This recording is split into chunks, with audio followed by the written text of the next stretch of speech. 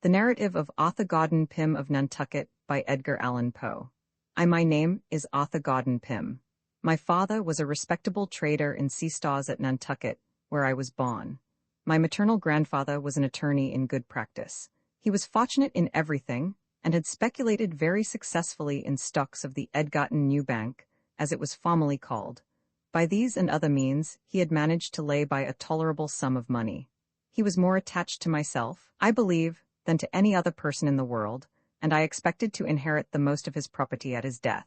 He sent me, at 6 years of age, to the school of old Mr. Ricketts, a gentleman with only one arm and of eccentric manners. He is well known to almost every person who has visited New Bedford. I stayed at his school until I was 16, when I left him for Mr. E. Ronald's Academy on the hill. Here I became intimate with the son of Mr. Barnard, a sea captain, who generally sailed in the employ of Lloyd and Vredenburgh. Mr. Barnard is also very well known in New Bedford, and has many relations, I am certain, in Edgarton. His son was named Augustus, and he was nearly 2 years older than myself. He had been on a whaling voyage with his father in the John Donaldson, and was always talking to me of his adventures in the South Pacific Ocean. I used frequently to go home with him, and remain all day, and sometimes all night. We occupied the same bed, and he would be sure to keep me awake until almost light, telling me stories of the natives of the island of Tinian and other places he had visited in his travels. At last, I could not help being interested in what he said, and by degrees, I felt the greatest desire to go to sea. I owned a sailboat called the Ariel, and worth about $75. She had a half-deck or cuddy, and was rigged sloop fashion. I forget her tonnage, but she would hold 10 persons without much crowding. In this boat, we were in the habit of going on some of the maddest freaks in the world, and when I now think of them, it appears to me 1,000 wonders that I am alive today. I will relate one of these adventures by way of introduction to a longer and more momentous narrative. One night there was a party at Mr. Barnard's, and both Augustus and myself were not a little intoxicated toward the close of it. As usual in such cases, I took part of his bed in preference to going home. He went to sleep, as I thought, very quietly, it being near 1 when the party broke up, and without saying a word on his favorite topic. It might have been half an hour from the time of our getting in bed, and I was just about falling into a doze, when he suddenly started up, and swore with a terrible oath that he would not go to sleep for any Arthur Pym in Christendom, when there was so glorious a breeze from the southwest. I never was so astonished in my life, not knowing what he intended, and thinking that the wines and liquors he had drunk had set him entirely beside himself. He proceeded to talk very coolly, however, saying he knew that I supposed him intoxicated, but that he was never more sober in his life. He was only tired, he added, of lying in bed on such a fine night like a dog, and was determined to get up and dress, and go out on a frolic with the boat. I can hardly tell what possessed me, but the words were no sooner out of his mouth than I felt a thrill of the greatest excitement and pleasure, and thought his mad idea one of the most delightful and most reasonable things in the world. It was blowing almost a gale, and the weather was very cold, it being late in October. I sprang out of bed, nevertheless, in a kind of ecstasy, and told him I was quite as brave as himself, and quite as tired as he was of lying in bed like a dog, and quite as ready for any fun or frolic as any Augustus Barnard in Nantucket. We lost no time in getting on our clothes and hurrying down to the boat. She was lying at the old decayed wharf by the lumberyard of Pankey and Co., and almost thumping her side out against the rough logs. Augustus got into her and bailed her, for she was nearly half full of water. This being done, we hoisted jib and mainsail, kept full, and started boldly out to sea. The wind, as I before said, blew freshly from the southwest. The night was very clear and cold. Augustus had taken the helm, and I stationed myself by the mast on the deck of the cuddy. We flew along at a great rate, neither of us having said a word since casting loose from the wharf. I now asked my companion what course he intended to steer, and what time he thought it probable we should get back. He whistled for a few minutes, and then said crustily, "I am going to sea, you may go home if you think proper." Turning my eyes upon him, I perceived at once that, in spite of his assumed nonchalance, he was greatly agitated. I could see him distinctly by the light of the moon. His face was paler than any marble, and his hand shook so excessively that he could scarcely retain hold of the tiller. I found that something had gone wrong, and became seriously alarmed. At this period I knew little about the management of a boat, and was now depending entirely upon the nautical skill of my friend. The wind, too, had suddenly increased as we were fast getting out of the lee of the land. Still, I was ashamed to betray any trepidation, and for almost half an hour maintained a resolute silence. I could stand it no longer, however, and spoke to Augustus about the propriety of turning back.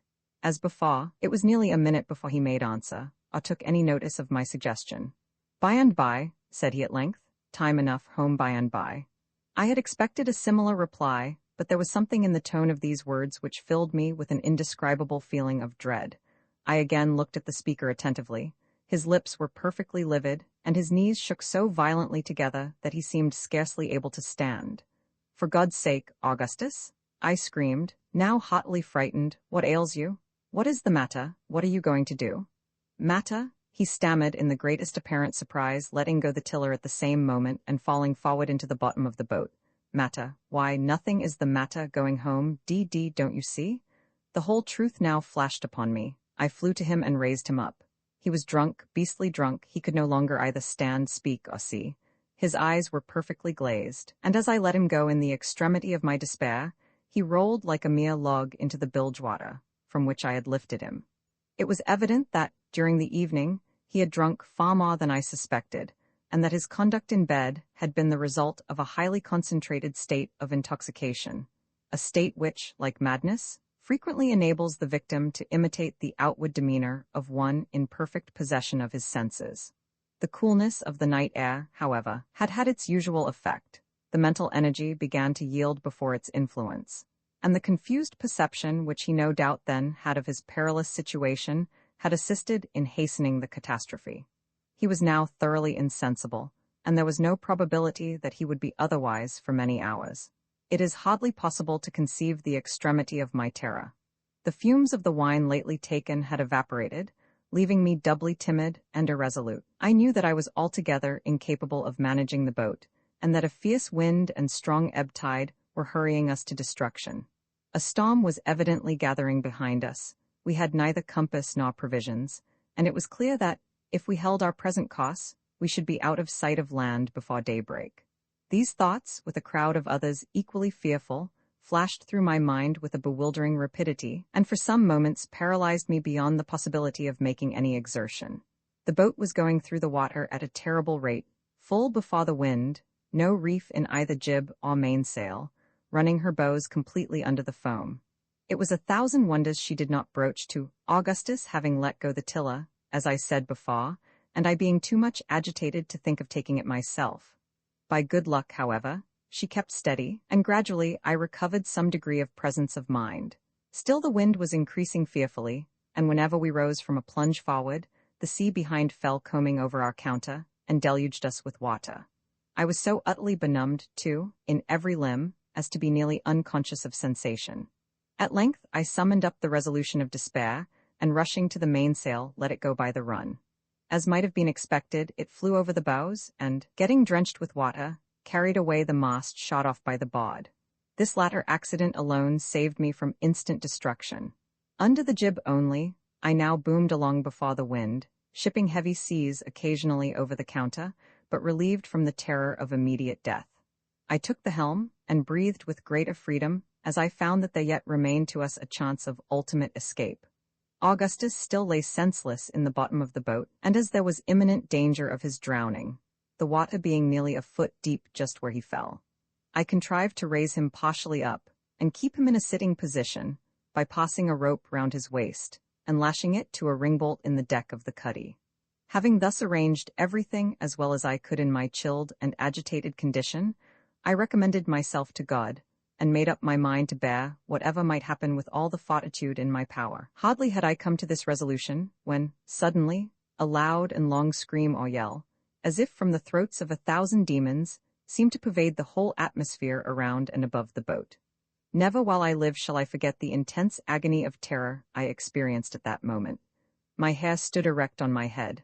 I felt the blood congealing in my veins. My heart ceased utterly to beat, and without having once raised my eyes to learn the source of my alarm, I tumbled headlong and insensible upon the body of my fallen companion.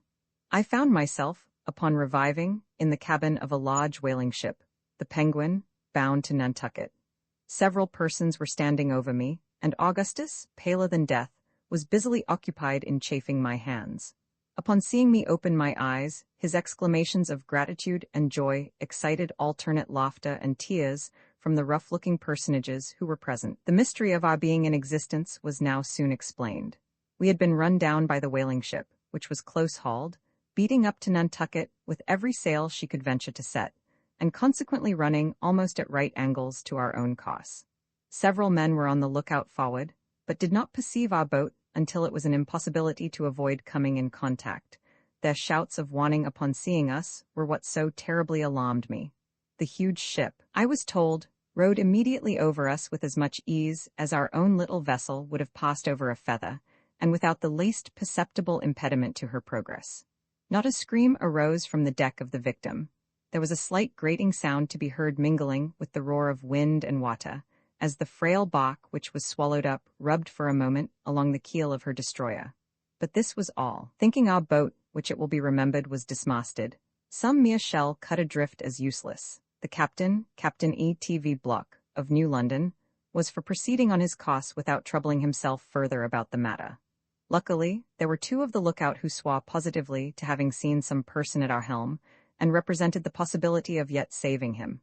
A discussion ensued when Block grew angry, and after a while said that it was no business of his to be eternally watching for eggshells, that the ship should not put about for any such nonsense, and if there was a man run down, it was nobody's fault but his own, he might drown and be damned, or some language to that effect.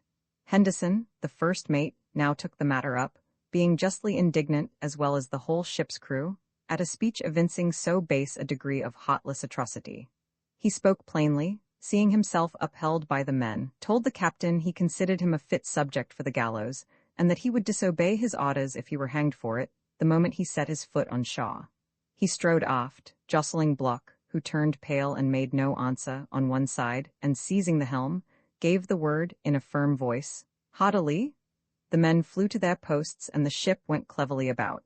All this had occupied nearly 5 minutes, and it was supposed to be hardly within the bounds of possibility that any individual could be saved, allowing any to have been on board the boat. Yet, as the reader has seen, both Augustus and myself were rescued, and our deliverance seemed to have been brought about by two of those almost inconceivable pieces of good fortune which are attributed by the wise and pious to the special interference of Providence. While the ship was yet in stays, the mate lowered the jolly boat and jumped into her with the very two men, I believe, who spoke up as having seen me at the helm. They had just left the lee of the vessel, the moon still shining brightly, when she made a long and heavy roll to windward, and Henderson, at the same moment, starting up in his seat, bawled out to his crew to back water. He would say nothing else, repeating his cry impatiently, "Back water? Back water?" The men put back as speedily as possible, but by this time the ship had gone round and gotten fully under headway, although all hands on board were making great exertions to take in sail. In despite of the danger of the attempt, the mate clung to the mainchains as soon as they came within his reach. Another huge lurch now brought the starboard side of the vessel out of water, nearly as far as her keel, when the cause of his anxiety was rendered obvious enough. The body of a man was seen to be affixed in the most singular manner to the smooth and shining bottom. The Penguin was coppered and copper-fastened, and beating violently against it with every movement of the hull. After several ineffectual efforts, made during the lurches of the ship, and at the imminent risk of swamping the boat, I was finally disengaged from my perilous situation and taken on board, for the body proved to be my own. It appeared that one of the timber bolts having started and broken a passage through the copper, it had arrested my progress as I passed under the ship, and fastened me in so extraordinary a manner to her bottom. The head of the bolt had made its way through the collar of the green baize jacket I had on, and through the back part of my neck, forcing itself out between two sinews and just below the right ear. I was immediately put to bed. Although life seemed to be totally extinct, there was no surgeon on board. The captain, however, treated me with every attention, to make amends, I presume, in the eyes of his crew, for his atrocious behavior in the previous portion of the adventure. In the meantime, Henderson had again put off from the ship, although the wind was now blowing almost a hurricane. He had not been gone many minutes when he fell in with some fragments of our boat, and shortly afterward one of the men with him asserted that he could distinguish a cry for help at intervals amid the roaring of the tempest. This induced the hardy seamen to persevere in their search for more than half an hour, although repeated signals to return were made them by Captain Block, and although every moment on the water in so frail, a boat was fraught to them with the most imminent and deadly peril. Indeed, it is nearly impossible to conceive how the small jolly they were in could have escaped destruction for a single instant. She was built, however, for the whaling service, and was fitted, as I have since had reason to believe, with airboxes, in the manner of some lifeboats used on the coast of Wales. After searching in vain for about the period of time just mentioned, it was determined to get back to the ship. They had scarcely made this resolve when a feeble cry arose from a dark object that floated rapidly by. They pursued and soon overtook it. It proved to be the entire deck of the Ariel's cuddy. Augustus was struggling near it, apparently in the last agonies. Upon getting hold of him, it was found that he was attached by a rope to the floating timber. This rope, it will be remembered, I had myself tied around his waist and made fast to a ringbolt for the purpose of keeping him in an upright position, and my so doing, it appeared, had been ultimately the means of preserving his life. The Ariel was slightly put together, and in going down her frame naturally went to pieces. The deck of the cuddy, as might have been expected, was lifted, by the force of the water rushing in, entirely from the main timbers, and floated, with other fragments, no doubt, to the surface. Augustus was buoyed up with it, and thus escaped a terrible death. It was more than an hour after being taken on board the Penguin before he could give any account of himself, or be made to comprehend the nature of the accident which had befallen our boat. At length he became thoroughly aroused, and spoke much of his sensations while in the water.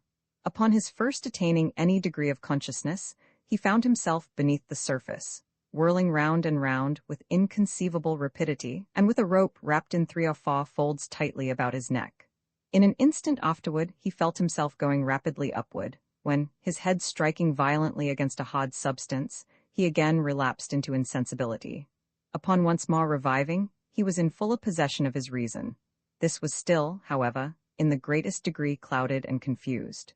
He now knew that some accident had occurred, and that he was in the water, although his mouth was above the surface, and he could breathe with some freedom. Possibly, at this period the deck was drifting rapidly before the wind, and drawing him after it, as he floated upon his back. Of course, as long as he could have retained this position, it would have been nearly impossible that he should be drowned. Presently a surge threw him directly athwart the deck, and this post he endeavored to maintain, screaming at intervals for help. Just before he was discovered by Mr. Henderson, he had been obliged to relax his hold through exhaustion, and, falling into the sea, had given himself up for lost. During the whole period of his struggles, he had not the faintest recollection of the Ariel, nor of the matters in connection with the source of his disaster. A vague feeling of terror and despair had taken entire possession of his faculties.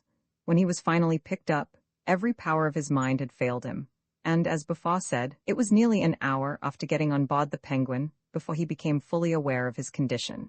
In regard to myself, I was resuscitated from a state bordering very nearly upon death, and after every other means had been tried in vain for 3 hours and a half, by vigorous friction with flannels bathed in hot oil, a proceeding suggested by Augustus.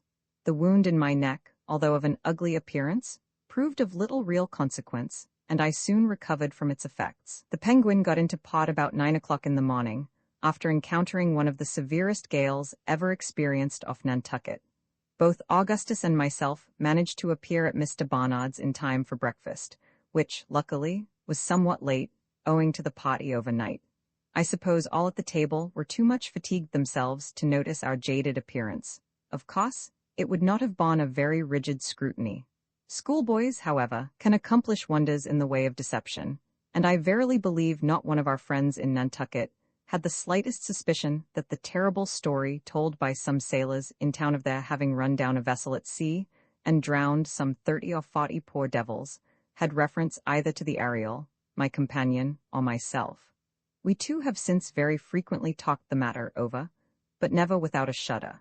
In one of our conversations, Augustus frankly confessed to me that in his whole life he had at no time experienced so excruciating a sense of dismay, as when on board our little boat he first discovered the extent of his intoxication and felt himself sinking beneath its influence. Shortly afterward, an incident occurred which I am induced to look upon as more intensely productive of emotion, as far more replete with the extremes first of delight and then of horror. than even any of the 1,000 chances which afterward befell me in 9 long years, crowded with events of the most startling, and in many cases, of the most unconceived and unconceivable character. We were lying on the deck, near the companionway, and debating the possibility of yet making our way into the storeroom, when, looking toward Augustus, who lay fronting myself, I perceived that he had become all at once deadly pale, and that his lips were quivering in the most singular and unaccountable manner. Greatly alarmed, I spoke to him, but he made me no reply, and I was beginning to think that he was suddenly taken ill, when I took notice of his eyes, which were glaring apparently at some object behind me. I turned my head, and shall never forget the ecstatic joy which thrilled through every particle of my frame, when I perceived a large brig bearing down upon us, and not more than a couple of miles off. I sprung to my feet as if a musket bullet had suddenly struck me to the heart, and, stretching out my arms in the direction of the vessel, stood in this manner, motionless, and unable to articulate a syllable. Peters and Parker were equally affected, although in different ways. The farmer danced about the deck like a madman, uttering the most extravagant rhodomontades, intermingled with howls and imprecations, while the latter burst into tears, and continued for many minutes weeping like a child. The vessel in sight was a large hermaphrodite brig, of a Dutch build, and painted black, with a tawdry gilt figurehead. She had evidently seen a good deal of rough weather, and we supposed had suffered much in the gale which had proved so disastrous to ourselves, for her foretopmast was gone, and some of her starboard bulwarks. When we first saw her, she was, as I have already said, about 2 miles off and to windward, bearing down upon us. The breeze was very gentle, and what astonished us chiefly was that she had no other sails set than her foremast and mainsail, with a flying jib. Of course she came down but slowly, and our impatience amounted nearly to frenzy. The awkward manner in which she steered, too, was remarked by all of us, even excited as we were.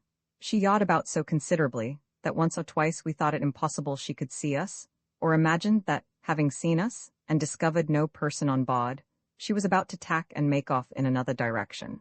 Upon each of these occasions we screamed and shouted at the top of our voices, when the stranger would appear to change for a moment her intention, and again hold on toward us, this singular conduct being repeated 2 or 3 times, so that at last we could think of no other manner of accounting for it than by supposing the helmsman to be in liquor.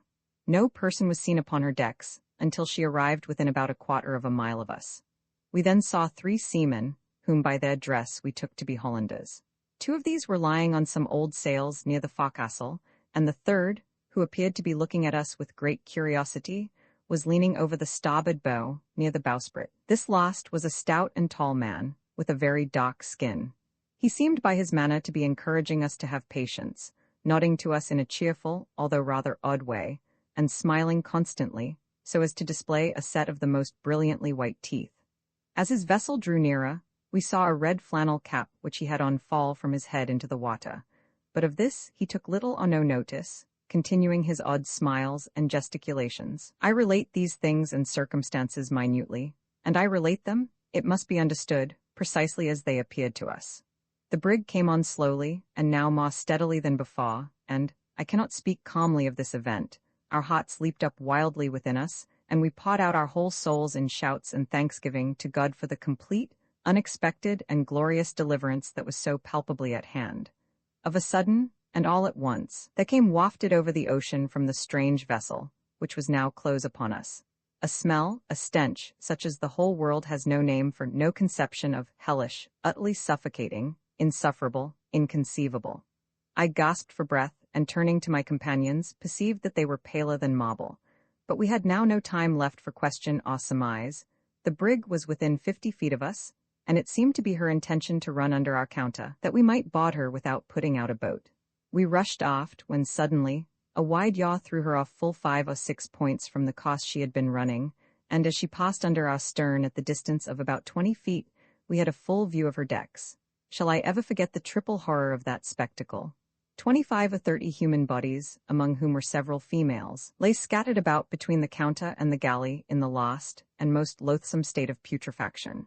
We plainly saw that not a soul lived in that fated vessel, yet we could not help shouting to the dead for help. Yes, long and loudly did we beg, in the agony of the moment, that those silent and disgusting images would stay for us, would not abandon us to become like them, would receive us among their goodly company. We were raving with horror and despair, thoroughly mad through the anguish of our grievous disappointment. As our first loud yell of terror broke forth, it was replied to by something, from near the bowsprit of the stranger, so closely resembling the scream of a human voice that the nicest ear might have been startled and deceived. At this instant, another sudden yaw brought the region of the forecastle for a moment into view, and we beheld at once the origin of the sound. We saw the tall, stout figure still leaning on the bulwark, and still nodding his head to and fro, but his face was now turned from us so that we could not behold it. His arms were extended over the rail, and the palms of his hands fell outward. His knees were lodged upon a stout rope, tightly stretched, and reaching from the heel of the bowsprit to a cathead. On his back, from which a portion of the shirt had been torn, leaving it bare, there sat a huge seagull, busily gorging itself with the horrible flesh, its bill and talons deep buried, and its white plumage spattered all over with blood. As the brig moved farther round so as to bring us close in view, the bird, with much apparent difficulty, drew out its crimsoned head, and after eyeing us for a moment as if stupefied, arose lazily from the body upon which it had been feasting, and, flying directly above our deck, hovered there a while with a portion of clotted and liver-like substance in its beak. The horrid morsel dropped at length with a sullen splash immediately at the feet of Parker. May God forgive me, but now, for the first time, there flashed through my mind a thought which I will not mention, and I felt myself making a step toward the ensanguined spot.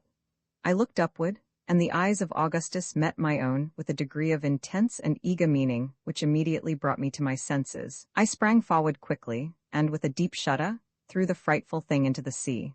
The body from which it had been taken, resting as it did upon the rope, had been easily swayed to and fro by the exertions of the carnivorous bird, and it was this motion which had at first impressed us with the belief of its being alive. As the gull relieved it of its weight, it swung round and fell partially over, so that the face was fully discovered. Never, surely, was any object so terribly full of awe. The eyes were gone, and the whole flesh around the mouth, leaving the teeth utterly naked. This, then, was the smile which had cheered us on to hope. But I forbear. The brig, as I have already told, passed under our stern, and made its way slowly but steadily to leeward. With her, and with her terrible crew, went all our gay visions of deliverance and joy. Deliberately as she went by, we might possibly have found means of boarding her, had not our sudden disappointment, and the appalling nature of the discovery which accompanied it, laid entirely prostrate every active faculty of mind and body. We had seen and felt, but we could neither think nor act until, alas, too late. How much our intellects had been weakened by this incident may be estimated by the fact that when the vessel had proceeded so far that we could perceive no more than the half of her hull, the proposition was seriously entertained of attempting to overtake her by swimming. I have, since this period, vainly endeavored to obtain some clue to the hideous uncertainty which enveloped the fate of the stranger. Her build and general appearance, as I have before stated, led us to the belief that she was a Dutch trader, and the dresses of the crew also sustained this opinion.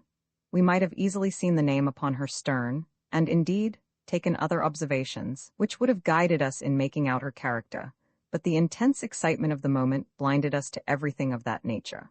From the saffron-like hue of such of the corpses as were not entirely decayed, we concluded that the whole of her company had perished by the yellow fever, or some other virulent disease of the same fearful kind.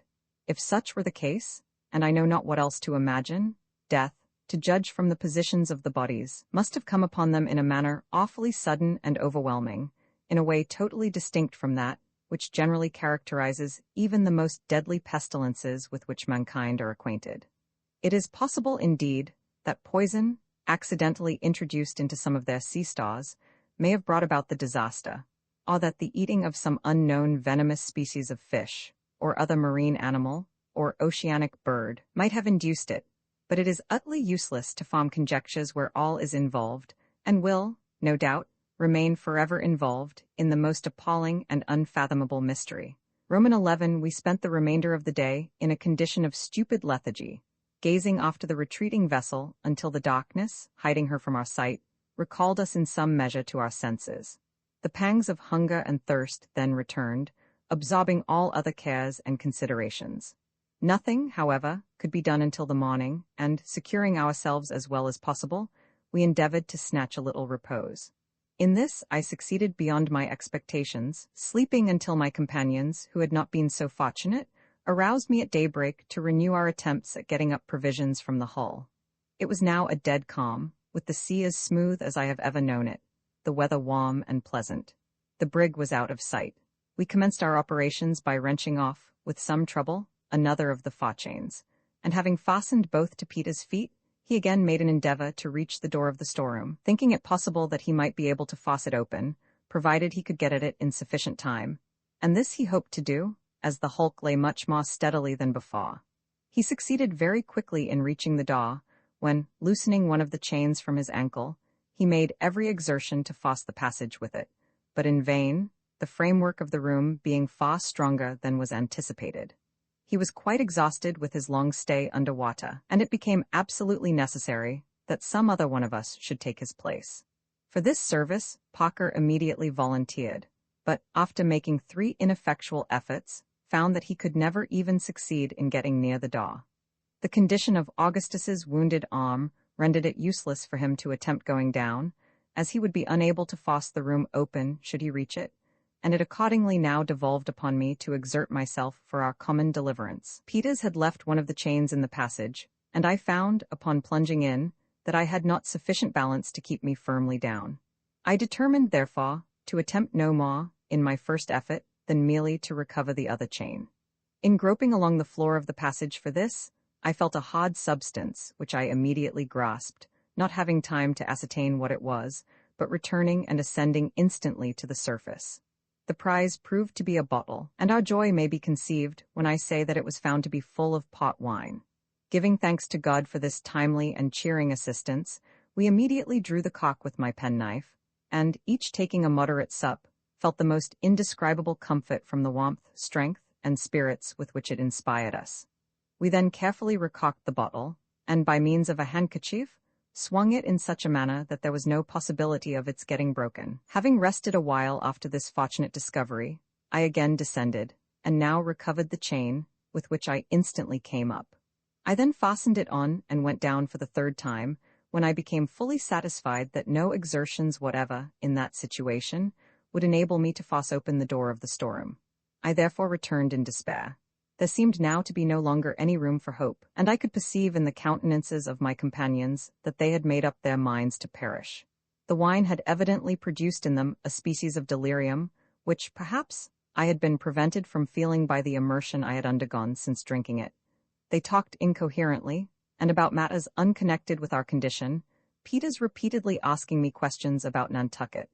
Augustus, too, I remember, approached me with a serious air, and requested me to lend him a pocket-comb, as his hair was full of fish scales, and he wished to get them out before going on shore. Parker appeared somewhat less affected, and urged me to dive at random into the cabin, and bring up any article which might come to hand. To this I consented, and in the first attempt, after staying under a full minute, brought up a small leather trunk belonging to Captain Barnard. This was immediately opened in the faint hope that it might contain something to eat or drink. We found nothing, however, except a box of razors and 2 linen shirts. I now went down again, and returned without any success. As my head came above water, I heard a crash on deck, and upon getting up, saw that my companions had ungratefully taken advantage of my absence to drink the remainder of the wine, having let the bottle fall in the endeavor to replace it before I saw them. I remonstrated with them on the heartlessness of their conduct, when Augustus burst into tears. The other 2 endeavored to laugh the matter off as a joke, but I hope never again to behold laughter of such a species. The distortion of countenance was absolutely frightful. Indeed, it was apparent that the stimulus, in the empty state of their stomachs, had taken instant and violent effect, and that they were all exceedingly intoxicated. With great difficulty I prevailed upon them to lie down, when they fell very soon into a heavy slumber, accompanied with loud stertorous breathing. I now found myself, as it were, alone in the brig, and my reflections, to be sure, were of the most fearful and gloomy nature. No prospect offered itself to my view but a lingering death by famine, or, at the best, by being overwhelmed in the first gale which should spring up, for in our present exhausted condition we could have no hope of living through another. The gnawing hunger which I now experienced was nearly insupportable, and I felt myself capable of going to any lengths in order to appease it. With my knife, I cut off a small portion of the leather trunk, and endeavored to eat it, but found it utterly impossible to swallow a single morsel, although I fancied that some little alleviation of my suffering was obtained by chewing small pieces of it and spitting them out. Toward night, my companions awoke, one by one, each in an indescribable state of weakness and horror, brought on by the wine, whose fumes had now evaporated. They shook as if with a violent ague, and uttered the most lamentable cries for water. Their condition affected me in the most lively degree, at the same time causing me to rejoice in the fortunate train of circumstances which had prevented me from indulging in the wine, and consequently from sharing their melancholy and most distressing sensations. Their conduct, however, gave me great uneasiness and alarm, for it was evident that, unless some favorable change took place, they could afford me no assistance in providing for our common safety. I had not yet abandoned all idea of being able to get up something from below, but the attempt could not possibly be resumed until someone of them was sufficiently master of himself to aid me by holding the end of the rope while I went down. Parker appeared to be somewhat more in possession of his senses than the others, and I endeavored, by every means in my power, to rouse him. Thinking that a plunge in the sea-water might have a beneficial effect, I contrived to fasten the end of a rope around his body, and then, leading him to the companionway, he remaining quite passive all the while, pushed him in and immediately drew him out. I had good reason to congratulate myself upon having made this experiment, for he appeared much revived and invigorated, and upon getting out, asked me, in a rational manner, why I had so served him. Having explained my object, he expressed himself indebted to me, and said that he felt greatly better from the immersion, afterward conversing sensibly upon our situation. We then resolved to treat Augustus and Peters in the same way, which we immediately did, when they both experienced much benefit from the shock. This idea of sudden immersion had been suggested to me by reading in some medical work the good effect of the shower bath, in a case where the patient was suffering from mania apotu. Finding that I could now trust my companions to hold the end of the rope, I again made 3 or 4 plunges into the cabin, although it was now quite dark, and a gentle but long swell from the northward rendered the hulk somewhat unsteady. In the course of these attempts, I succeeded in bringing up 2 case knives, a 3-gallon jug, empty, and a blanket, but nothing which could serve us for food. I continued my efforts after getting these articles, until I was completely exhausted, but brought up nothing else. During the night, Parker and Peters occupied themselves by turns in the same manner, but nothing coming to hand, we now gave up this attempt in despair, concluding that we were exhausting ourselves in vain. We passed the remainder of this night in a state of the most intense mental and bodily anguish that can possibly be imagined.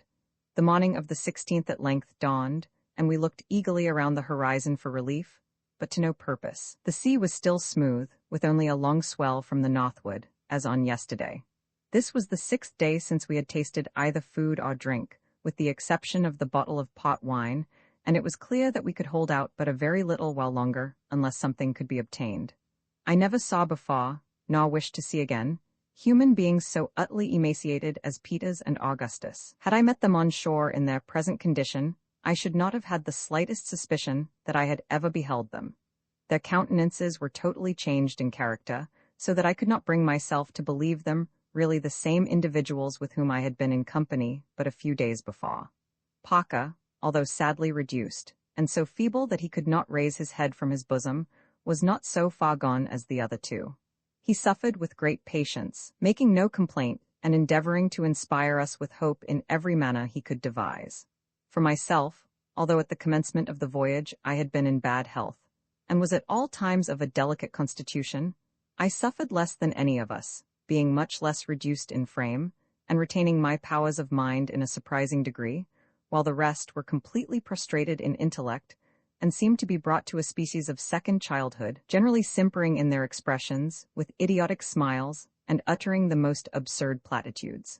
At intervals, however, they would appear to revive suddenly, as if inspired all at once with a consciousness of their condition, when they would spring upon their feet in a momentary flash of vigor, and speak, for a short period, of their prospects, in a manner altogether rational, although full of the most intense despair. It is possible, however, that my companions may have entertained the same opinion of their own condition as I did of mine, and that I may have unwittingly been guilty of the same extravagances and imbecilities as themselves. This is a matter which cannot be determined. About noon, Parker declared that he saw land off the larboard quarter, and it was with the utmost difficulty I could restrain him from plunging into the sea with the view of swimming toward it. Peters and Augustus took little notice of what he said, being apparently wrapped up in moody contemplation. Upon looking in the direction pointed out, I could not perceive the faintest appearance of the shore. Indeed, I was too well aware that we were far from any land to indulge in a hope of that nature. It was a long time, nevertheless, before I could convince Parker of his mistake. He then burst into a flood of tears, weeping like a child, with loud cries and sobs, for 2 or 3 hours, when becoming exhausted, he fell asleep. Peters and Augustus now made several ineffectual efforts to swallow portions of the leather. I advised them to chew it and spit it out, but they were too excessively debilitated to be able to follow my advice. I continued to chew pieces of it at intervals, and found some relief from so doing. My chief distress was for water, and I was only prevented from taking a draught from the sea by remembering the horrible consequences which thus have resulted to others who were similarly situated with ourselves. The day wore on in this manner, when I suddenly discovered a sail to the eastward, and on our larboard bow. She appeared to be a large ship, and was coming nearly athwart us, being probably 12 or 15 miles distant. None of my companions had as yet discovered her, and I forbore to tell them of her for the present, lest we might again be disappointed of relief. At length, upon her getting nearer, I saw distinctly that she was heading immediately for us, with her light sails filled. I could now contain myself no longer, and pointed her out to my fellow sufferers. They immediately sprang to their feet, again indulging in the most extravagant demonstrations of joy, weeping, laughing in an idiotic manner, jumping, stamping upon the deck, tearing their hair, and praying and cursing by turns. I was so affected by their conduct, as well as by what I considered a sure prospect of deliverance, that I could not refrain from joining in with their madness, and gave way to the impulses of my gratitude and ecstasy by lying and rolling on the deck, clapping my hands, shouting, and other similar acts, until I was suddenly called to my recollection, and once more to the extreme human misery and despair, by perceiving the ship all at once with her stern fully presented toward us, and steering in a direction nearly opposite to that in which I had at first perceived her. It was some time before I could induce my poor companions to believe that this sad reverse in our prospects had actually taken place. They replied to all my assertions with a stare and a gesture implying that they were not to be deceived by such misrepresentations.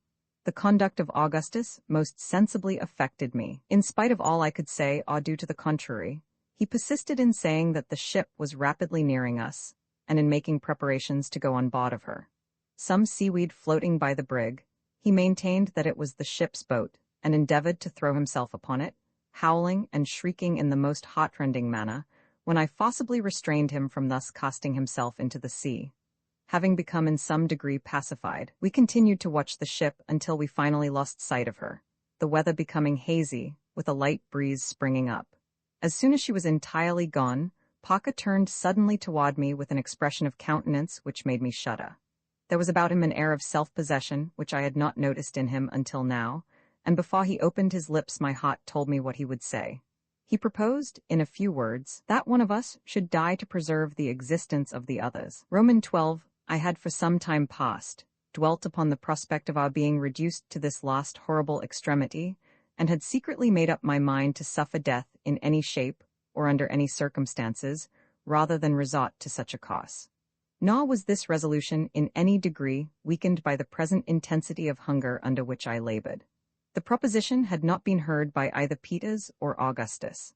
I therefore took Parker aside, and mentally praying to God for power to dissuade him from the horrible purpose he entertained, I expostulated with him for a long time, and in the most supplicating manner, begging him in the name of everything which he held sacred, and urging him by every species of argument which the extremity of the case suggested, to abandon the idea, and not to mention it to either of the other two.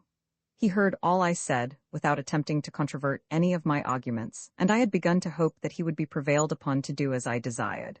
But when I had ceased speaking, he said that he knew very well all I had said was true, and that to resort to such a course was the most horrible alternative which could enter into the mind of man, but that he had now held out as long as human nature could be sustained, that it was unnecessary for all to perish, when, by the death of one, it was possible, and even probable, that the rest might be finally preserved, adding that I might save myself the trouble of trying to turn him from his purpose, his mind having been thoroughly made up on the subject even before the appearance of the ship, and that only her heaving insight had prevented him from mentioning his intention at an earlier period.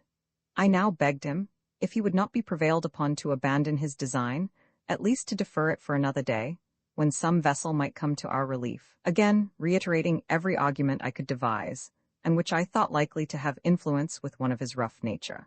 He said, in reply, that he had not spoken until the very last possible moment, that he could exist no longer without sustenance of some kind, and that therefore in another day his suggestion would be too late, as regarded himself at least.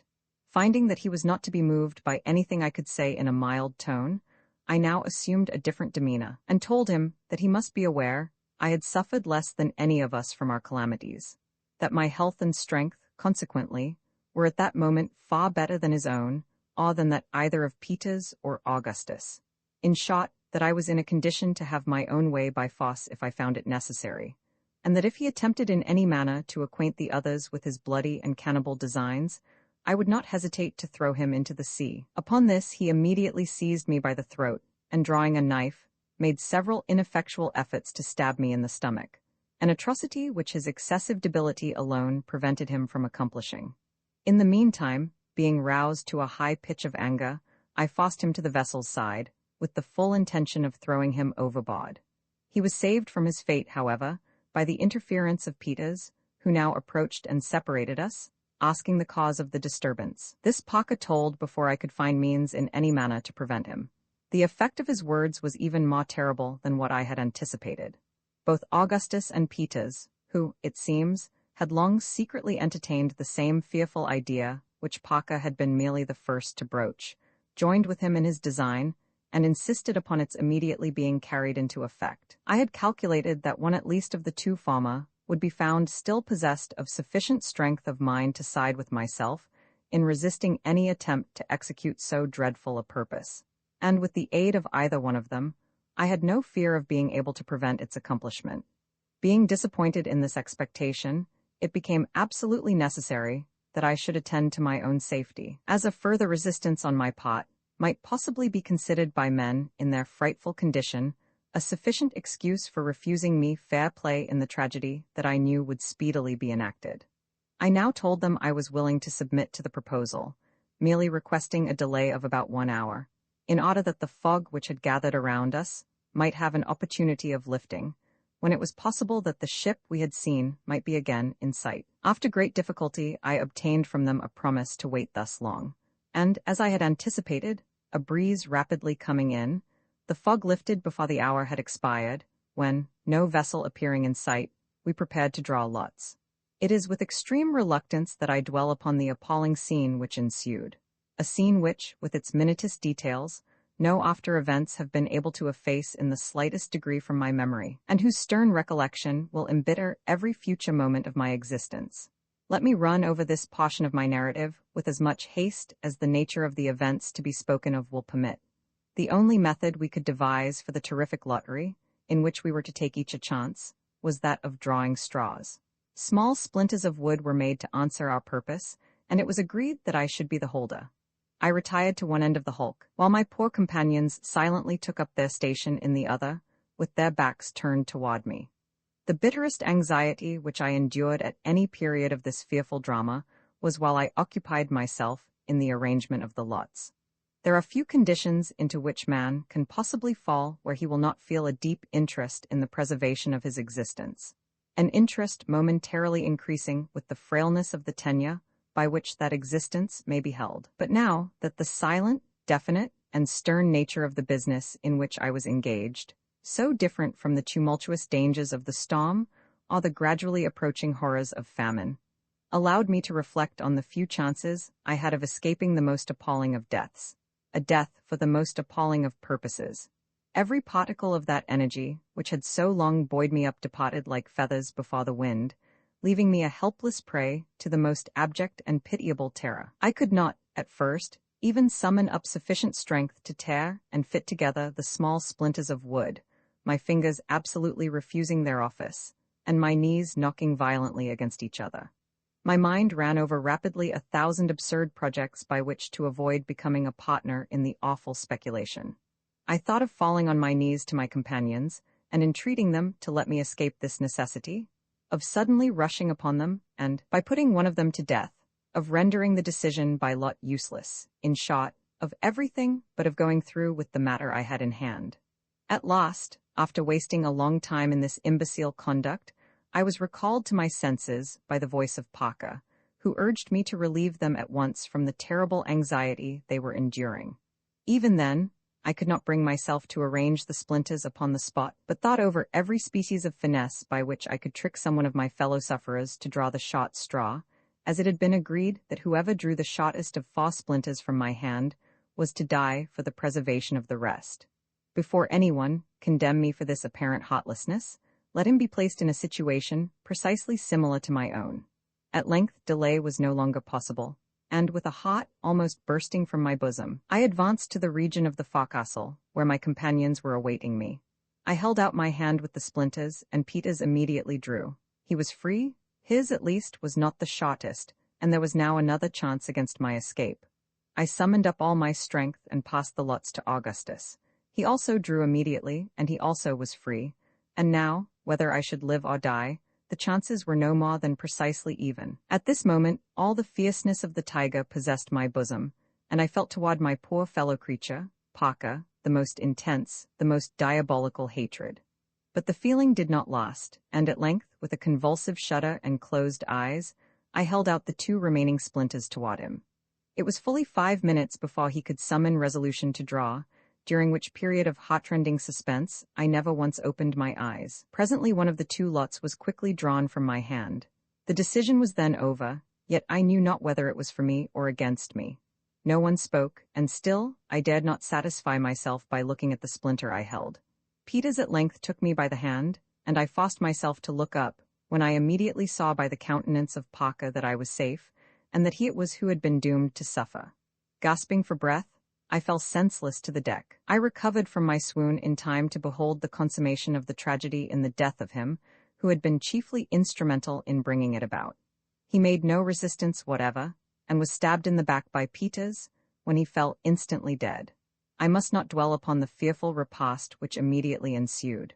Such things may be imagined, but words have no power to impress the mind with the exquisite horror of their reality. Let it suffice to say that, having in some measure appeased the raging thirst which consumed us by the blood of the victim, and having by common consent taken off the hands, feet, and head, throwing them together with the entrails into the sea, we devoured the rest of the body, piecemeal, during the 4 ever memorable days of the 17th, 18th, 19th, and 20th of the month.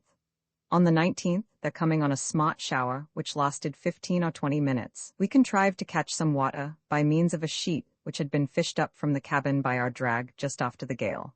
The quantity we took in all did not amount to more than half a gallon, but even this scanty allowance supplied us with comparative strength and hope. On the 21st we were again reduced to the last necessity. The weather still remained warm and pleasant, with occasional fogs and light breezes, most usually from N to W.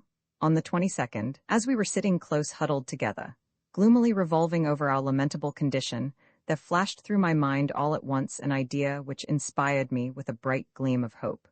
I remembered that, when the foremast had been cut away, Peters, being in the windward chains, passed one of the axes into my hand, requesting me to put it, if possible, in a place of security, and that a few minutes before the last heavy sea struck the brig and filled her, I had taken this axe into the forecastle and laid it in one of the larboard berths. I now thought it possible that, by getting at this axe, we might cut through the deck over the storeroom, and thus readily supply ourselves with provisions. When I communicated this object to my companions, they uttered a feeble shout of joy, and we all proceeded forthwith to the forecastle. The difficulty of descending here was greater than that of going down in the cabin, the opening being much smaller, for it will be remembered that the whole framework about the cabin companion hatch had been carried away, whereas the forecastle way, being a simple hatch of only about 3 feet square, had remained uninjured. I did not hesitate, however, to attempt the descent, and a rope being fastened round my body as before, I plunged boldly in, feet foremost, made my way quickly to the berth, and at the first attempt brought up the axe. It was hailed with the most ecstatic joy and triumph, and the ease with which it had been obtained was regarded as an omen of our ultimate preservation. We now commenced cutting at the deck with all the energy of rekindled hope, Peters and myself taking the axe by turns, Augustus's wounded arm not permitting him to aid us in any degree, as we were still so feeble as to be scarcely able to stand unsupported, and could consequently work but a minute or two without resting. It soon became evident that many long hours would be necessary to accomplish our task, that is, to cut an opening sufficiently large to admit of a free access to the storeroom. This consideration, however, did not discourage us, and working all night by the light of the moon, we succeeded in effecting our purpose by daybreak on the morning of the 23rd. Peters now volunteered to go down, and having made all arrangements as before, he descended, and soon returned bringing up with him a small jar, which, to our great joy, proved to be full of olives. Having shared these among us and devoured them with the greatest avidity, we proceeded to let him down again. This time he succeeded beyond our utmost expectations, returning instantly with a large ham and a bottle of Madeira wine. Of the latter we each took a moderate sup, having learned by experience the pernicious consequences of indulging too freely. The ham, except about 2 pounds near the bone, was not in a condition to be eaten, having been entirely spoiled by the salt water. The sound part was divided among us. Peters and Augustus, not being able to restrain their appetite, swallowed theirs upon the instant, but I was more cautious, and ate but a small portion of mine, dreading the thirst which I knew would ensue. We now rested a while from our labors, which had been intolerably severe. By noon, feeling somewhat strengthened and refreshed, we again renewed our attempt at getting up provisions, Peters and myself going down alternately, and always with more or less success, until sundown. During this interval, we had the good fortune to bring up, altogether, 4 more small jars of olives, another ham, a carboy containing nearly 3 gallons of excellent Cape Madeira wine, and, what gave us still more delight, a small tortoise of the Galapagos breed, several of which had been taken on board by Captain Barnard, as the Grampus was leaving port, from the schooner Mary Pitts, just returned from a sealing voyage in the Pacific. In a subsequent portion of this narrative, I shall have frequent occasion to mention this species of tortoise. It is found principally, as most of my readers may know, in the group of islands called the Galapagos, which indeed derive their name from the animal, the Spanish word Galapago, meaning a freshwater terrapin. From the peculiarity of their shape and action, they have been sometimes called the elephant tortoise. They are frequently found of an enormous size. I have myself seen several which would weigh from 12 to 1,500 pounds, although I do not remember that any navigator speaks of having seen them weighing more than 800. Their appearance is singular and even disgusting. Their steps are very slow, measured, and heavy, their bodies being carried about a foot from the ground. Their neck is long and exceedingly slender, from 18 inches to 2 feet is a very common length, and I killed one, where the distance from the shoulder to the extremity of the head was no less than 3 feet 10 inches. The head has a striking resemblance to that of a serpent. They can exist without food for an almost incredible length of time, instances having been known where they have been thrown into the hold of a vessel and lain 2 years without nourishment of any kind, being as fat, and, in every respect, in as good order at the expiration of the time as when they were first put in. In one particular, these extraordinary animals bear a resemblance to the dromedary, or camel of the desert. In a bag at the root of the neck, they carry with them a constant supply of water. In some instances, upon killing them after a full year's deprivation of all nourishment, as much as 3 gallons of perfectly sweet and fresh water have been found in their bags. Their food is chiefly wild parsley and celery, with purslane, sea kelp, and prickly pears, upon which latter vegetable they thrive wonderfully, a great quantity of it being usually found on the hillsides near the shore, wherever the animal itself is discovered.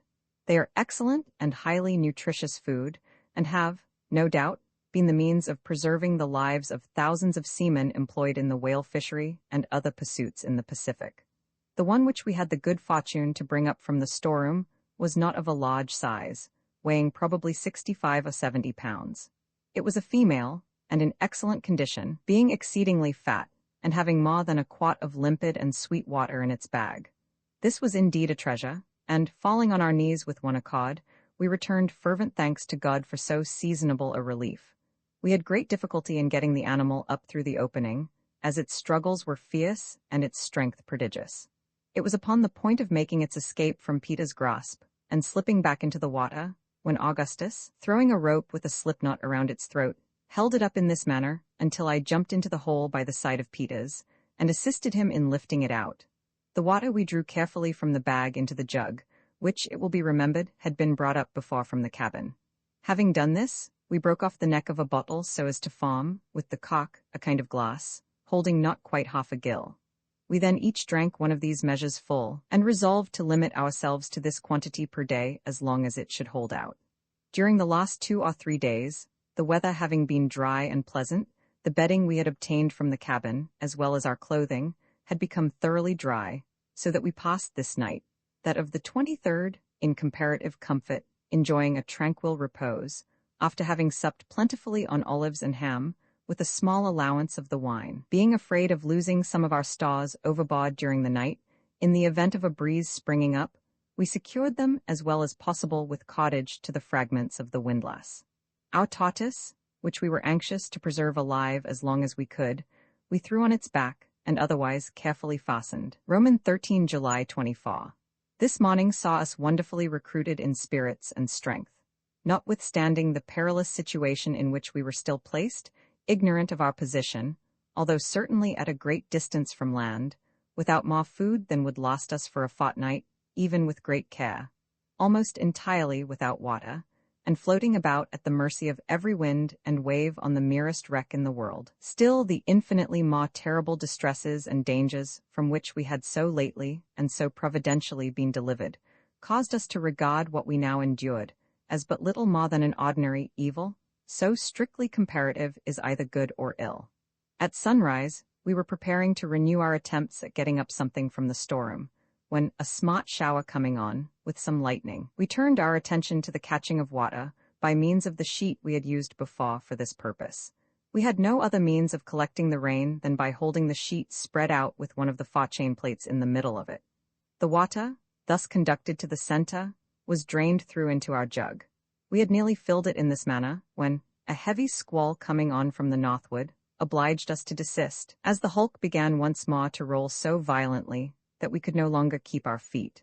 We now went forward, and, lashing ourselves securely to the remnant of the windlass as before, awaited the event with far more calmness than could have been anticipated or would have been imagined possible under the circumstances.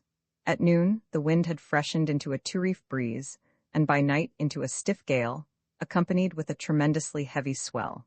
Experience having taught us, however, the best method of arranging our lashings, we weathered this dreary night in tolerable security, although thoroughly drenched at almost every instant by the sea, and in momentary dread of being washed off. Fortunately, the weather was so warm as to render the water rather grateful than otherwise. July 25. This morning the gale had diminished to a mere 10-knot breeze, and the sea had gone down with it so considerably that we were able to keep ourselves dry upon the deck. To our great grief, however, we found that 2 jaws of our olives, as well as the whole of our ham, had been washed overboard in spite of the careful manner in which they had been fastened. We determined not to kill the tortoise as yet, and contented ourselves for the present with a breakfast on a few of the olives, and a measure of water each, which latter we mixed half and half, with wine, finding great relief and strength from the mixture, without the distressing intoxication which had ensued upon drinking the pot. The sea was still far too rough for the renewal of our efforts at getting up provision from the storeroom. Several articles, of no importance to us in our present situation, floated up through the opening during the day, and were immediately washed overboard. We also now observed that the hulk lay more along than ever, so that we could not stand an instant without lashing ourselves. On this account, we passed a gloomy and uncomfortable day. At noon, the sun appeared to be nearly vertical, and we had no doubt that we had been driven down by the long succession of northward and northwesterly winds into the near vicinity of the equator. Toward evening we saw several sharks, and were somewhat alarmed by the audacious manner in which an enormously large one approached us. At one time, a lurch throwing the deck very far beneath the water, the monster actually swam in upon us, floundering for some moments just over the companion hatch, and striking Peters violently with his tail. A heavy sea at length hurled him overboard, much to our relief. In moderate weather we might have easily captured him. July 26. This morning, the wind having greatly abated, and the sea not being very rough, we determined to renew our exertions in the storeroom. After a great deal of hard labor during the whole day, we found that nothing further was to be expected from this quarter, the partitions of the room having been stoved during the night, and its contents swept into the hold. This discovery, as may be supposed, filled us with despair. July 27. The sea nearly smooth, with a light wind, and still from the northward and westward. The sun coming out hotly in the afternoon, we occupied ourselves in drying our clothes, found great relief from thirst, and much comfort otherwise, by bathing in the sea. In this, however, we were forced to use great caution, being afraid of sharks, several of which were seen swimming around the brig during the day. July 28. Good weather still. The brig now began to lie along so alarmingly that we feared she would eventually roll bottom up. Prepared ourselves as well as we could for this emergency, lashing our tortoise, water jug, and 2 remaining jars of olives as far as possible over to the windward, placing them outside the hull below the main chains. The sea very smooth all day, with little or no wind. July 29. A continuance of the same weather. Augustus's wounded arm began to evince symptoms of mortification. He complained of drowsiness and excessive thirst, but no acute pain. Nothing could be done for his relief beyond rubbing his wounds with a little of the vinegar from the olives, and from this no benefit seemed to be experienced. We did everything in our power for his comfort, and trebled his allowance of water. July 30. An excessively hot day, with no wind. An enormous shark kept close by the hulk during the whole of the forenoon. We made several unsuccessful attempts to capture him by means of a noose. Augustus much worse, and evidently sinking as much from want of proper nourishment as from the effect of his wounds. He constantly prayed to be relieved from his sufferings, wishing for nothing but death. This evening we ate the last of our olives, and found the water in our jug so putrid that we could not swallow it at all without the addition of wine. Determined to kill our tortoise in the morning. July 31. After a night of excessive anxiety and fatigue, owing to the position of the hulk, we set about killing and cutting up our tortoise.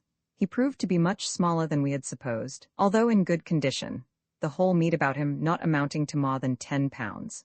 With a view of preserving a portion of this as long as possible, we cut it into fine pieces, and filled with them our 3 remaining olive jars and the wine bottle, all of which had been kept, pouring in afterward the vinegar from the olives. In this manner we put away about 3 pounds of the tortoise, intending not to touch it until we had consumed the rest. We concluded to restrict ourselves to about 4 ounces of the meat per day. The whole would thus last us 13 days. A brisk shower, with severe thunder and lightning, came on about dusk, but lasted so short a time that we only succeeded in catching about half a pint of water. The whole of this, by common consent, was given to Augustus, who now appeared to be in the last extremity. He drank the water from the sheet as we caught it, we holding it above him as he lay so as to let it run into his mouth. For we had now nothing left capable of holding water, unless we had chosen to empty out our wine from the carboy, or the stale water from the jug. Either of these expedients would have been resorted to had the shower lasted. The sufferer seemed to derive but little benefit from the draught. His arm was completely black from the wrist to the shoulder, and his feet were like ice. We expected every moment to see him breathe his last. He was frightfully emaciated, so much so that, although he weighed 127 pounds upon his leaving Nantucket, he now did not weigh more than 40 or 50 at the farthest. His eyes were sunk far in his head, being scarcely perceptible, and the skin of his cheeks hung so loosely as to prevent his masticating any food, or even swallowing any liquid. Without great difficulty. August 1. A continuance of the same calm weather, with an oppressively hot sun. Suffered exceedingly from thirst, the water in the jug being absolutely putrid and swarming with vermin. We contrived, nevertheless, to swallow a portion of it by mixing it with wine. Our thirst, however, was but little abated. We found more relief by bathing in the sea, but could not avail ourselves of this expedient except at long intervals, on account of the continual presence of shocks. We now saw clearly that Augustus could not be saved, that he was evidently dying. We could do nothing to relieve his sufferings, which appeared to be great. About 12 o'clock he expired in strong convulsions, and without having spoken for several hours. His death filled us with the most gloomy forebodings, and had so great an effect upon our spirits that we sat motionless by the corpse during the whole day, and never addressed each other, except in a whisper. It was not until some time after dark that we took courage to get up and throw the body overboard. It was then loathsome beyond expression, and so far decayed that, as Peters attempted to lift it, an entire leg came off in his grasp. As the mass of putrefaction slipped over the vessel's side into the water, the glare of phosphoric light with which it was surrounded plainly discovered to us 7 or 8 large sharks, the clashing of whose horrible teeth, as their prey was torn to pieces among them, might have been heard at the distance of a mile. We shrunk within ourselves in the extremity of horror at the sound. August 2. The same fearfully calm and hot weather. The dawn found us in a state of pitiable dejection as well as bodily exhaustion. The water in the jug was now absolutely useless, being a thick gelatinous mass, nothing but frightful-looking worms mingled with slime. We threw it out and washed the jug well in the sea, afterward pouring a little vinegar in it from our bottles of pickled tortoise. Our thirst could now scarcely be endured, and we tried in vain to relieve it by wine, which seemed only to add fuel to the flame, and excited us to a high degree of intoxication. We afterward endeavored to relieve our sufferings by mixing the wine with seawater, but this instantly brought about the most violent retchings, so that we never again attempted it. During the whole day, we anxiously sought an opportunity of bathing, but to no purpose, for the hulk was now entirely besieged on all sides with sharks, no doubt the identical monsters who had devoured our poor companion on the evening before, and who were in momentary expectation of another similar feast. This circumstance occasioned us the most bitter regret, and filled us with the most depressing and melancholy forebodings. We had experienced indescribable relief in bathing, and to have this resource cut off in so frightful a manner was more than we could bear. Nor, indeed, were we altogether free from the apprehension of immediate danger, for the least slip or false movement would have thrown us at once within reach of those voracious fish, who frequently thrust themselves directly upon us, swimming up to leeward. No shouts or exertions on our part seemed to alarm them. Even when one of the largest was struck with an axe by Peters, and much wounded, he persisted in his attempts to push in where we were. A cloud came up at dusk, but to our extreme anguish, passed over without discharging itself. It is quite impossible to conceive our sufferings from thirst at this period. We passed a sleepless night, both on this account and through dread of the sharks. August 3. No prospect of relief, and the brig lying still more and more along, so that now we could not maintain a footing upon deck at all. Busied ourselves in securing our wine and tortoise meat, so that we might not lose them in the event of our rolling over. Got out 2 stout spikes from the forechains, and by means of the axe, drove them into the hull to windward within a couple of feet of the water, this not being very far from the keel, as we were nearly upon our beam ends. To these spikes we now lashed our provisions, as being more secure than their former position beneath the chains. Suffered great agony from thirst during the whole day. No chance of bathing on account of the shocks, which never left us for a moment. Found it impossible to sleep. August 4. A little before daybreak, we perceived that the hulk was heeling over, and aroused ourselves to prevent being thrown off by the movement. At first the roll was slow and gradual, and we contrived to clamber over to windward very well, having taken the precaution to leave ropes hanging from the spikes we had driven in for the provision. But we had not calculated sufficiently upon the acceleration of the impetus, for presently the heel became too violent to allow of our keeping pace with it, and before either of us knew what was to happen, we found ourselves hurled furiously into the sea, and struggling several fathoms beneath the surface, with the huge hull immediately above us. In going under the water, I had been obliged to let go my hold upon the rope, and finding that I was completely beneath the vessel, and my strength nearly exhausted, I scarcely made a struggle for life, and resigned myself, in a few seconds, to die. But here again I was deceived, not having taken into consideration the natural rebound of the hull to windward. The whirl of the water upward, which the vessel occasioned in rolling partially back, brought me to the surface still more violently than I had been plunged beneath. Upon coming up, I found myself about 20 yards from the hulk, as near as I could judge. She was lying keel up, rocking furiously from side to side, and the sea in all directions around was much agitated and full of strong whirlpools. I could see nothing of Peters.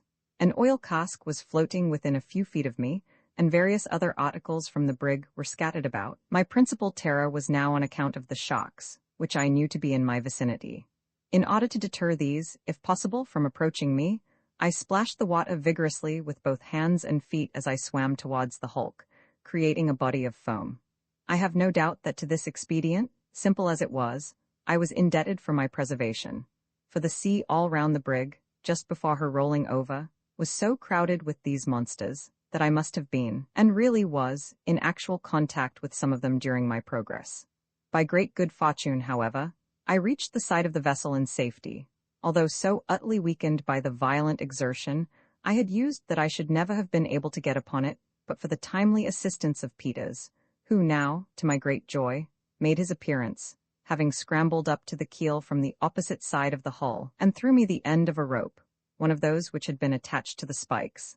Having barely escaped this danger, our attention was now directed to the dreadful imminency of another, that of absolute starvation.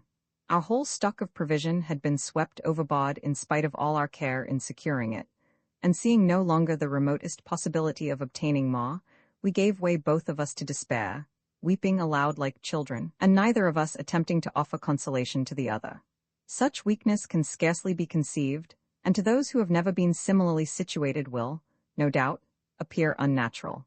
But it must be remembered that our intellects were so entirely disordered by the long course of privation and terror to which we had been subjected, that we could not justly be considered, at that period, in the light of rational beings. In subsequent perils, nearly as great, if not greater, I bore up with fortitude against all the evils of my situation, and Peters, it will be seen, evinced a stoical philosophy nearly as incredible as his present childlike supineness and imbecility. The mental condition made the difference.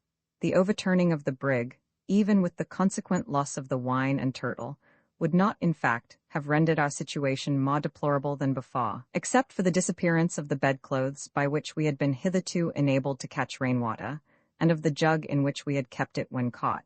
For we found the whole bottom, from within 2 or 3 feet of the bends as far as the keel, together with the keel itself, thickly covered with large barnacles, which proved to be excellent and highly nutritious food. Thus, in 2 important respects, the accident we had so greatly dreaded proved to be a benefit rather than an injury. It had opened to us a supply of provisions which we could not have exhausted, using it moderately, in a month, and it had greatly contributed to our comfort as regards position, we being much more at ease, and in infinitely less danger than before. The difficulty, however, of now obtaining water blinded us to all the benefits of the change in our condition, that we might be ready to avail ourselves, as far as possible, of any shower which might fall. We took off our shirts, to make use of them as we had of the sheets, not hoping, of course, to get more in this way, even under the most favorable circumstances, than half a gill at a time. No signs of a cloud appeared during the day, and the agonies of our thirst were nearly intolerable. At night, Peters obtained about an hour's disturbed sleep, but my intense sufferings would not permit me to close my eyes for a single moment. August 5. Today, a gentle breeze springing up carried us through a vast quantity of seaweed, among which we were so fortunate as to find 11 small crabs, which afforded us several delicious meals. The shells being quite soft, we ate them entire, and found that they irritated our thirst far less than the barnacles. Seeing no trace of sharks among the seaweed, we also ventured to bathe, and remained in the water for 4 or 5 hours, during which we experienced a very sensible diminution of our thirst. We were greatly refreshed, and spent the night somewhat more comfortably than before, both of us snatching a little sleep. August 6. This day we were blessed by a brisk and continual rain, lasting from about noon until after dark. Bitterly did we now regret the loss of our jug and carboy, for in spite of the little means we had of catching the water, we might have filled one, if not both of them. As it was, we contrived to satisfy the cravings of thirst by suffering the shirts to become saturated, and then wringing them so as to let the grateful fluid trickle into our mouths. In this occupation we passed the entire day. August 7. Just at daybreak, we both at the same instant descried a sail to the eastward, and evidently coming towards us. We hailed the glorious sight with a long, although feeble shout of rapture, and began instantly to make every signal in our power, by flaring the shirts in the air, leaping as high as our weak condition would permit, and even by hallooing with all the strength of our lungs, although the vessel could not have been less than 15 miles distant. However, she still continued to near our hulk, and we felt that, if she but held her present course, she must eventually come so close as to perceive us. In about an hour after we first discovered her, we could clearly see the people on her decks. She was a long, low, and rakish-looking topsail schooner, with a black ball in her foretopsail, and had, apparently, a full crew. We now became alarmed, for we could hardly imagine it possible that she did not observe us, and were apprehensive that she meant to leave us to perish as we were, an act of fiendish barbarity, which, however incredible it may appear, has been repeatedly perpetuated at sea, under circumstances very nearly similar, and by beings who were regarded as belonging to the human species. Point 2. In this instance, however, by the mercy of God, we were destined to be most happily deceived. For presently we were aware of a sudden commotion on the deck of the stranger, who immediately afterward ran up a British flag, and, hauling her wind, bore up directly upon us. In half an hour more we found ourselves in her cabin. She proved to be the Jane Guy, of Liverpool, Captain Guy, bound on a sealing and trading voyage to the South Seas and Pacific. Roman 14. The Jane Guy was a fine-looking topsail schooner of 180 tons burden. She was unusually sharp in the bows, and on a wind, in moderate weather, the fastest sailor I have ever seen. Her qualities, however, as a rough sea-boat, were not so good, and her draught of water was by far too great for the trade to which she was destined. For this peculiar service, a larger vessel, and one of a light proportionate draught, is desirable, say a vessel of from 300 to 350 tons. She should be bark-rigged, and in other respects of a different construction from the usual South Sea ships. It is absolutely necessary that she should be well armed. She should have, say, 10 or 12 12-pound carronades, and 2 or 3 long 12s, with brass blunderbusses, and watertight arm-chests for each top. Her anchors and cables should be of far greater strength than is required for any other species of trade, and above all, her crew should be numerous and efficient, not less, for such a vessel as I have described, than 50 or 60 able-bodied men. The Jane Guy had a crew of 35, all able seamen, besides the captain and mate, but she was not altogether as well armed or otherwise equipped as a navigator acquainted with the difficulties and dangers of the trade could have desired. Captain Guy was a gentleman of great urbanity of manner, and of considerable experience in the southern traffic, to which he had devoted a great portion of his life. He was deficient, however, in energy, and, consequently, in that spirit of enterprise which is here so absolutely requisite. He was part owner of the vessel in which he sailed, and was invested with discretionary powers to cruise in the South Seas for any cargo which might come most readily to hand. He had on board, as usual in such voyages, beads, looking-glasses, tinder-works, axes, hatchets, saws, adzes, planes, chisels, gouges, gimlets, files, spokeshaves, rasps, hammers, nails, knives, scissors, razors, needles, thread, crockeryware, calico, trinkets, and other similar articles. The schooner sailed from Liverpool on the 10th of July, crossed the Tropic of Cancer on the 25th, in longitude 20 degrees west, and reached Sal, one of the Cape Verde Islands, on the 29th, where she took in salt and other necessaries for the voyage. On the 3rd of August, she left the Cape Verdes and steered southwest, stretching over toward the coast of Brazil, so as to cross the equator between the meridians of 28 and 30 degrees west longitude. This is the course usually taken by vessels bound from Europe to the Cape of Good Hope, or by that route to the East Indies. By proceeding thus, they avoid the calms and strong contrary currents which continually prevail on the coast of Guinea, while, in the end, it is found to be the shortest track, as westerly winds are never wanting afterward by which to reach the Cape.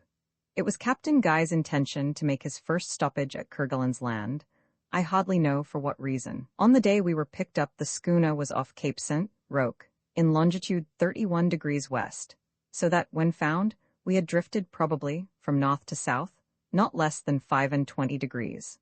On board the Jane Guy, we were treated with all the kindness our distressed situation demanded.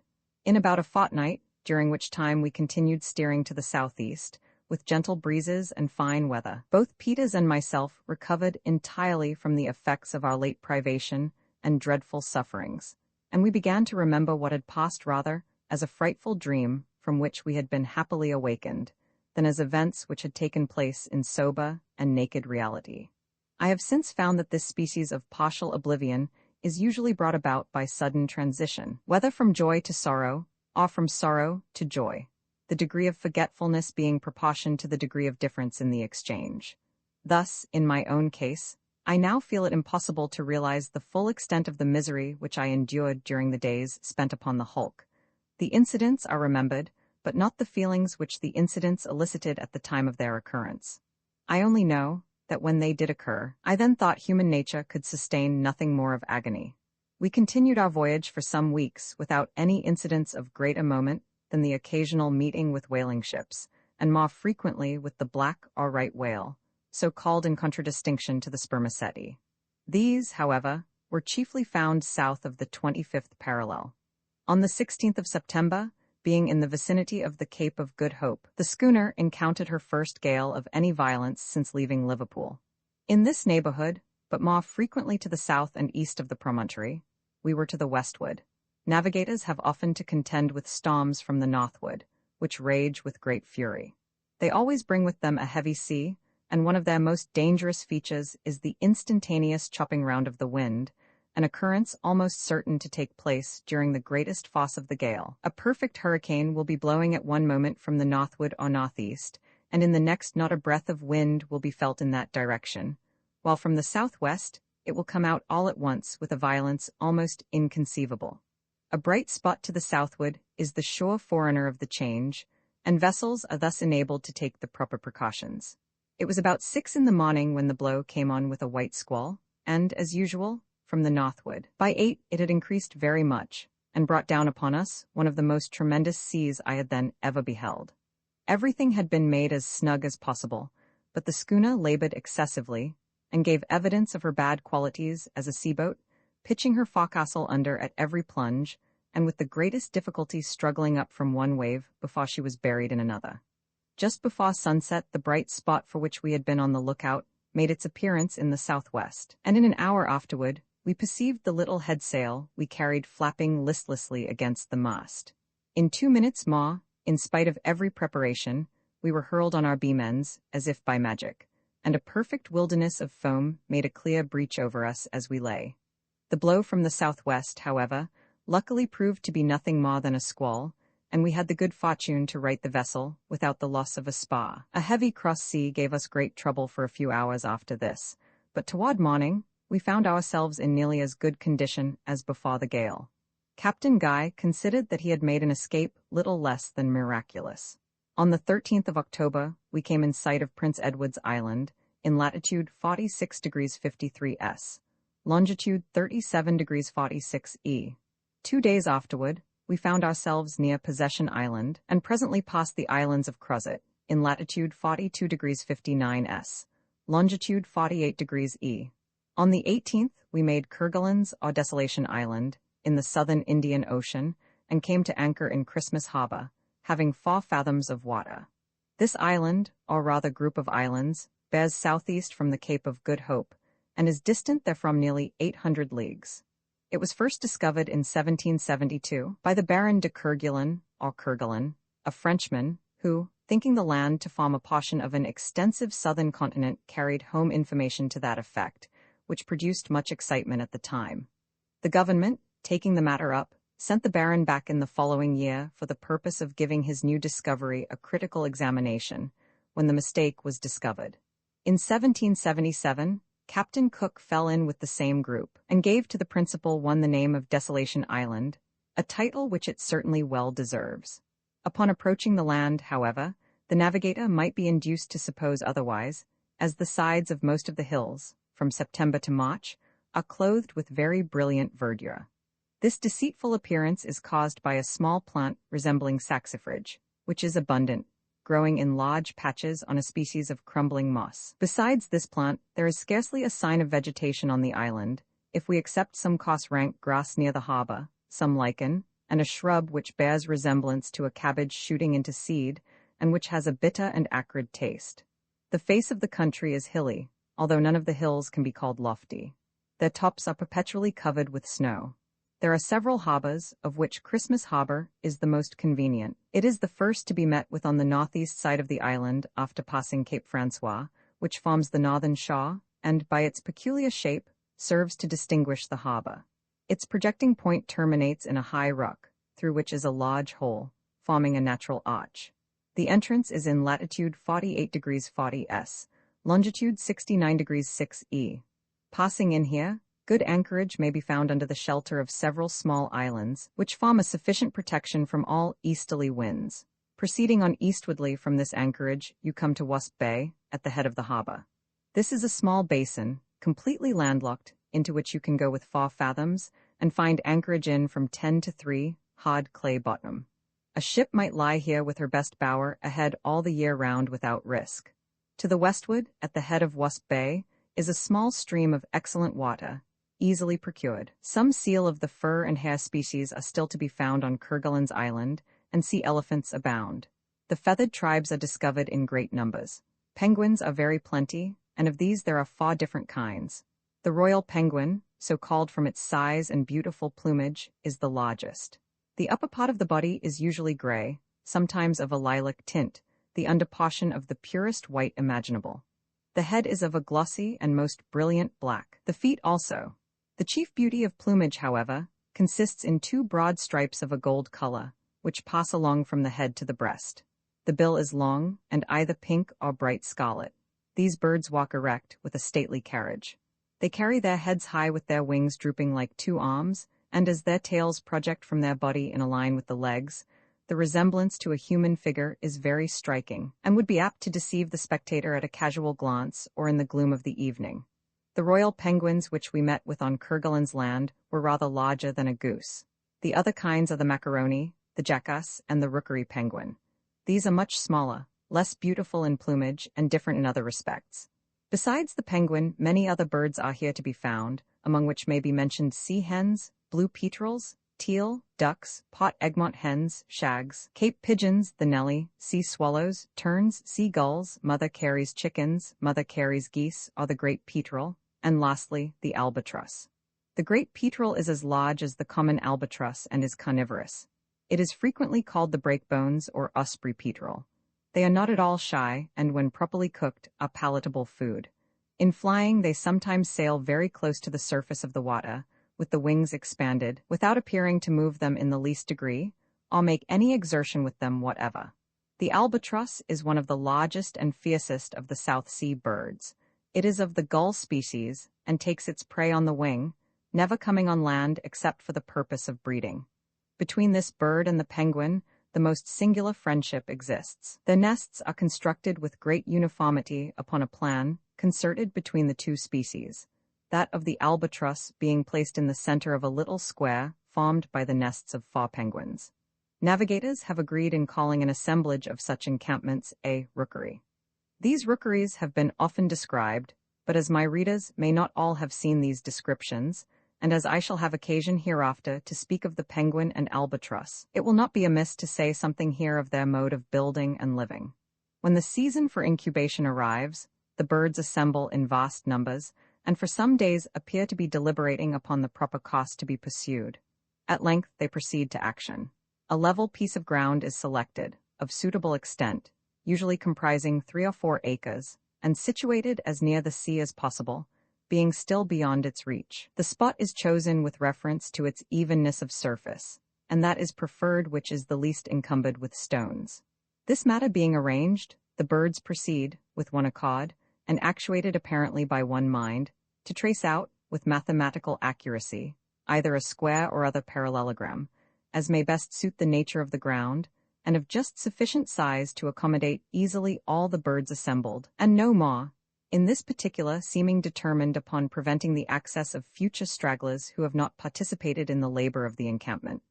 One side of the place thus marked out runs parallel with the water's edge, and is left open for ingress or egress. Having defined the limits of the rookery, the colony now begin to clear it of every species of rubbish, picking up stone by stone, and carrying them outside of the lines and close by them, so as to form a wall on the 3 inland sides. Just within this wall, a perfectly level and smooth walk is formed, from 6 to 8 feet wide, and extending around the encampment, thus serving the purpose of a general promenade. The next process is to partition out the whole area into small squares exactly equal in size. This is done by forming narrow paths, very smooth, and crossing each other at right angles throughout the entire extent of the rookery. At each intersection of these paths the nest of an albatross is constructed, and a penguin's nest in the center of each square. Thus every penguin is surrounded by 4 albatrosses, and each albatross by a like number of penguins. The penguin's nest consists of a hole in the earth, very shallow, being only just of sufficient depth to keep her single egg from rolling. The albatross is somewhat less simple in her arrangements, erecting a hillock about a foot high and 2 in diameter. This is made of earth, seaweed, and shells. On its summit she builds her nest.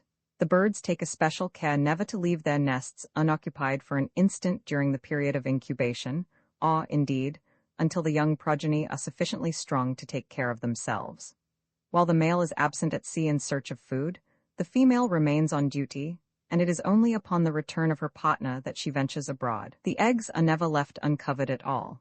While one bird leaves the nest, the other, nestling in by its side.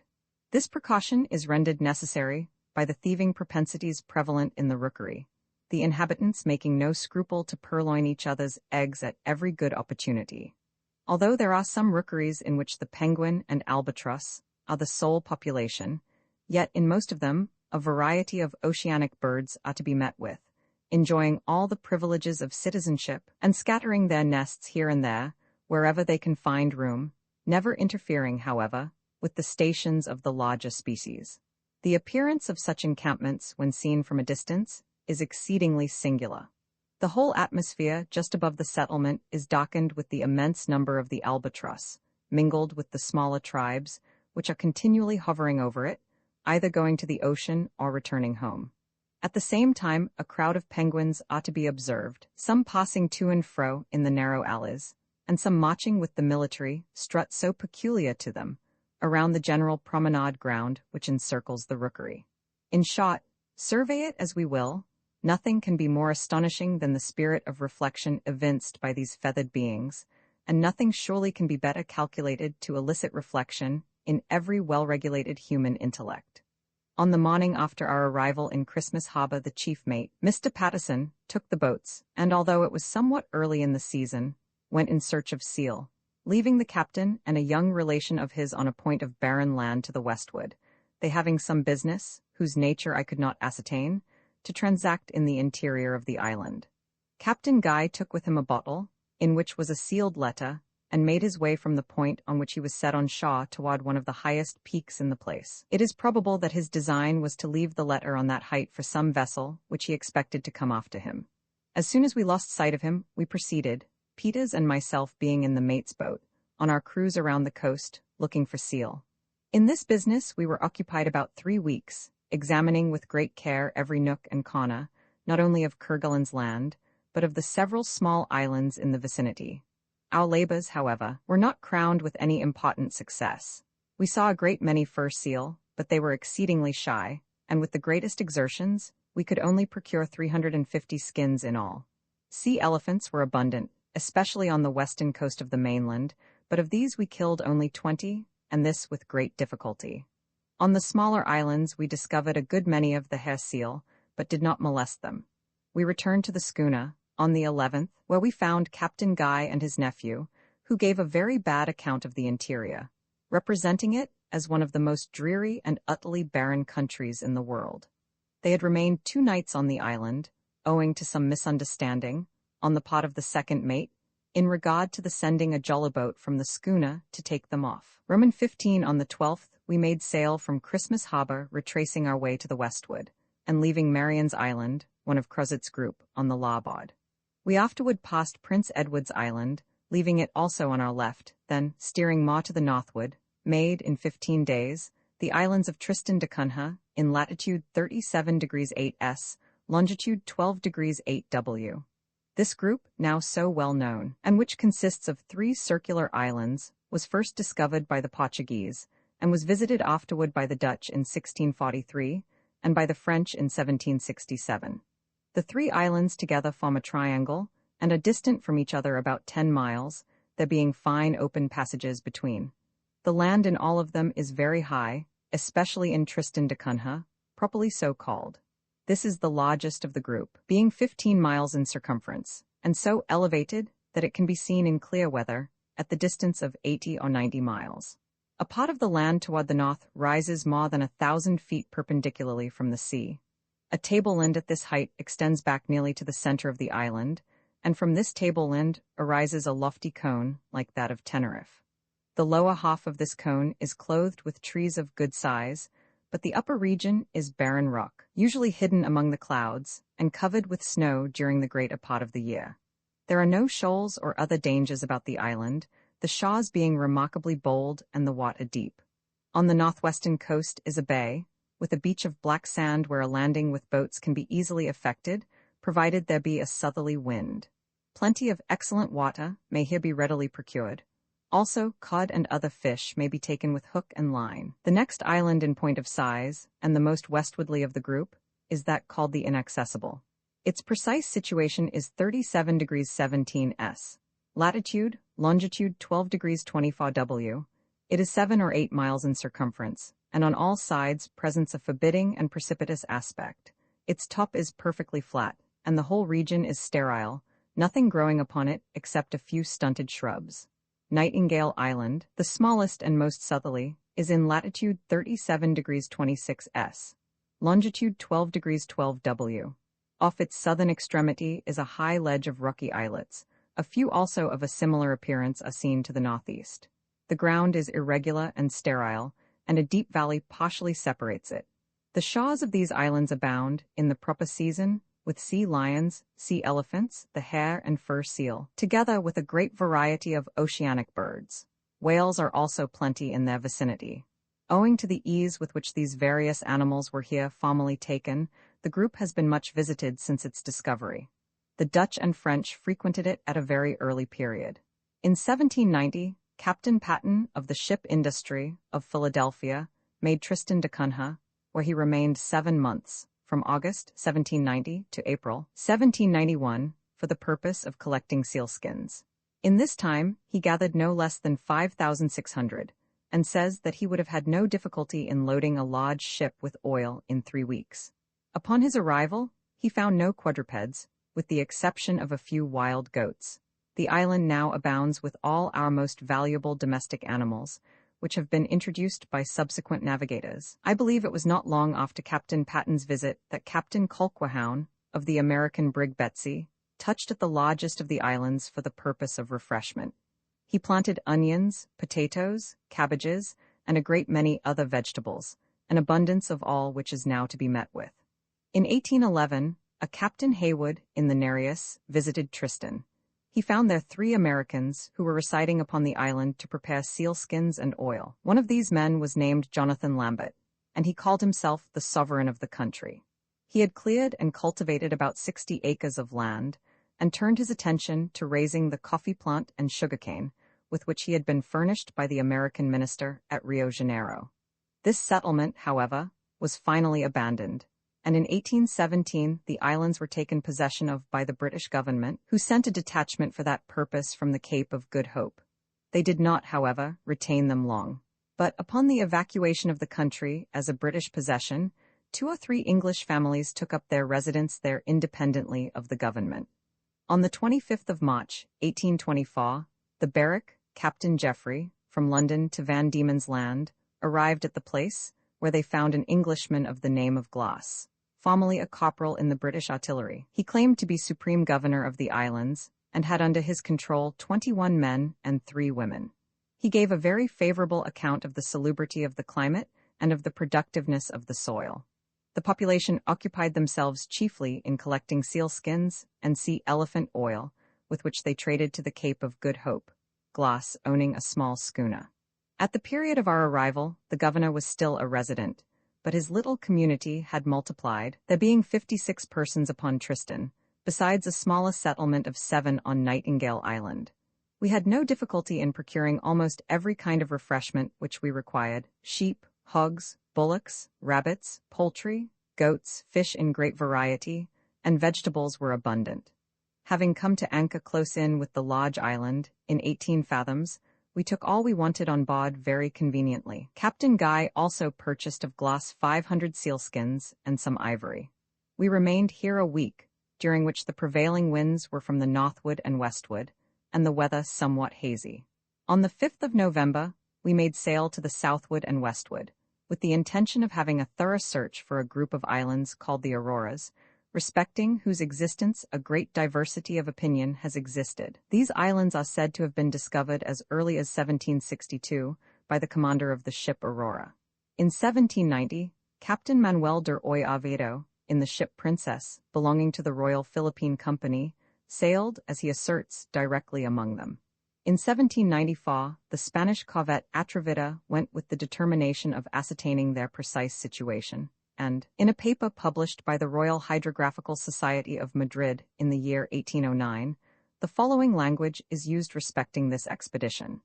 The corvette Atrevida practiced, in their immediate vicinity, from the 21st to the 27th of January, all the necessary observations, and measured by chronometers the difference of longitude between these islands and the pot of Soledad in the Manillas. The islands are 3, they are very nearly in the same meridian. The center one is rather low, and the other 2 may be seen at 9 leagues distance. The observations made on board the Atrevida give the following results as the precise situation of each island. The most northern is in latitude 52 degrees 37'24" S, longitude 47 degrees 43'15" W, the middle one in latitude 53 degrees 240 S, longitude 47 degrees 55'15" W, and the most southern in latitude 53 degrees 15'22" S, longitude 47 degrees 57'15" W. On the 27th of January, 1820, Captain James Weddell, of the British Navy, sailed from Staten Land also in search of the auroras. He reports that, having made the most diligent search, and passed not only immediately over the spots indicated by the commander of the Atrevida, but in every direction throughout the vicinity of these spots, he could discover no indication of land. These conflicting statements have induced other navigators to look out for the islands, and, strange to say, while some have sailed through every inch of sea where they are supposed to lie without finding them, there have been not a few who declare positively that they have seen them, and even been close in with their shawls. It was Captain Guy's intention to make every exertion within his power to settle the questions so oddly in dispute. Point 3, we kept on our course, between the south and west, with variable weather, until the 20th of the month, when we found ourselves on the debated ground, being in latitude 53 degrees 15 S, longitude 47 degrees 58 W, that is to say, very nearly upon the spot indicated as the situation of the most southern of the group. Not perceiving any sign of land, we continued to the westward of the parallel of 53 degrees south, as far as the meridian of 50 degrees west. We then stood to the north as far as the parallel of 52 degrees south, when we turned to the eastward, and kept our parallel by double altitudes, morning and evening, and meridian altitudes of the planets and moon. Having thus gone eastwardly to the meridian of the western coast of Georgia, we kept that meridian until we were in the latitude from which we set out. We then took diagonal courses throughout the entire extent of sea circumscribed, keeping a lookout constantly at the masthead, and repeating our examination with the greatest care for a period of 3 weeks, during which the weather was remarkably pleasant and fair, with no haze whatsoever. Of course, we were thoroughly satisfied that, whatever islands might have existed in this vicinity at any former period, no vestige of them remained at the present day. Since my return home, I find that the same ground was traced over, with equal care, in 1822, by Captain Johnson, of the American schooner Henry, and by Captain Morrill in the American schooner Wasp, in both cases with the same result as in our own. Roman 16, it had been Captain Guy's original intention, after satisfying himself about the auroras, to proceed through the Strait of Magellan and up along the western coast of Patagonia. But information received at Tristan da Cunha induced him to steer to the southward, in the hope of falling in with some small islands said to lie about the parallel of 60 degrees S, longitude 41 degrees 20 W. In the event of his not discovering these lands, he designed, should the season prove favorable, to push on toward the pole. Accordingly, on the 12th of December, we made sail in that direction. On the 18th, we found ourselves about the station indicated by glass, and cruised for 3 days in that neighborhood without finding any traces of the islands he had mentioned. On the 21st, the weather being unusually pleasant, we again made sail to the southward, with the resolution of penetrating in that course as far as possible. Before entering upon this portion of my narrative, it may be as well, for the information of those readers who have paid little attention to the progress of discovery in these regions, to give some brief account of the very few attempts at reaching the southern pole which have hitherto been made. That of Captain Cook was the first of which we have any distinct account. In 1772, he sailed to the south in the Resolution, accompanied by Lieutenant Furneaux, in the adventure. In December, he found himself as far as the 58th parallel of south latitude and in longitude 26 degrees 57 E. Here he met with narrow fields of ice, about 8 or 10 inches thick, and running northwest and southeast. This ice was in large cakes, and usually it was packed so closely that the vessel had great difficulty in forcing a passage. At this period, Captain Cook supposed, from the vast number of birds to be seen, and from other indications, that he was in the near vicinity of land. He kept on to the southward, the weather being exceedingly cold, until he reached the 64th parallel, in longitude 38 degrees 14 E. Here he had mild weather, with gentle breezes, for 5 days, the thermometer being at 36. In January 1773, the vessels crossed the Antarctic Circle, but did not succeed in penetrating much farther, for upon reaching latitude 67 degrees 15, they found all farther progress impeded by an immense body of ice, extending all along the southern horizon as far as the eye could reach. This ice was of every variety, and some large floes of it, miles in extent, formed a compact mass, rising 18 or 20 feet above the water. It being late in the season, and no hope entertained of rounding these obstructions, Captain Cook now reluctantly turned to the northward. In the November following, he renewed his search in the Antarctic. In latitude 59 degrees 40, he met with a strong current setting to the southward. In December, when the vessels were in latitude 67 degrees 31, longitude 142 degrees 54 W, the cold was excessive, with heavy gales and fog. Here also birds were abundant, the albatross, the penguin, and the petrel especially. In latitude 70 degrees 23, some large islands of ice were encountered, and shortly afterward the clouds to the southward were observed to be of a snowy whiteness, indicating the vicinity of field ice. In latitude 71 degrees 10, longitude 106 degrees 54 W, the navigators were stopped, as before, by an immense frozen expanse, which filled the whole area of the southern horizon. The northern edge of this expanse was ragged and broken, so firmly wedged together as to be utterly impassable, and extending about a mile to the southward. Behind it, the frozen surface was comparatively smooth for some distance, until terminated in the extreme background by gigantic ranges of ice mountains, the one towering above the other. Captain Cook concluded that this vast field reached the southern pole, or was joined to a continent. Mr. J. N. Reynolds, whose great exertions and perseverance have at length succeeded in getting set on foot a national expedition, partly for the purpose of exploring these regions, thus speaks of the attempt of the Resolution. We are not surprised that Captain Cook was unable to go beyond 71 degrees 10, but we are astonished that he did attain that point on the meridian of 106 degrees 54 west longitude. Palmer's Land lies south of the Shetland, latitude 64 degrees, and tends to the southward and westward farther than any navigator has yet penetrated. Cook was standing for this land when his progress was arrested by the ice, which, we apprehend, must always be the case in that point, and so early in the season as the 6th of January, and we should not be surprised if a portion of the icy mountains described was attached to the main body of Palmer's Land, or to some other portions of land lying farther to the southward and westward. In 1803, Captains Kruzenstern and Lisiowski were dispatched by Alexander of Russia for the purpose of circumnavigating the globe. In endeavoring to get south, they made no farther than 59 degrees 58, in longitude 70 degrees 15 W. They here met with strong currents setting eastwardly. Whales were abundant, but they saw no ice. In regard to this voyage, Mr. Reynolds observes that, if Kruzenstern had arrived where he did earlier in the season, he must have encountered ice. It was March when he reached the latitude specified.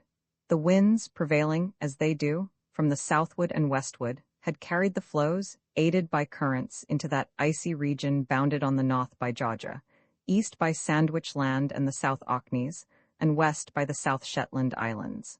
In 1822, Captain James Weddell, of the British Navy, with 2 very small vessels, penetrated farther to the south than any previous navigator, and this, too, without encountering extraordinary difficulties. He states that although he was frequently hemmed in by ice before reaching the 72nd parallel, yet, upon attaining it, not a particle was to be discovered, and that, upon arriving at the latitude of 74 degrees 15, no fields and only 3 islands of ice were visible.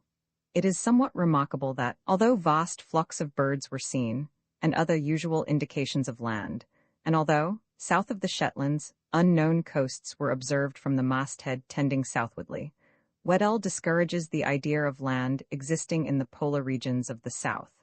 On the 11th of January, 1823, Captain Benjamin Morrill, of the American schooner Wasp, sailed from Kerguelen's Land with a view of penetrating as far south as possible. On the 1st of February, he found himself in latitude 64 degrees 52 S, longitude 118 degrees 27 E. The following passage is extracted from his journal of that date.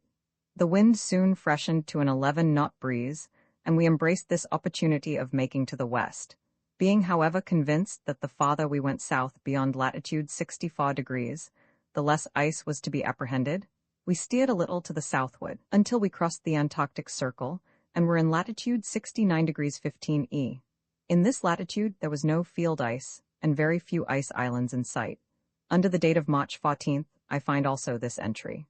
The sea was now entirely free of field ice, and there were not more than a dozen ice islands in sight. At the same time, the temperature of the air and water was at least 13 degrees higher, more mild, than we had ever found it between the parallels of 60 and 62 south.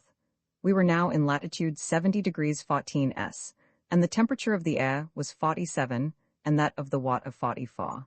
In this situation, I found the variation to be 14 degrees 27 easterly, per azimuth. I have several times passed within the Antarctic Circle, on different meridians, and have uniformly found the temperature, both of the air and the water, to become more and more mild the farther I advanced beyond the 65th degree of south latitude, and that the variation decreases in the same proportion.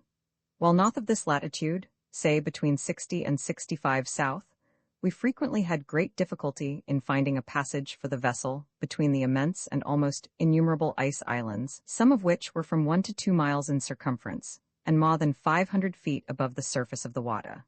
Being nearly destitute of fuel and water, and without proper instruments, it being also late in the season, Captain Morrill was now obliged to put back, without attempting any further progress to the westward, although an entirely open sea lay before him.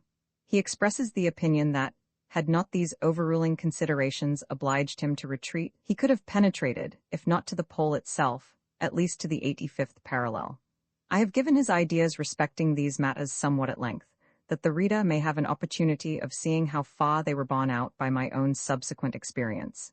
In 1831, Captain Briscoe, in the employ of the Messieurs Enderby, whale ship owners of London, sailed in the brig Lively for the South Seas, accompanied by the cutter Chilla. On the 28th of February, being in latitude 66 degrees 30 S, longitude 47 degrees 31 E, he descried land, and clearly discovered through the snow the black peaks of a range of mountains running ESE. He remained in this neighborhood during the whole of the following month, but was unable to approach the coast nearer than within 10 leagues, owing to the boisterous state of the weather.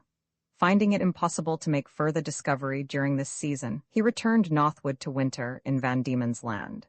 In the beginning of 1832, he again proceeded southwardly, and on the 4th of February was seen to the southeast in latitude 67 degrees 15, longitude 69 degrees 29 W. This was soon found to be an island near the headland of the country he had first discovered. On the 21st of the month he succeeded in landing on the latter, and took possession of it in the name of William Roman Faw, calling it Adelaide's Island, in honor of the English Queen. These particulars being made known to the Royal Geographical Society of London, the conclusion was drawn by that body that there is a continuous tract of land extending from 47 degrees 30 E to 69 degrees 29 W longitude, running the parallel of from 66 to 67 degrees south latitude. In respect to this conclusion, Mr. Reynolds observes, "In the correctness of it we by no means concur, nor do the discoveries of Briscoe warrant any such indifference. It was within these limits that Weddell proceeded south on a meridian to the east of Georgia, Sandwich Land, and the South Orkney and Shetland Islands. My own experience will be found to testify most directly to the falsity of the conclusion arrived at by the Society. These are the principal attempts which have been made at penetrating to a high southern latitude, and it will now be seen that there remained, previous to the voyage of the Jane, nearly 300 degrees of longitude, in which the Antarctic Circle had not been crossed at all. Of course, a wide field lay before us for discovery, and it was with feelings of most intense interest that I heard Captain Guy express his resolution of pushing boldly to the southward. Roman 17, we kept our course southwardly for 4 days after giving up the search for Glass's Islands, without meeting with any ice at all. On the 26th, at noon, we were in latitude 63 degrees 23 S, longitude 41 degrees 25 W. We now saw several large ice islands and a floe of field ice, not, however, of any great extent. The winds generally blew from the southeast or the northeast, but were very light. Whenever we had a westerly wind, which was seldom, it was invariably attended with a rain squall. Every day we had more or less snow. The thermometer on the 27th stood at 35. January 1, 1828. This day we found ourselves completely hemmed in by the ice, and our prospects looked cheerless indeed. A strong gale blew during the whole forenoon from the northeast, and drove large cakes of the drift against the rudder and counter with such violence that we all trembled for the consequences. Toward evening, the gale still blowing with fury, a large field in front separated, and we were enabled, by carrying a press of sail, to force a passage through the smaller flakes into some open water beyond. As we approached this space, we took in sail by degrees, and having at length got clear, lay to under a single reefed foresail. January 2. We had now tolerably pleasant weather. At noon, we found ourselves in latitude 69 degrees 10 S, longitude 42 degrees 20 W, having crossed the Antarctic Circle. Very little ice was to be seen to the southward, although large fields of it lay behind us. This day we rigged some sounding gear, using a large iron pot capable of holding 20 gallons and a line of 200 fathoms. We found the current setting to the north, about a quarter of a mile per hour. The temperature of the air was now about 33. Here we found the variation to be 14 degrees 28 easterly per azimuth. January 5. We had still held on to the southward without any very great impediments. On this morning, however, being in latitude 73 degrees 15 E, longitude 42 degrees 10 W, we were again brought to a stand by an immense expanse of firm ice. We saw, nevertheless, much open water to the southward, and felt no doubt of being able to reach it eventually. Standing to the eastward along the edge of the floe, we at length came to a passage of about a mile in width, through which we wopped our way by sundown. The sea in which we now were was thickly covered with ice islands, but had no field ice, and we pushed on boldly as before. The cold did not seem to increase, although we had snow very frequently, and now and then hail squalls of great violence. Immense flocks of the albatross flew over the schooner this day, going from southeast to northwest. January 7. The sea still remained pretty well open, so that we had no difficulty in holding on our course. To the westward, we saw some icebergs of incredible size, and in the afternoon passed very near one whose summit could not have been less than 400 fathoms from the surface of the ocean.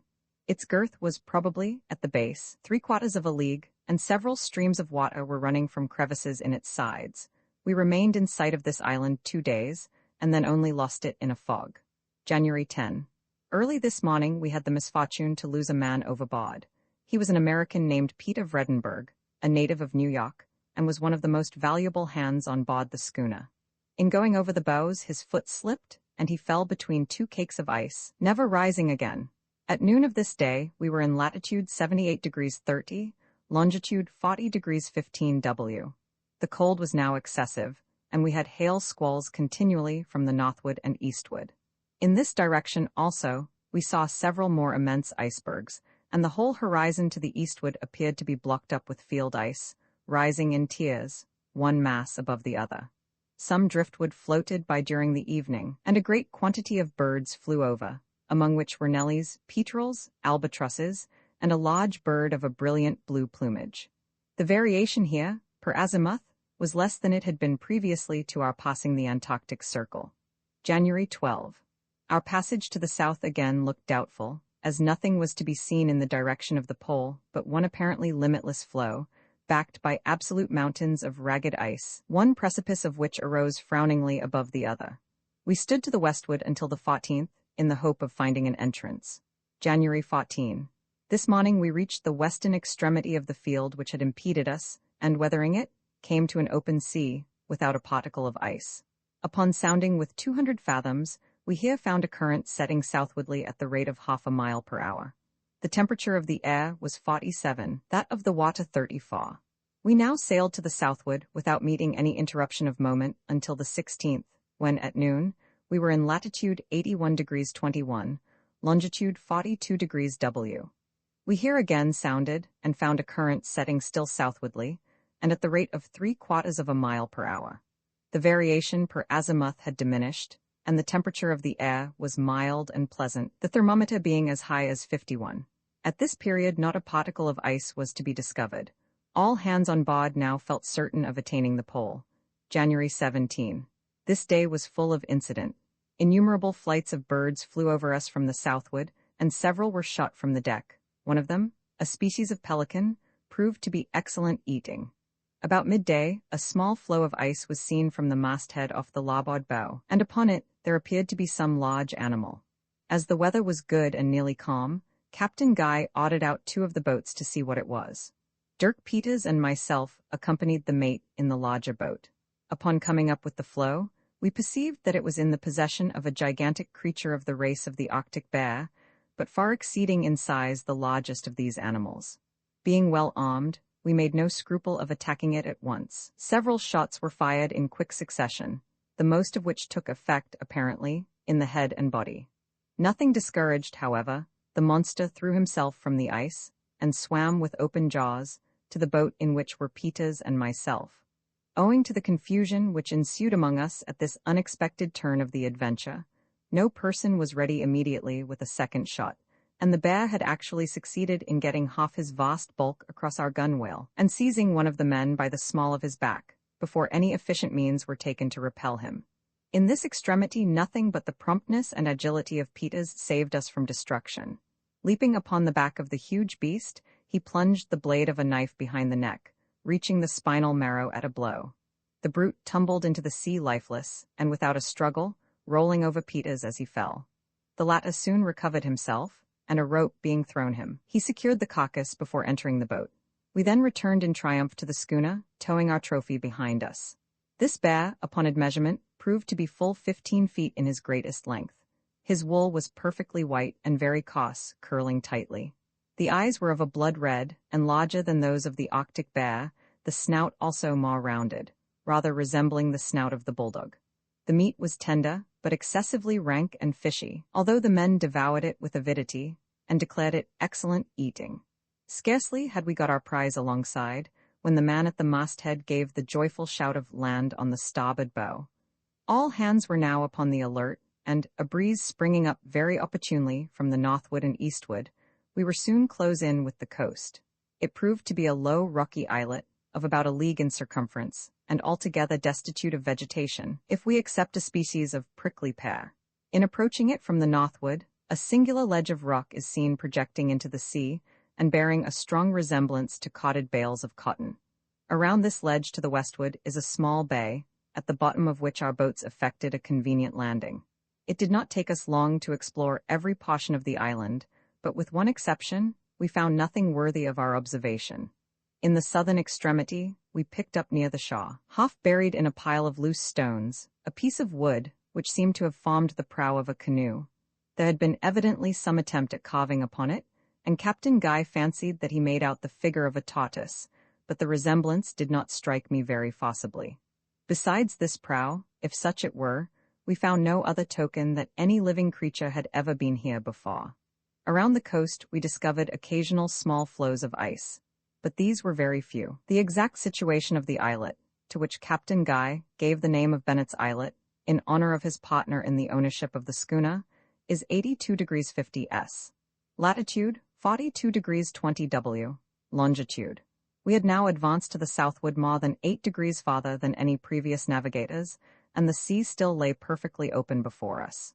We found, too, that the variation uniformly decreased as we proceeded, and, what was still more surprising, that the temperature of the air, and latterly of the water, became milder.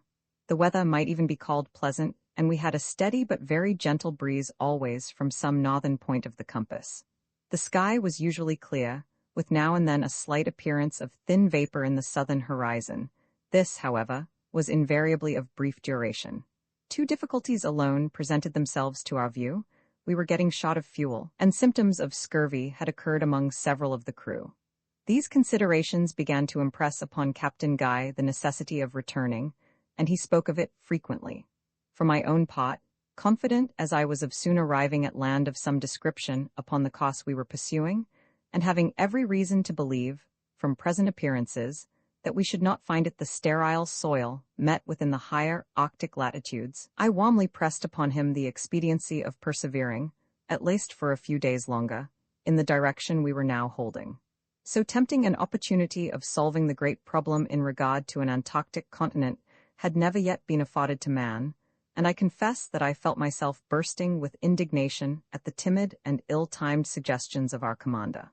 I believe, indeed, that what I could not refrain from saying to him on this head had the effect of inducing him to push on. While, therefore, I cannot but lament the most unfortunate and bloody events which immediately arose from my advice, I must still be allowed to feel some degree of gratification at having been instrumental, however remotely, in opening to the eye of science one of the most intensely exciting secrets which has ever engrossed its attention. Roman 18 January 18. This morning fall we continued to the southward, with the same pleasant weather as before. The sea was entirely smooth, the air tolerably warm, and from the northeast, the temperature of the watt of 53. We now again got our sounding gear in order, and with 150 fathoms of line, found the current setting toward the pole at the rate of a mile an hour. This constant tendency to the southward, both in the wind and current, caused some degree of speculation, and even of alarm, in different quarters of the schooner, and I saw distinctly that no little impression had been made upon the mind of Captain Guy. He was exceedingly sensitive to ridicule, however, and I finally succeeded in laughing him out of his apprehensions. The variation was now very trivial. In the course of the day, we saw several large whales of the right species, and innumerable flights of the albatross passed over the vessel. We also picked up a bush, full of red berries, like those of the hawthorn, and the carcass of a singular-looking land animal. It was 3 feet in length and but 6 inches in height, with 4 very short legs, the feet armed with long claws of a brilliant scarlet, and resembling coral in substance. The body was covered with a straight silky hair, perfectly white. The tail was peaked like that of a rat, and about 1.5 feet long. The head resembled a cat's, with the exception of the ears. These were flopped like the ears of a dog. The teeth were of the same brilliant scarlet as the claws. January 19. Today, being in latitude 83 degrees 20, longitude 43 degrees 5 W. The sea being of an extraordinarily dark color, we again saw land from the masthead, and upon a closer scrutiny, found it to be one of a group of very large islands. The shore was precipitous, and the interior seemed to be well wooded, a circumstance which occasioned us great joy. In about 4 hours from our first discovering the land, we came to anchor in 10 fathoms, sandy bottom, a league from the coast, as a high surf, with strong ripples here and there, rendered a nearer approach of doubtful expediency. The 2 largest boats were now ordered out, and a party, well armed, among whom were Peters and myself, proceeded to look for an opening in the reef which appeared to encircle the island. After searching about for some time, we discovered an inlet, which we were entering, when we saw 4 large canoes put off from the shore, filled with men who seemed to be well armed. We waited for them to come up, and as they moved with great rapidity, they were soon within hail. Captain Guy now held up a white handkerchief on the blade of an oar, when the strangers made a full stop, and commenced a loud jabbering all at once, intermingled with occasional shouts, in which we could distinguish the words Anamumu and Lama Lama. They continued this for at least half an hour, during which we had a good opportunity of observing their appearance. In the 4 canoes, which might have been 50 feet long and 5 broad, there were 110 savages in all. They were about the ordinary stature of Europeans, but of a more muscular and brawny frame. Their complexion a jet black, with thick and long woolly hair. They were clothed in skins of an unknown black animal, shaggy and silky, and made to fit the body with some degree of skill, the hair being inside, except where turned out about the neck, wrists, and ankles. Their arms consisted principally of clubs of a dark and apparently very heavy wood. Some spears, however, were observed among them, headed with flint and a few slings. The bottoms of the canoes were full of black stones about the size of a large egg. When they had concluded their harangue, for it was clear they intended their jabbering for such, One of them, who seemed to be the chief, stood up in the prow of his canoe and made signs for us to bring our boats alongside of him. This hint we pretended not to understand, thinking it the wiser plan to maintain, if possible, the interval between us, as their number more than quadrupled our own. Finding this to be the case, the chief ordered the 3 other canoes to hold back, while he advanced toward us with his own. As soon as he came up with us, he leaped on board the largest of our boats, and seated himself by the side of Captain Guy, pointing at the same time to the schooner, and repeating the word Anamumu and Lama Lama. We now put back to the vessel, the 4 canoes following at a little distance. Upon getting alongside, the chief evinced symptoms of extreme surprise and delight, clapping his hands, slapping his thighs and breast, and laughing obstreperously. His followers behind joined in his merriment, and for some minutes the din was so excessive as to be absolutely deafening. Quiet being at length restored, Captain Guy ordered the boats to be hoisted up, as a necessary precaution, and gave the chief, whose name we soon found to be Too-Wit, to understand that we could admit no more than 20 of his men on deck at one time. With this arrangement he appeared perfectly satisfied, and gave some directions to the canoes, when one of them approached, the rest remaining about 50 yards off. 20 of the savages now got on board, and proceeded to ramble over every part of the deck, and scramble about among the rigging, making themselves much at home, and examining every article with great inquisitiveness. It was quite evident that they had never before seen any of the white race, from whose complexion, indeed, they appeared to recoil. They believed the Jane to be a living creature, and seemed to be afraid of hurting it with the points of their spears, carefully turning them up. Our crew were much amused with the conduct of Too-Wit in one instance. The cook was splitting some wood near the galley, and by accident struck his axe into the deck, making a gash of considerable depth. The chief immediately ran up, and pushing the cook on one side rather roughly, commenced a half-whine, half-howl, strongly indicative of sympathy in what he considered the sufferings of the schooner, patting and smoothing the gash with his hand, and washing it from a bucket of sea-water which stood by. This was a degree of ignorance for which we were not prepared, and for my part, I could not help thinking some of it affected. When the visitors had satisfied, as well as they could, their curiosity in regard to our upper works, they were admitted below, when their amazement exceeded all bounds. Their astonishment now appeared to be far too deep for words, for they roamed about in silence, broken only by low ejaculations. The arms afforded them much food for speculation, and they were suffered to handle and examine them at leisure. I do not believe that they had the least suspicion of their actual use, but rather took them for idols, seeing the care we had of them, and the attention with which we watched their movements while handling them. At the great guns their wonder was redoubled. They approached them with every mark of the profoundest reverence and awe, but forbore to examine them minutely. There were 2 large mirrors in the cabin, and here was the acme of their amazement. Too-Wit was the first to approach them, and he had got in the middle of the cabin, with his face to one and his back to the other, before he fairly perceived them. Upon raising his eyes and seeing his reflected self in the glass, I thought the savage would go mad, but, upon turning short round to make a retreat, and beholding himself a second time in the opposite direction, I was afraid he would expire upon the spot. No persuasion could prevail upon him to take another look. Throwing himself upon the floor, with his face buried in his hands, he remained thus until we were obliged to drag him upon deck. The whole of the savages were admitted on board in this manner, 20 at a time, Too-Wit being suffered to remain during the entire period. We saw no disposition to thievery among them, nor did we miss a single article after their departure. Throughout the whole of their visit, they evinced the most friendly manner. There were, however, some points in their demeanor which we found it impossible to understand. For example, we could not get them to approach several very harmless objects, such as the schooner's sails, an egg, an open book, or a pan of flour. We endeavored to ascertain if they had among them any articles which might be turned to account in the way of traffic, but found great difficulty in being comprehended. We made out, nevertheless, what greatly astonished us, that the islands abounded in the large tortoise of the Galapagos, one of which we saw in the canoe of Too-Wit. We saw also some bêche de mer in the hands of one of the savages, who was greedily devouring it in its natural state. These anomalies, for they were such when considered in regard to the latitude, induced Captain Guy to wish for a thorough investigation of the country, in the hope of making a profitable speculation in his discovery. For my own part, anxious as I was to know something more of these islands, I was still more earnestly bent on prosecuting the voyage to the southward without delay. We had now fine weather, but there was no telling how long it would last, and being already in the 84th parallel, with an open sea before us, a current setting strongly to the southward, and the wind fair, I could not listen with any patience to a proposition of stopping longer than was absolutely necessary for the health of the crew, and the taking on board a proper supply of fuel and fresh provisions. I represented to the captain that we might easily make this group on our return, and winter here in the event of being blocked up by the ice. He at length came into my views, for in some way, hardly known to myself, I had acquired much influence over him, and it was finally resolved that even in the event of our finding Bêche de Mer, we should only stay here a week to recruit, and then push on to the southward while we might.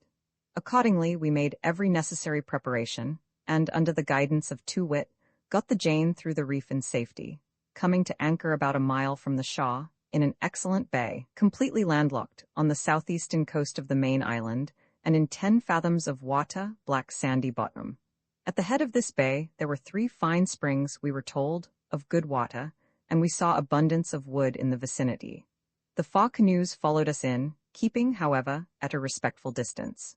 Too Wit himself remained on board, and, upon our dropping anchor, invited us to accompany him on Shaw, and visit his village in the interior. To this Captain Guy consented, and 10 savages being left on board as hostages, a party of us, 12 in all, got in readiness to attend the chief.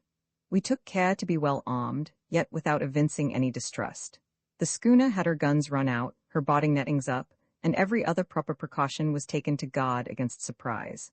Directions were left with the chief mate to admit no person on board during our absence, and, in the event of our not appearing in 12 hours, to send the cutter, with a swivel, around the island in search of us. At every step we took inland, the conviction forced itself upon us that we were in a country differing essentially from any hitherto visited by civilized men. We saw nothing with which we had been formerly conversant. The trees resembled no growth of either the torrid, the temperate, of the northern frigid zones, and were altogether, unlike those of the lower southern latitudes we had already traversed.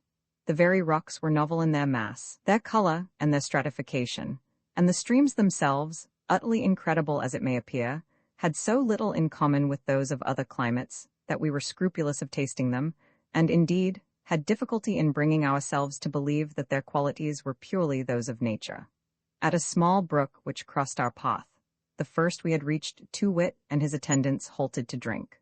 On account of the singular character of the water, we refused to taste it, supposing it to be polluted, and it was not until some time afterward we came to understand that such was the appearance of the streams throughout the whole group. I am at a loss to give a distinct idea of the nature of this liquid, and cannot do so without many words. Although it flowed with rapidity in all declivities where common water would do so, yet never, except when falling in a cascade, had it the customary appearance of limpidity. It was, nevertheless, in point of fact, as perfectly limpid as any limestone water in existence, the difference being only in appearance. At first sight, and especially in cases where little declivity was found, it bore resemblance, as regards consistency, to a thick infusion of gum arabic in common water. But this was only the least remarkable of its extraordinary qualities. It was not colorless, nor was it of any one uniform color, presenting to the eye, as it flowed, every possible shade of purple, like the hues of a changeable silk.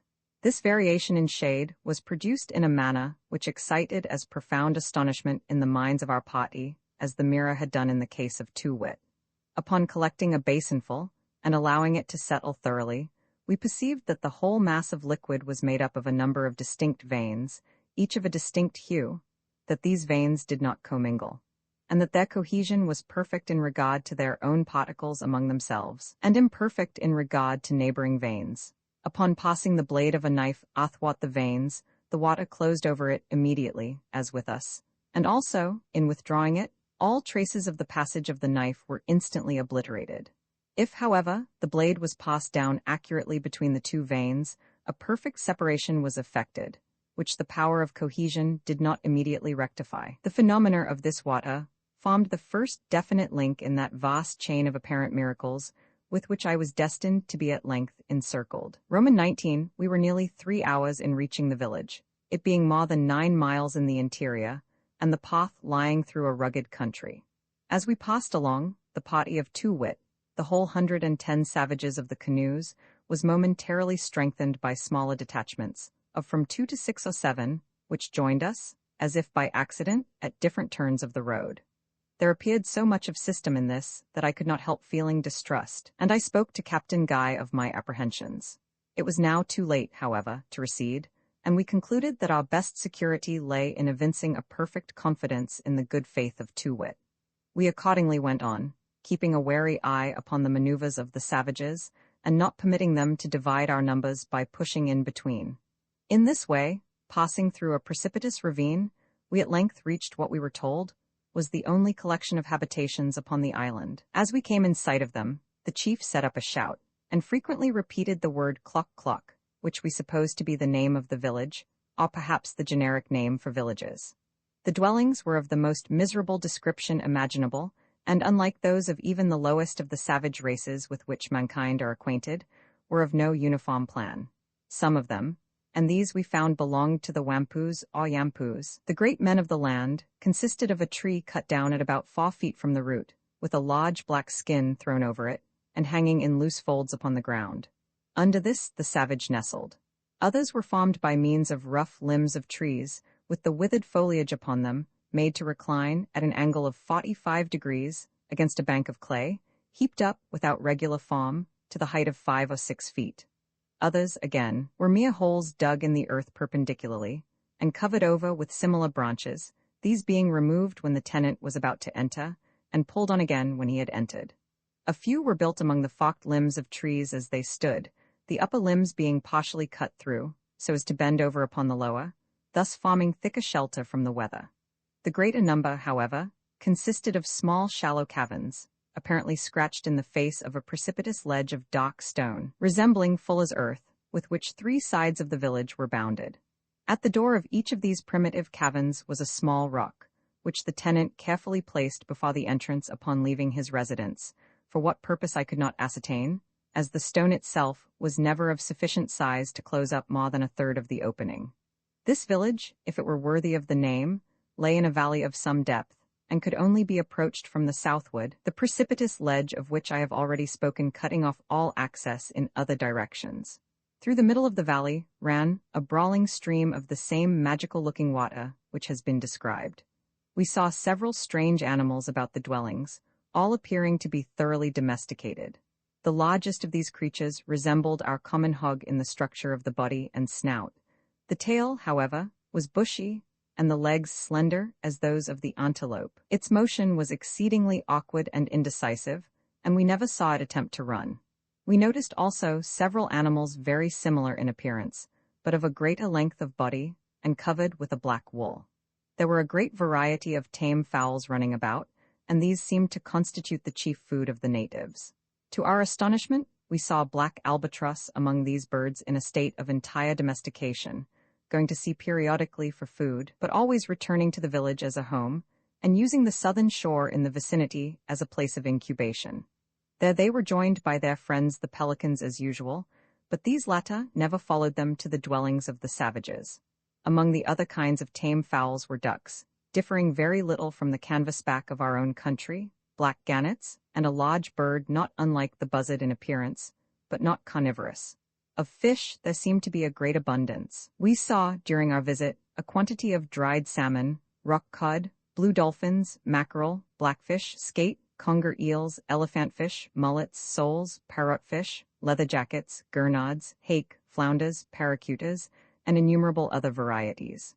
We noticed, too, that most of them were similar to the fish about the group of Lord Auckland Islands, in a latitude as low as 51 degrees south. The Galapagos tortoise was also very plentiful. We saw but few wild animals, and none of a large size, or of a species with which we were familiar. 1 or 2 serpents of a formidable aspect crossed our path, but the natives paid them little attention, and we concluded that they were not venomous.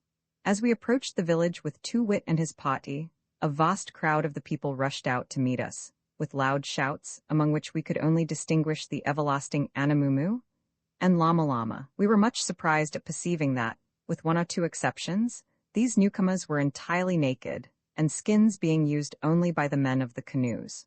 All the weapons of the country seemed also to be in the possession of the latter, for there was no appearance of any among the villagers. There were a great many women and children, the farmer not altogether wanting in what might be termed personal beauty. They were straight, tall, and well formed, with a grace and freedom of carriage not to be found in civilized society. Their lips, however, like those of the men, were thick and clumsy, so that, even when laughing, the teeth were never disclosed. Their hair was of a finer texture than that of the males. Among these naked villagers there might have been 10 or 12 who were clothed, like the party of Too-Wit, in dresses of black skin, and armed with lances and heavy clubs. These appeared to have great influence among the rest, and were always addressed by the title Wampu. These, too, were the tenants of the black skin palaces. That of Too-Wit was situated in the center of the village, and was much larger and somewhat better constructed than others of its kind. The tree which formed its support was cut off at a distance of 12 feet or thereabouts from the root, and there were several branches left just below the cut, these serving to extend the covering, and in this way prevent its flapping about the trunk. The covering, too, which consisted of 4 very large skins fastened together with wooden skewers, was secured at the bottom with pegs driven through it and into the ground. The floor was strewed with a quantity of dry leaves by way of carpet. To this hut we were conducted with great solemnity, and as many of the natives crowded in after us as possible. Too-Wit seated himself on the leaves, and made signs that we should follow his example. This we did, and presently found ourselves in a situation peculiarly uncomfortable, if not indeed critical. We were on the ground, 12 in number, with the savages, as many as 40, sitting on their hams so closely around us that, if any disturbance had arisen, we should have found it impossible to make use of our arms, or indeed to have risen to our feet. The pressure was not only inside the tent, but outside, where probably was every individual on the whole island, the crowd being prevented from trampling us to death only by the incessant exertions and vociferations of Too-Wit. Our chief security lay, however, in the presence of Too-Wit himself among us, and we resolved to stick by him closely, as the best chance of extricating ourselves from the dilemma, sacrificing him immediately upon the first appearance of hostile design. After some trouble, a certain degree of quiet was restored, when the chief addressed us in a speech of great length, and very nearly resembling the one delivered in the canoes, with the exception that the Anamumus were now somewhat more strenuously insisted upon than the Lama-Lamas. We listened in profound silence until the conclusion of this harangue, when Captain Guy replied by assuring the chief of his eternal friendship and goodwill, concluding what he had to say by a present of several strings of blue beads and a knife. At the farmer, the monarch, much to our surprise, turned up his nose with some expression of contempt, but the knife gave him the most unlimited satisfaction, and he immediately ordered dinner.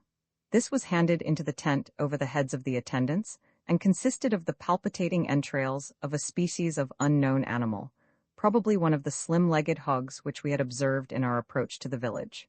Seeing us at a loss how to proceed, he began, by way of setting us an example, to devour yard after yard of the enticing food, until we could positively stand it no longer, and evinced such manifest symptoms of rebellion of stomach as inspired His Majesty with a degree of astonishment only inferior to that brought about by the looking-glasses. We declined, however, partaking of the delicacies before us, and endeavored to make him understand that we had no appetite whatever, having just finished a hearty dejeuner. When the monarch had made an end of his meal, we commenced a series of cross-questioning in every ingenious manner we could devise, with a view of discovering what were the chief productions of the country, and whether any of them might be turned to profit.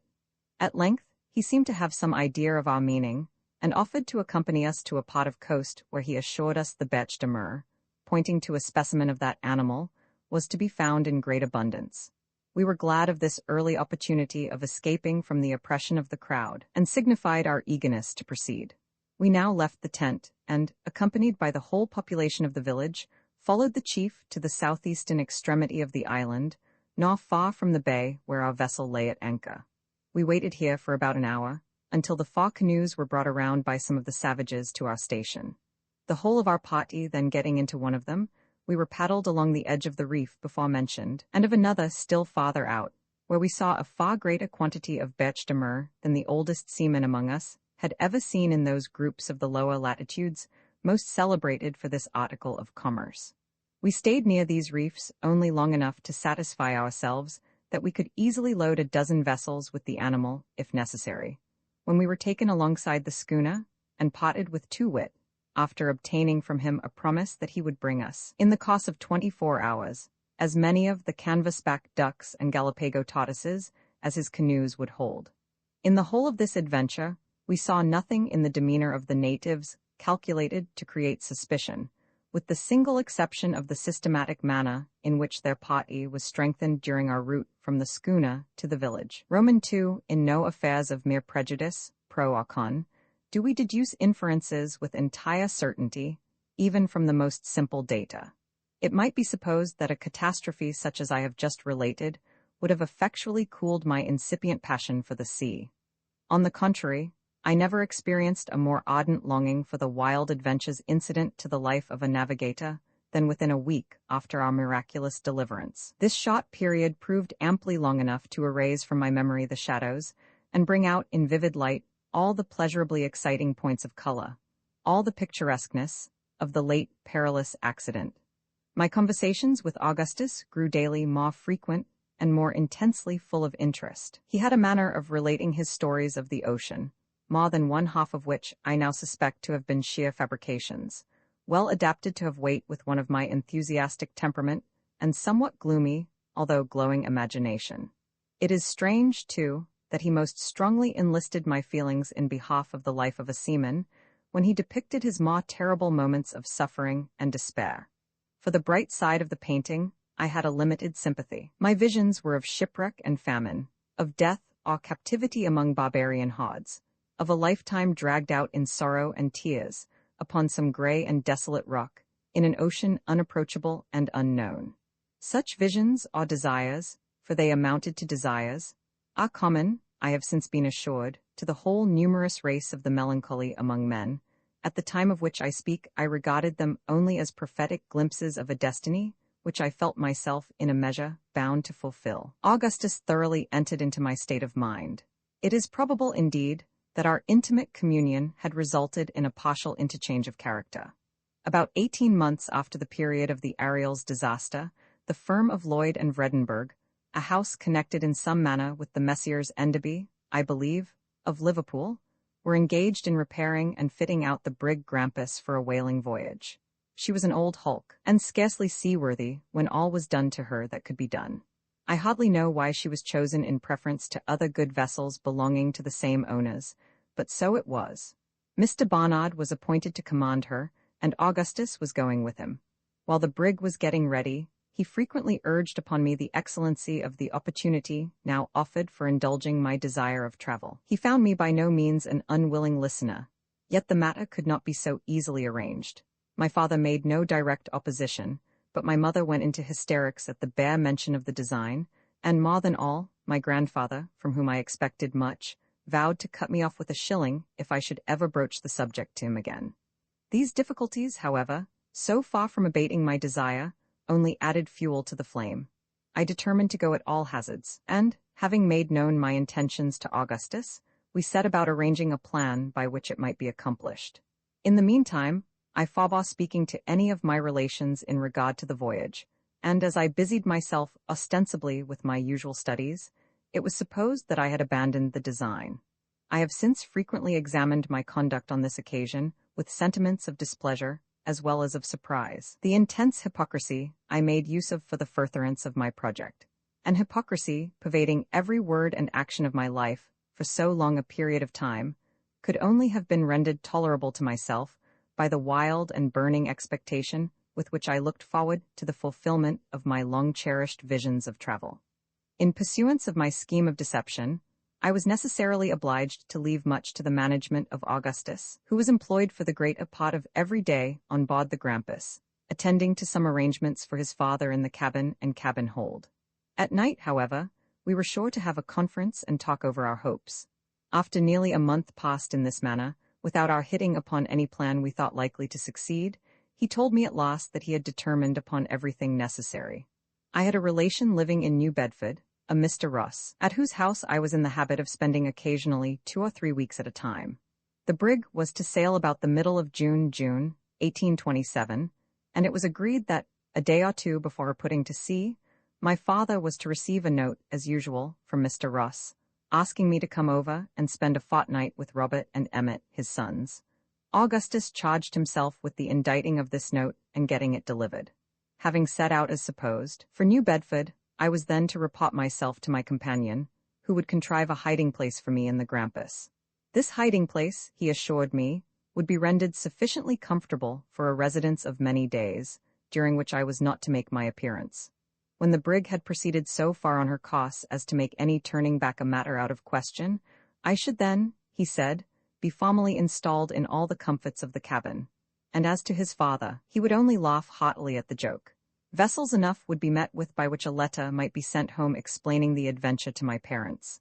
The middle of June at length arrived, and everything had been matured. The note was written and delivered, and on a Monday morning I left the house for the New Bedford packet, as supposed.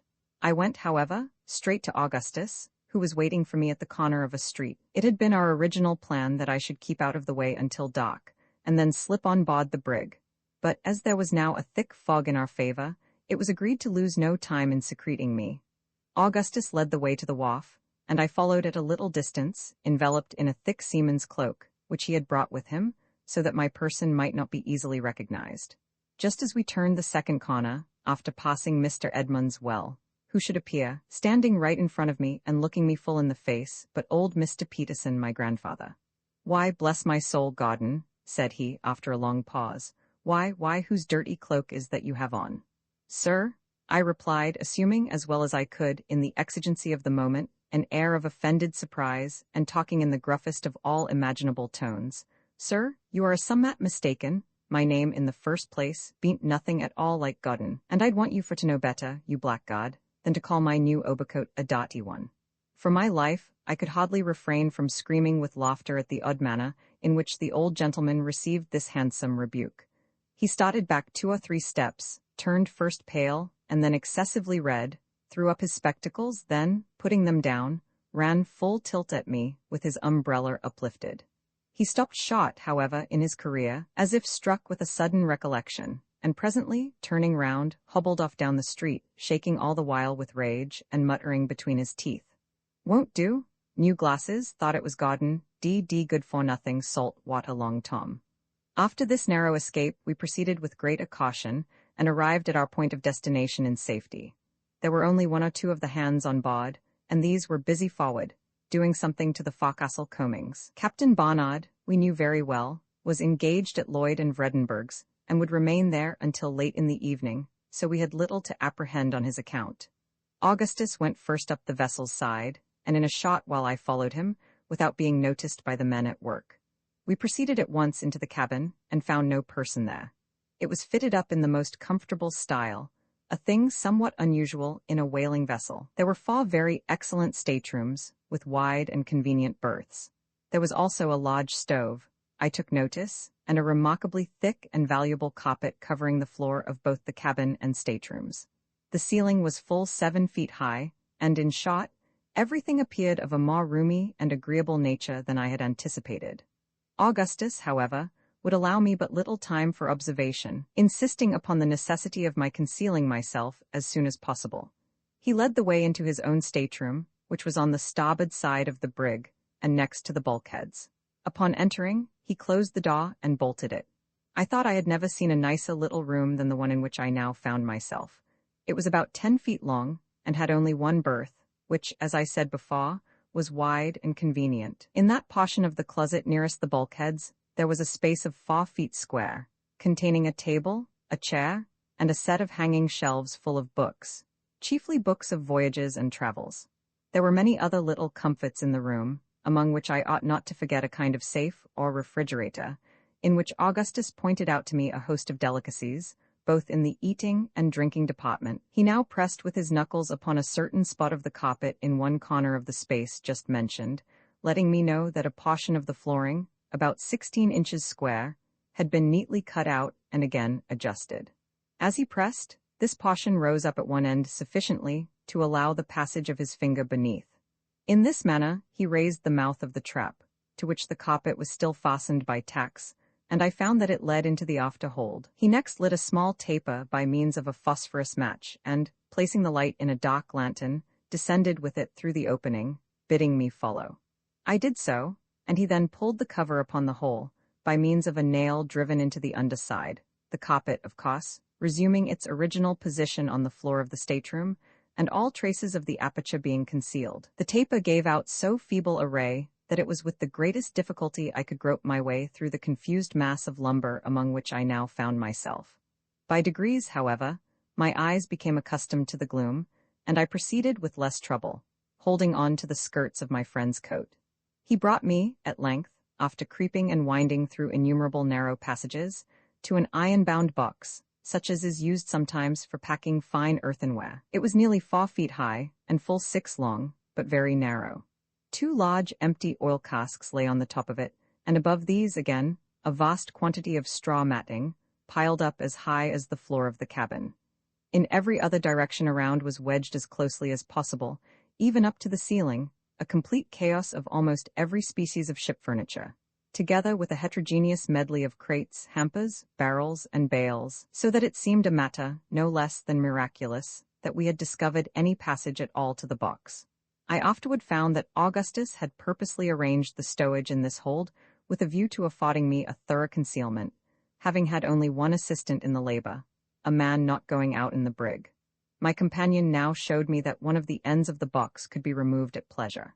He slipped it aside and displayed the interior, at which I was excessively amused. A mattress from one of the cabin berths covered the whole of its bottom, and it contained almost every article of mere comfort which could be crowded into so small a space, allowing me, at the same time, sufficient room for my accommodation, either in a sitting position or lying at full length. Among other things, there were some books, pen, ink, and paper, 3 blankets, a large jug full of water, a keg of sea biscuit, 3 or 4 immense bologna sausages, an enormous ham, a cold leg of roast mutton, and half a dozen bottles of cordials and liqueurs. I proceeded immediately to take possession of my little apartment, and this with feelings of higher satisfaction, I am sure, than any monarch ever experienced upon entering a new palace. Augustus now pointed out to me the method of fastening the open end of the box, and then, holding the taper close to the deck, showed me a piece of dark whipcord lying along it. This, he said, extended from my hiding place throughout all the necessary windings among the lumber, to a nail which was driven into the deck of the hold, immediately beneath the trapdoor leading into his stateroom. By means of this cord, I should be enabled readily to trace my way out without his guidance, provided any unlooked-for accident should render such a step necessary. He now took his departure, leaving with me the lantern, together with a copious supply of tapers and phosphorus, and promising to pay me a visit as often as he could contrive to do so without observation. This was on the 17th of June. I remained 3 days and nights, as nearly as I could guess, in my hiding place without getting out of it at all, except twice for the purpose of stretching my limbs by standing erect between 2 crates just opposite the opening. During the whole period, I saw nothing of Augustus, but this occasioned me little uneasiness, as I knew the brig was expected to put to sea every hour, and in the bustle he would not easily find opportunities of coming down to me. At length I heard the trap open and shut, and presently he called in a low voice, asking if all was well, and if there was anything I wanted. "Nothing," I replied. "I am as comfortable as can be. When will the brig sail?" "She will be under way in less than half an hour," he answered. "I came to let you know, and for fear you should be uneasy at my absence. I shall not have a chance of coming down again for some time, perhaps for 3 or 4 days more. All is going on right above board. After I go up and close the trap, do you creep along by the whipcord to where the nail is driven in. You will find my watch there. It may be useful to you, as you have no daylight to keep time by. I suppose you can't tell how long you have been buried. Only 3 days. This is the 20th. I would bring the watch to your box, but am afraid of being missed." With this, he went up. In about an hour after he had gone, I distinctly felt the brig in motion, and congratulated myself upon having at length fairly commenced a voyage. Satisfied with this idea, I determined to make my mind as easy as possible, and await the course of events until I should be permitted to exchange the box for the more roomy, although hardly more comfortable, accommodations of the cabin. My first care was to get the watch. Leaving the taper burning, I groped along in the dark, following the cord through windings innumerable, in some of which I discovered that, after toiling a long distance, I was brought back within a foot or two of a former position. At length I reached the nail, and securing the object of my journey, returned with it in safety. I now looked over the books which had been so thoughtfully provided, and selected the expedition of Lewis and Clark to the mouth of the Columbia. With this, I amused myself for some time, when, growing sleepy, I extinguished the light with great care, and soon fell into a sound slumber. Upon awakening, I felt strangely confused in mind, and some time elapsed before I could bring to recollection all the various circumstances of my situation. By degrees, however, I remembered all. Striking a light, I looked at the watch, but it was run down, and there were, consequently, no means of determining how long I slept. My limbs were greatly cramped, and I was forced to relieve them by standing between the crates. Presently feeling an almost ravenous appetite, I bethought myself of the cold mutton, some of which I had eaten just before going to sleep, and found excellent. What was my astonishment in discovering it to be in a state of absolute putrefaction. This circumstance occasioned me great disquietude, for, connecting it with the disorder of mind I experienced upon awakening, I began to suppose that I must have slept for an inordinately long period of time. The close atmosphere of the hold might have had something to do with this, and might, in the end, be productive of the most serious results. My head ached excessively.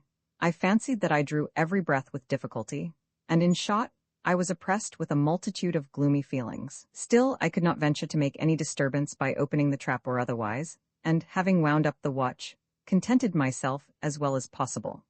Throughout the whole of the next tedious 24 hours, no person came to my relief, and I could not help accusing Augustus of the grossest inattention. What alarmed me chiefly was, that the water in my jug was reduced to about half a pint, and I was suffering much from thirst, having eaten freely of the Bologna sausages after the loss of my mutton. I became very uneasy, and could no longer take any interest in my books. I was overpowered, too, with a desire to sleep, yet trembled at the thought of indulging it, lest there might exist some pernicious influence, like that of burning charcoal, in the confined air of the hold. In the meantime, the roll of the brig told me that we were far in the main ocean, and a dull, humming sound, which reached my ears as if from an immense distance, convinced me no ordinary gale was blowing. I could not imagine a reason for the absence of Augustus. We were surely far enough advanced on our voyage to allow of my going up. Some accident might have happened to him, but I could think of none which would account for his suffering me to remain so long a prisoner, except, indeed, his having suddenly died or fallen overboard, and upon this idea I could not dwell with any degree of patience. It was possible that we had been baffled by head winds, and were still in the near vicinity of Nantucket. This notion, however, I was forced to abandon, for such being the case, the brig must have frequently gone about, and I was entirely satisfied, from her continual inclination to the larboard, that she had been sailing all along with a steady breeze on her starboard quarter. Besides, granting that we were still in the neighborhood of the island, why should not Augustus have visited me and informed me of the circumstance? Pondering in this manner upon the difficulties of my solitary and cheerless condition, I resolved to wait yet another 24 hours, when, if no relief were obtained, I would make my way to the trap, and endeavor either to hold a parley with my friend, or get at least a little fresh air through the opening, and a further supply of water from the stateroom. While occupied with this thought, however, I fell, in spite of every exertion to the contrary, into a state of profound sleep, or rather stupor. My dreams were of the most terrific description. Every species of calamity and horror befell me. Among other miseries, I was smothered to death between huge pillows by demons of the most ghastly and ferocious aspect. Immense serpents held me in their embrace, and looked earnestly in my face with their fearfully shining eyes. Then deserts, limitless and of the most forlorn and awe-inspiring character, spread themselves out before me. Immensely tall trunks of trees, gray and leafless, rose up in endless succession as far as the eye could reach. Their roots were concealed in wide-spreading morasses, whose dreary water lay intensely black, still, and altogether terrible, beneath.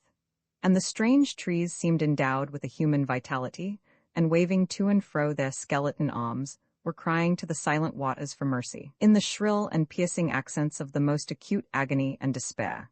The scene changed, and I stood, naked and alone, amidst the burning sand plains of Sahara. At my feet lay crouched a fierce lion of the tropics. Suddenly his wild eyes opened and fell upon me. With a conclusive bound, he sprang to his feet and laid bare his horrible teeth. In another instant, there burst from his red throat a roar like the thunder of the firmament, and I fell impetuously to the earth. Stifling in a paroxysm of terror, I at last found myself partially awake.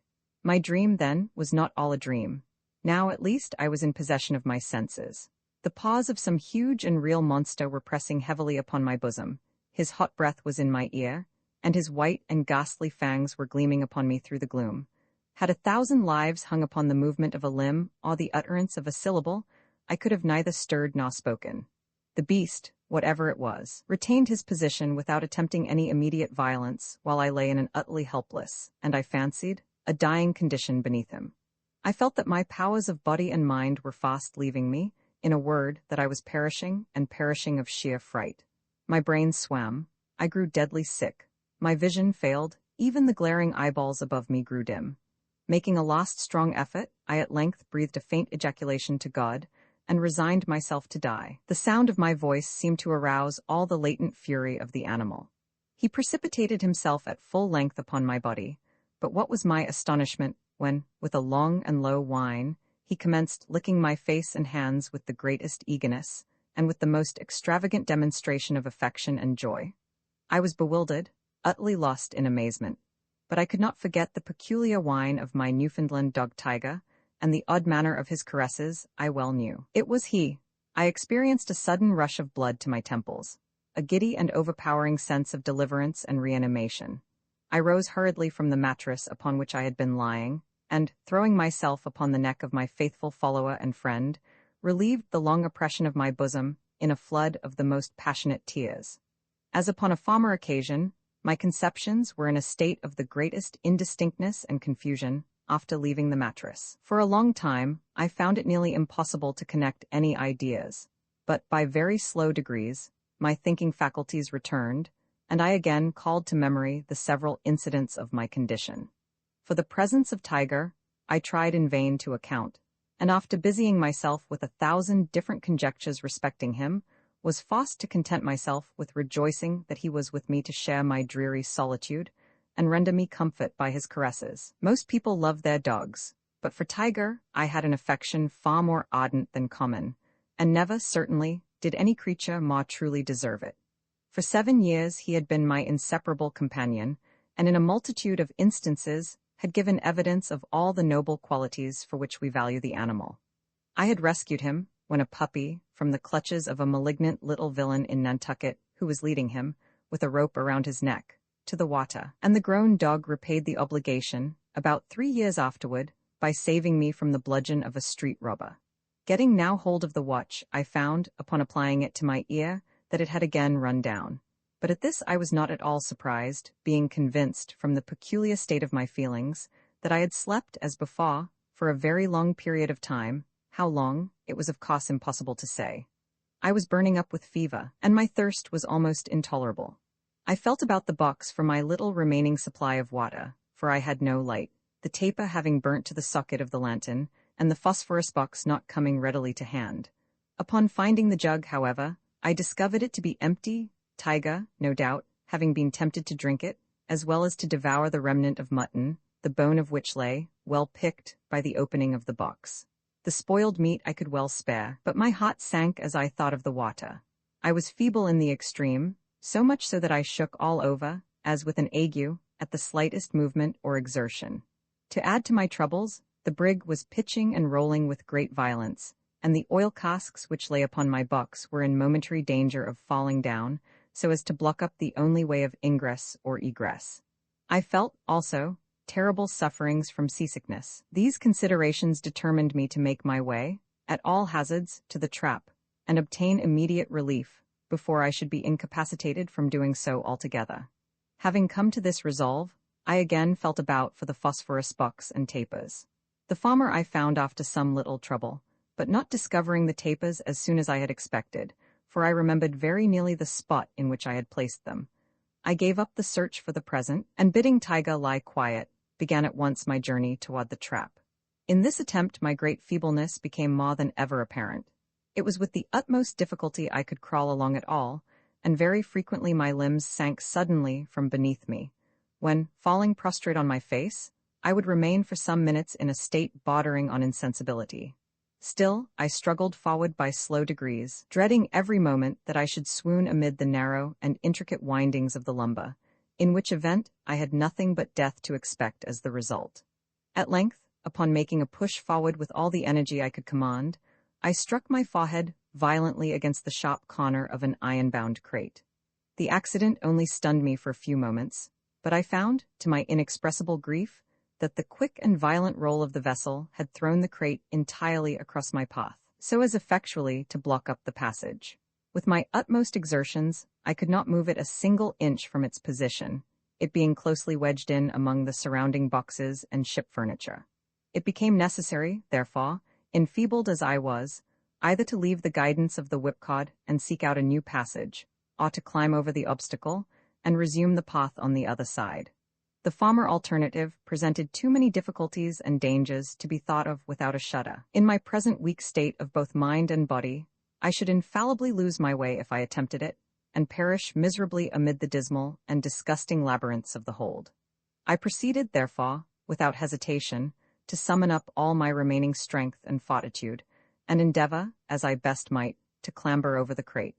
Upon standing erect with this end in view, I found the undertaking even a more serious task than my fears had led me to imagine. On each side of the narrow passage arose a complete wall of various heavy lumber, which the least blunder on my part might be the means of bringing down upon my head, or, if this accident did not occur, the path might be effectually blocked up against my return by the descending mass, as it was in front by the obstacle there. The crate itself was a long and unwieldy box, upon which no foothold could be obtained. In vain, I attempted, by every means in my power, to reach the top, with the hope of being thus enabled to draw myself up. Had I succeeded in reaching it, it is certain that my strength would have proved utterly inadequate to the task of getting over, and it was better in every respect that I failed.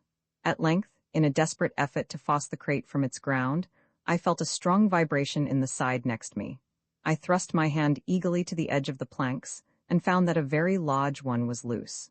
With my pocket-knife, which, luckily, I had with me, I succeeded, after great labor, in prying it entirely off, and getting it through the aperture, discovered, to my exceeding joy, that there were no boards on the opposite side, in other words, that the top was wanting, it being the bottom through which I had forced my way. I now met with no important difficulty in proceeding along the line until I finally reached the nail.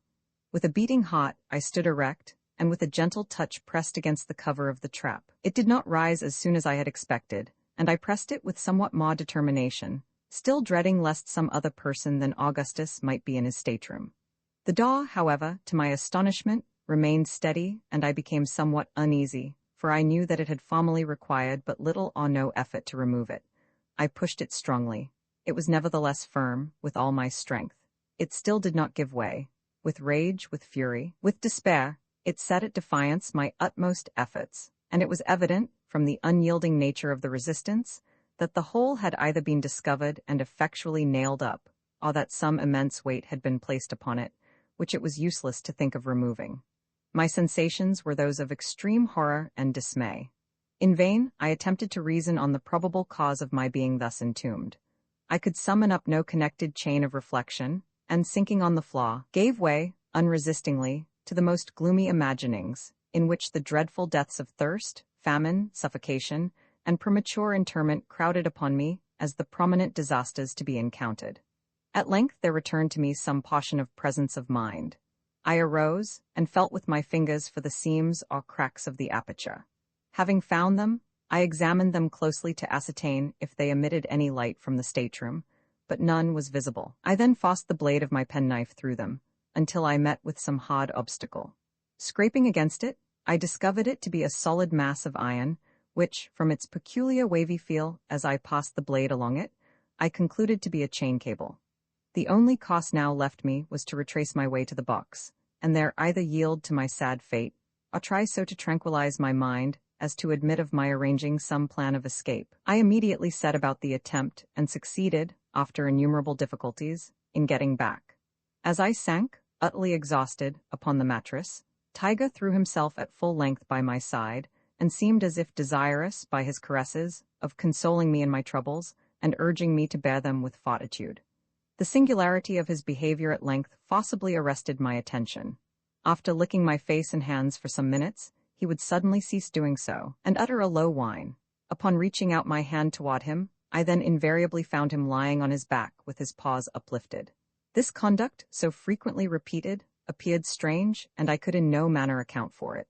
As the dog seemed distressed, I concluded that he had received some injury, and taking his paws in my hands, I examined them one by one, but found no sign of any hurt.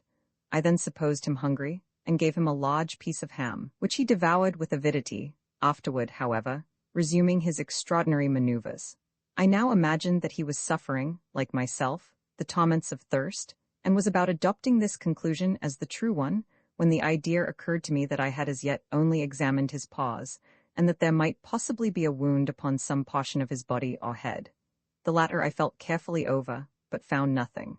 On passing my hand, however, along his back, I perceived a slight erection of the hair extending completely across it. Probing this with my finger, I discovered a string, and tracing it up, found that it encircled the whole body. Upon a closer scrutiny, I came across a small slip of what had the feeling of letter paper, through which the string had been fastened in such a manner as to bring it immediately beneath the left shoulder of the animal. Roman 20, the chief was as good as his word, and we were soon plentifully supplied with fresh provisions. We found the tortoises as fine as we had ever seen, and the ducks surpassed our best species of wild fowl, being exceedingly tender, juicy, and well-flavored. Besides these, the savages brought us, upon our making them comprehend our wishes, a vast quantity of brown celery and scurvy grass, with a canoe-load of fresh fish and some dried. The celery was a treat indeed, and the scurvy grass proved of incalculable benefit in restoring those of our men who had shown symptoms of disease. In a very short time, we had not a single person on the sick list. We had also plenty of other kinds of fresh provisions, among which may be mentioned a species of shellfish resembling the mussel in shape, but with the taste of an oyster. Shrimps, too, and prawns were abundant, and albatross and other birds' eggs with dark shells. We took in, too, a plentiful stock of the flesh of the hog which I have mentioned before. Most of the men found it a palatable food, but I thought it fishy and otherwise disagreeable. In return for these good things, we presented the natives with blue beads, brass trinkets, nails, knives, and pieces of red cloth, they being fully delighted in the exchange. We established a regular market on shore, just under the guns of the schooner, where our barterings were carried on with every appearance of good faith, and a degree of order which their conduct at the village of Cluck had not led us to expect from the savages. Matters went on thus very amicably for several days, during which parties of the natives were frequently on board the schooner, and parties of our men frequently on shore, making long excursions into the interior, and receiving no molestation whatever. Finding the ease with which the vessel might be loaded with bêche de mer, owing to the friendly disposition of the islanders, and the readiness with which they would render us assistance in collecting it, Captain Guy resolved to enter into negotiations with Too-Wit for the erection of suitable houses in which to cure the article, and for the services of himself and tribe in gathering as much as possible, while he himself took advantage of the fine weather to prosecute his voyage to the southward. Upon mentioning this project to the chief, he seemed very willing to enter into an agreement. A bargain was accordingly struck, perfectly satisfactory to both parties, by which it was arranged that, after making the necessary preparations, such as laying off the proper grounds, erecting a portion of the buildings, and doing some other work in which the whole of our crew would be required, the schooner should proceed on her route, leaving 3 of her men on the island to superintend the fulfillment of the project and instruct the natives in drying the bêche de mer. In regard to terms, these were made to depend upon the exertions of the savages in our absence. They were to receive a stipulated quantity of blue beads, knives, red cloth, and so forth, for every certain number of pickles of the bêche de mer which should be ready on our return. A description of the nature of this important article of commerce, and the method of preparing it, may prove of some interest to my readers, and I can find no more suitable place than this for introducing an account of it. The following comprehensive notice of the substance is taken from a modern history of a voyage to the South Seas. It is that mollusca from the Indian seas, which is known to commerce by the French name bouche de mer, a nice morsel from the sea. If I am not much mistaken, the celebrated Cuvier calls it Gasteropta pulmonifera.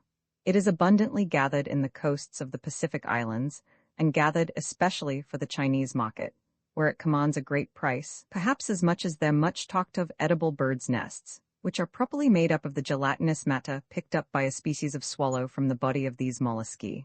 They have no shell, no legs, nor any prominent part, except an absorbing and an excretory, opposite organs.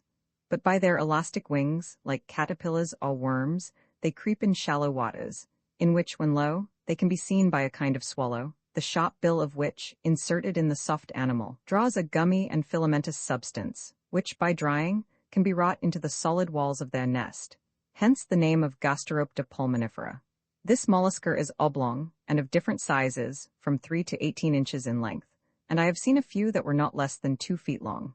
They were nearly round, a little flattish on one side, which lies next to the bottom of the sea, and they are from 1 to 8 inches thick. They crawl up into shallow water at particular seasons of the year, probably for the purpose of gendering, as we often find them in pairs. It is when the sun has the most power on the water, rendering it tepid, that they approach the shore, and they often go up into places so shallow that, on the tides receding, they are left dry, exposed to the beat of the sun. But they do not bring forth their young in shallow water, as we never see any of their progeny, and full-grown ones are always observed coming in from deep water. They feed principally on that class of zoophytes which produce the coral. The bêche de mer is generally taken in 3 or 4 feet of water, after which they are brought on shore and split at one end with a knife, the incision being 1 inch or more, according to the size of the mollusca. Through this opening, the entrails are forced out by pressure, and they are much like those of any other small tenant of the deep. The article is then washed, and afterward boiled to a certain degree, which must not be too much or too little. They are then buried in the ground for 4 hours, then boiled again for a short time, after which they are dried, either by the fire or the sun. Those cured by the sun are worth the most, but where 1 pickle, 133 1/3 pounds, can be cured that way, I can cure 30 pickles by the fire. When once properly cured, they can be kept in a dry place for 2 or 3 years without any risk, but they should be examined once in every few months, say 4 times a year, to see if any dampness is likely to affect them. The Chinese, as before stated, consider bêche de mer a very great luxury, believing that it wonderfully strengthens and nourishes the system and renews the exhausted system of the immoderate voluptuary. The first quality commands a high price in Canton, being worth $90 a pickle. The second quality, $75, the third, $50, the fourth, $30, the fifth, $20, the sixth, $12, the seventh, $8, and the eighth, $4. Small cargoes, however, will often bring more in Manila, Singapore, and Batavia. An agreement having been thus entered into, we proceeded immediately to land everything necessary for preparing the buildings and clearing the ground. A large flat space near the eastern shore of the bay was selected, where there was plenty of both wood and water, and within a convenient distance of the principal reefs on which the bêche de mer was to be procured. We now all set to work in good earnest, and soon, to the great astonishment of the savages, had felled a sufficient number of trees for our purpose, getting them quickly in order for the framework of the houses, which in 2 or 3 days were so far under way that we could safely trust the rest of the work to the 3 men whom we intended to leave behind. These were John Cosson, Alfred Harris, and Peterson, all natives of London, I believe, who volunteered their services in this respect. By the last of the month we had everything in readiness for departure. We had agreed, however, to pay a formal visit of leave-taking to the village, and Too-wit insisted so pertinaciously upon our keeping the promise that we did not think it advisable to run the risk of offending him by a final refusal. I believe that not one of us had at this time the slightest suspicion of the good faith of the savages. They had uniformly behaved with the greatest decorum, aiding us with alacrity in our work, offering us their commodities, frequently without price, and never, in any instance, pilfering a single article. Although the high value they set upon the goods we had with us was evident by the extravagant demonstrations of joy always manifested upon our making them a present.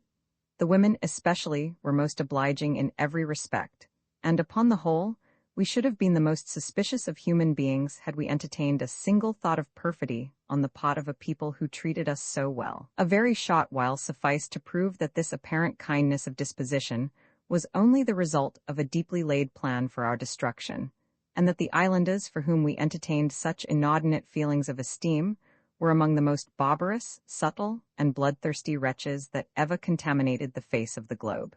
It was on the 1st of February that we went on shore for the purpose of visiting the village.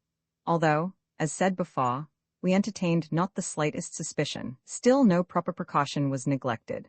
6 men were left in the schooner, with instructions to permit none of the savages to approach the vessel during our absence, under any pretense whatever, and to remain constantly on deck.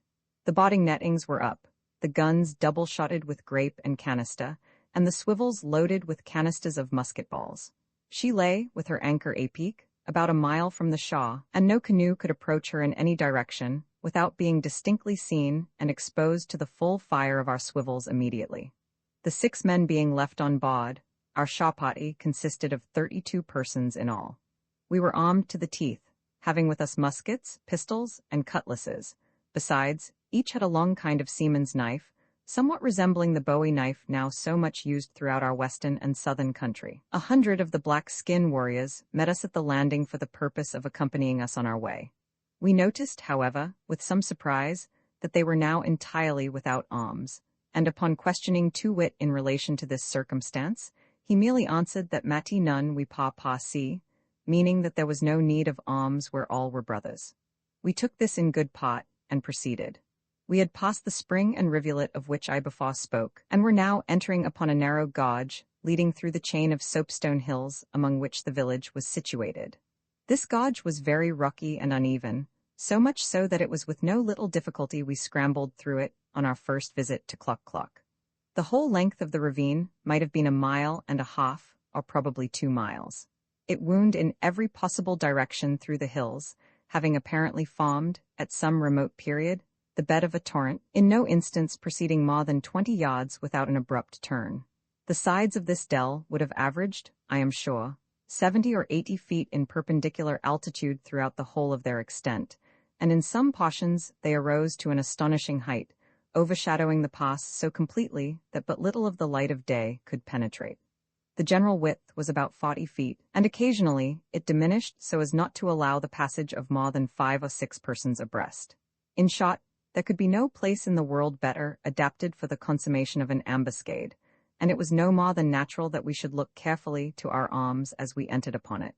When I now think of our egregious folly, the chief subject of astonishment seems to be that we should have ever ventured, under any circumstances, so completely into the power of unknown savages as to permit them to march both before and behind us in our progress through this ravine. Yet such was the order we blindly took up, trusting foolishly to the force of our party, the unarmed condition of Too-Wit and his men, the certain efficacy of our firearms, whose effect was yet a secret to the natives, and, more than all, to the long-sustained pretension of friendship kept up by these infamous wretches. 5 or 6 of them went on before, as if to lead the way, ostentatiously busying themselves in removing the largest stones and rubbish from the path. Next came our own party. We walked closely together, taking care only to prevent separation. Behind followed the main body of the savages, observing unusual order and decorum. Dirk Peters, a man named Wilson Allan, and myself were on the right of our companions, examining, as we went along, the singular stratification of the precipice which overhung us. A fissure in the soft rock attracted our attention. It was about wide enough for one person to enter without squeezing, and extended back into the hill some 18 or 20 feet in a straight course, sloping afterward to the left. The height of the opening, as far as we could see into it from the main gorge, was perhaps 60 or 70 feet. There were 1 or 2 stunted shrubs growing from the crevices, bearing a species of filbert which I felt some curiosity to examine, and pushed in briskly for that purpose, gathering 5 or 6 of the nuts at a grasp, and then hastily retreating. As I turned, I found that Peters and Allan had followed me. I desired them to go back, as there was not room for 2 persons to pass, saying they should have some of my nuts. They accordingly turned and were scrambling back, Allan being close to the mouth of the fissure, when I was suddenly aware of a concussion, resembling nothing I had ever before experienced, and which impressed me with a vague conception, if indeed I then thought of anything, that the whole foundations of the solid globe were suddenly rent asunder, and that the day of universal dissolution was at hand. Roman 21, as soon as I could collect my scattered senses, I found myself nearly suffocated, and groveling in utter darkness among a quantity of loose earth, which was also falling upon me heavily in every direction, threatening to bury me entirely. Horribly alarmed at this idea, I struggled to gain my feet and at last succeeded. I then remained motionless for some moments, endeavoring to conceive what had happened to me and where I was. Presently I heard a deep groan just at my ear, and afterward the smothered voice of Peter's calling to me for aid in the name of God. I scrambled 1 or 2 paces forward when I fell directly over the head and shoulders of my companion, who, I soon discovered, was buried in a loose mass of earth as far as his middle, and struggling desperately to free himself from the pressure. I tore the dirt from around him with all the energy I could command, and at length succeeded in getting him out. As soon as we sufficiently recovered from our fright and surprise to be capable of conversing rationally, we both came to the conclusion that the walls of the fissure in which we had ventured had, by some convulsion of nature, or probably from their own weight, caved in overhead, and that we were consequently lost forever, being thus entombed alive. For a long time we gave up supinely to the most intense agony and despair, such as cannot be adequately imagined by those who have never been in a similar position. I firmly believed that no incident ever occurring in the course of human events is more adapted to inspire the supremeness of mental and bodily distress than a case like our own, of living inhumation.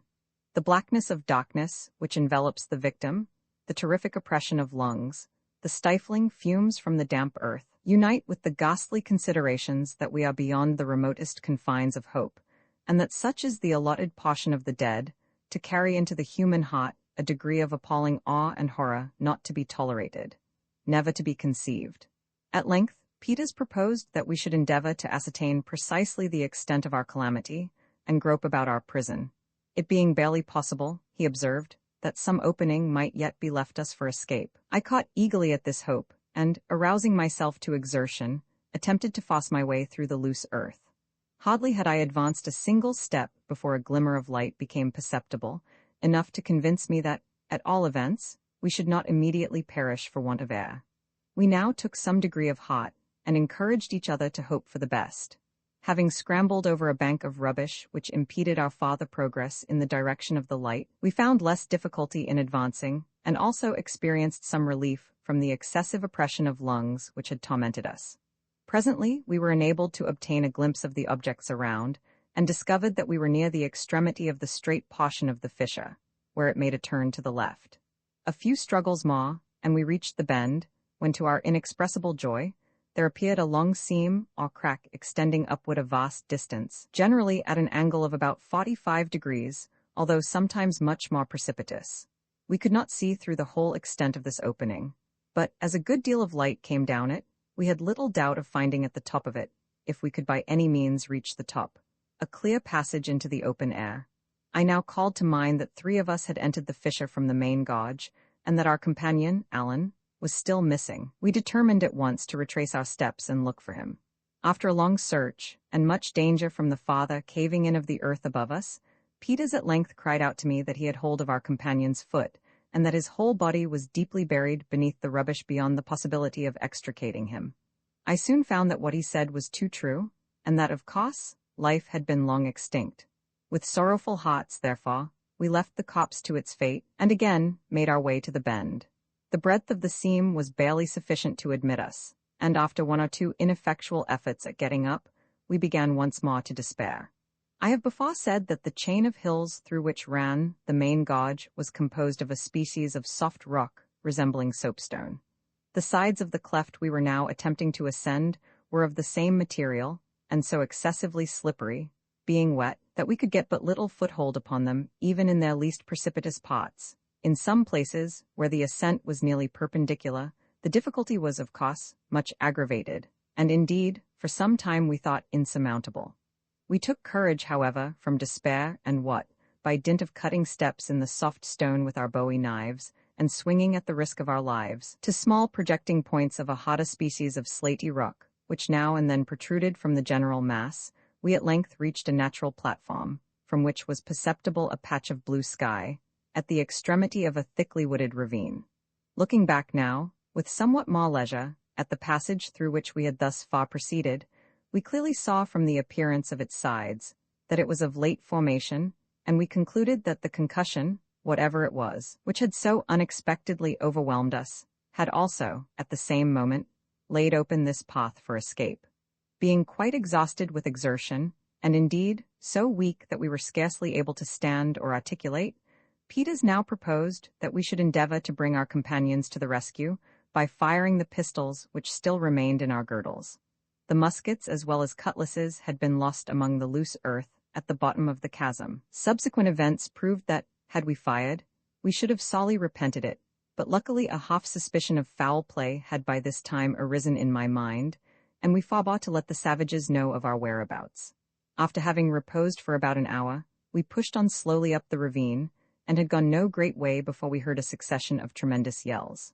At length we reached what might be called the surface of the ground, for our path hitherto, since leaving the platform, had lain beneath an archway of high rock and foliage, at a vast distance overhead.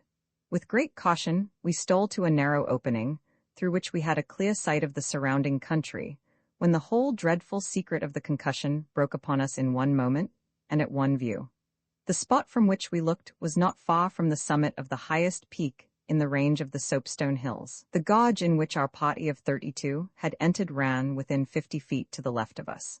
But for at least 100 yards, the channel or bed of this gorge was entirely filled up with the chaotic ruins of more than 1,000,000 tons of earth and stone that had been artificially tumbled within it.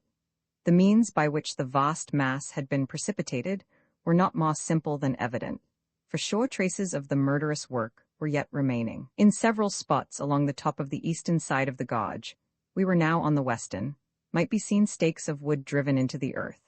In these spots the earth had not given way, but throughout the whole extent of the face of the precipice from which the mass had fallen, it was clear, from marks left in the soil, resembling those made by the drill of the rock blaster, that stakes similar to those we saw standing had been inserted, at not more than a yard apart, for the length of perhaps 300 feet, and ranging at about 10 feet back from the edge of the gulf. Strong cords of grapevine were attached to the stakes still remaining on the hill, and it was evident that such cords had also been attached to each of the other stakes. I have already spoken of the singular stratification of these soapstone hills, and the description just given of the narrow and deep fissure through which we effected our escape from inhumation will afford a further conception of its nature. This was such that almost every natural convulsion would be sure to split the soil into perpendicular layers, or ridges running parallel with one another, and a very moderate exertion of art would be sufficient for effecting the same purpose.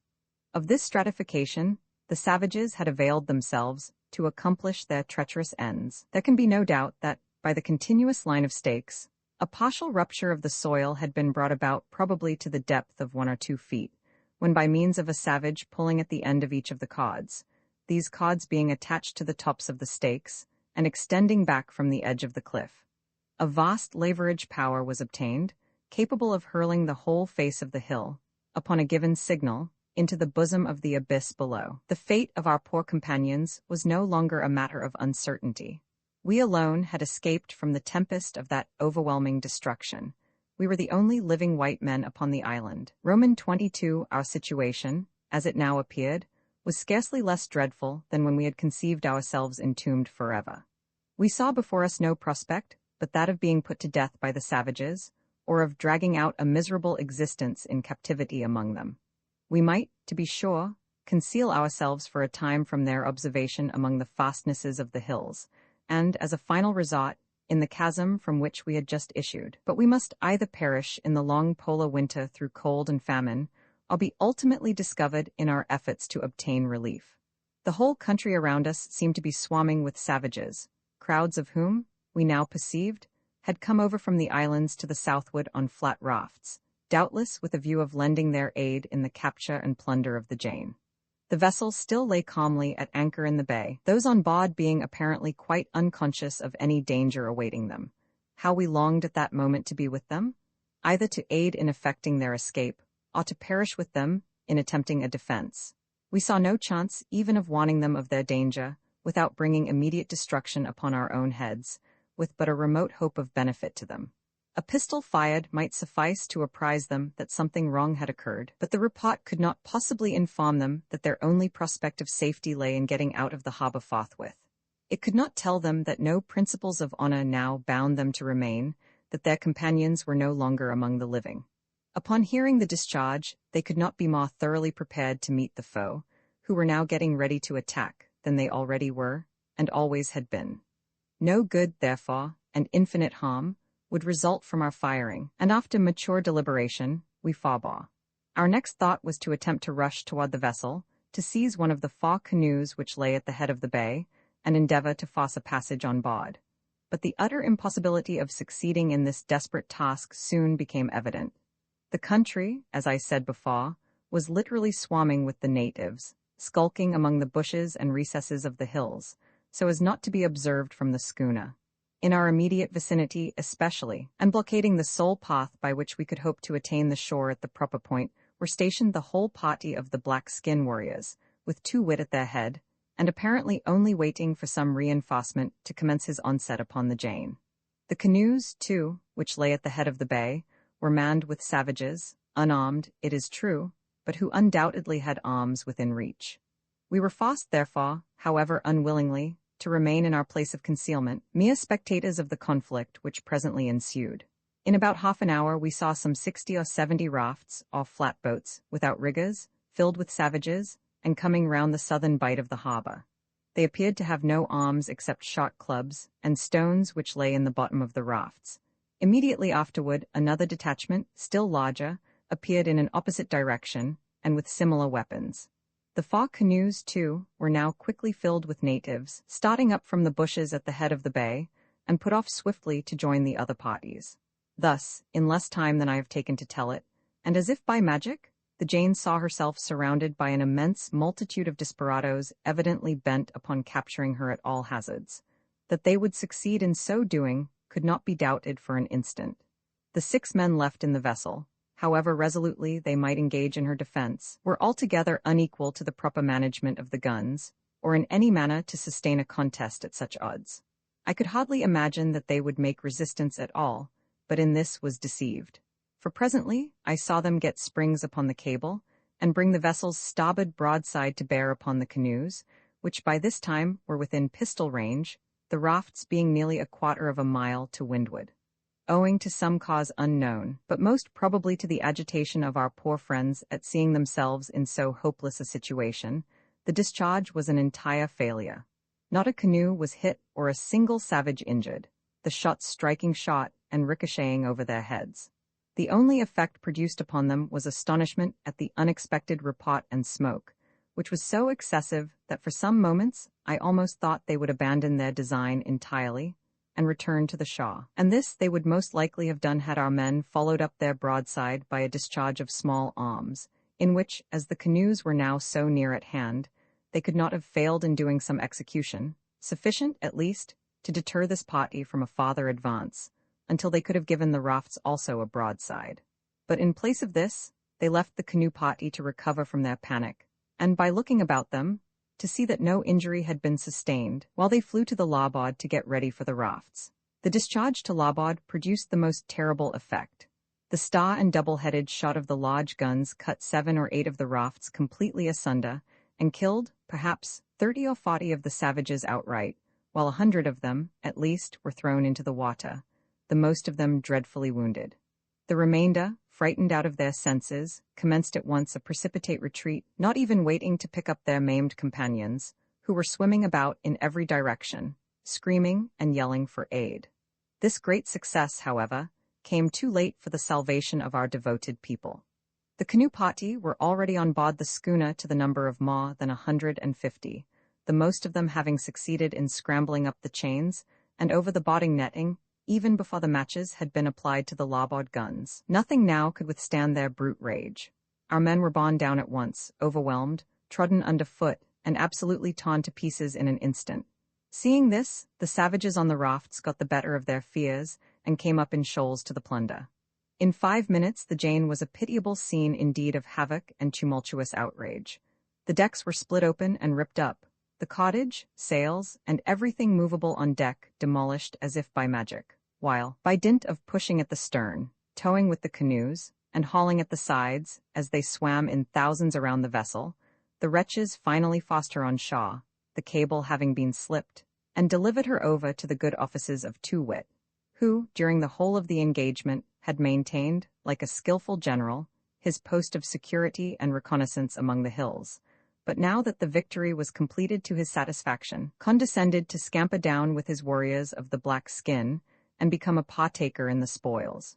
Too-wit's descent left us at liberty to quit our hiding place and reconnoiter the hill in the vicinity of the chasm.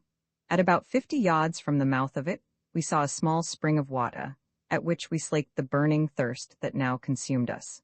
Not far from the spring we discovered several of the filbert bushes which I mentioned before. Upon tasting the nuts we found them palatable, and very nearly resembling in flavor the common English filbert. We collected our hats full immediately, deposited them within the ravine, and returned for more. While we were busily employed in gathering these, a rustling in the bushes alarmed us, and we were upon the point of stealing back to our covert, when a large black bird of the bitten species strugglingly and slowly arose above the shrubs. I was so much startled that I could do nothing, but Peters had sufficient presence of mind to run up to it before it could make its escape, and seize it by the neck. Its struggles and screams were tremendous, and we had thoughts of letting it go, lest the noise should alarm some of the savages who might be still lurking in the neighborhood. A stab with a bowie knife, however, at length brought it to the ground, and we dragged it into the ravine, congratulating ourselves that, at all events, we had thus obtained a supply of food enough to last us for a week. We now went out again to look about us, and ventured a considerable distance down the southern declivity of the hill, but met with nothing else which could serve us for food. We therefore collected a quantity of dry wood and returned, seeing 1 or 2 large parties of the natives on their way to the village, laden with the plunder of the vessel, and who, we were apprehensive, might discover us in passing beneath the hill. Our next care was to render our place of concealment as secure as possible, and with this object, we arranged some brushwood over the aperture which I have before spoken of as the one through which we saw the patch of blue sky, on reaching the platform from the interior of the chasm. We left only a very small opening, just wide enough to admit of our seeing the bay, without the risk of being discovered from below. Having done this, we congratulated ourselves upon the security of the position, for we were now completely excluded from observation, as long as we chose to remain within the ravine itself, and not venture out upon the hill. We could perceive no traces of the savages having ever been within this hollow. But indeed, when we came to reflect upon the probability that the fissure through which we attained it had been only just now created by the fall of the cliff opposite, and that no other way of attaining it could be perceived, we were not so much rejoiced at the thought of being secure from molestation as fearful lest there should be absolutely no means left us for descent. We resolved to explore the summit of the hill thoroughly, when a good opportunity should offer. In the meantime, we watched the motions of the savages through our loophole. They had already made a complete wreck of the vessel, and were now preparing to set her on fire. In a little while we saw the smoke ascending in huge volumes from her main hatchway, and shortly afterward, a dense mass of flame burst up from the forecastle. The rigging, masts, and what remained of the sails caught immediately, and the fire spread rapidly along the decks. Still a great many of the savages retained their stations about her, hammering with large stones, axes, and cannon balls at the bolts and other iron and copper work. On the beach, and in canoes and rafts, there were not less, altogether, in the immediate vicinity of the schooner, than 10,000 natives, besides the shoals of them who, laden with booty, were making their way inland and over to the neighboring islands. We now anticipated a catastrophe, and were not disappointed. First of all, there came a smart shock, which we felt as distinctly where we were as if we had been slightly galvanized, but unattended with any visible signs of an explosion. The savages were evidently startled, and paused for an instant from their labors and yellings. They were upon the point of recommencing, when suddenly a mass of smoke puffed up from the decks, resembling a black and heavy thundercloud. Then, as if from its bowels, arose a tall stream of vivid fire to the height, apparently, of 1/4 of a mile.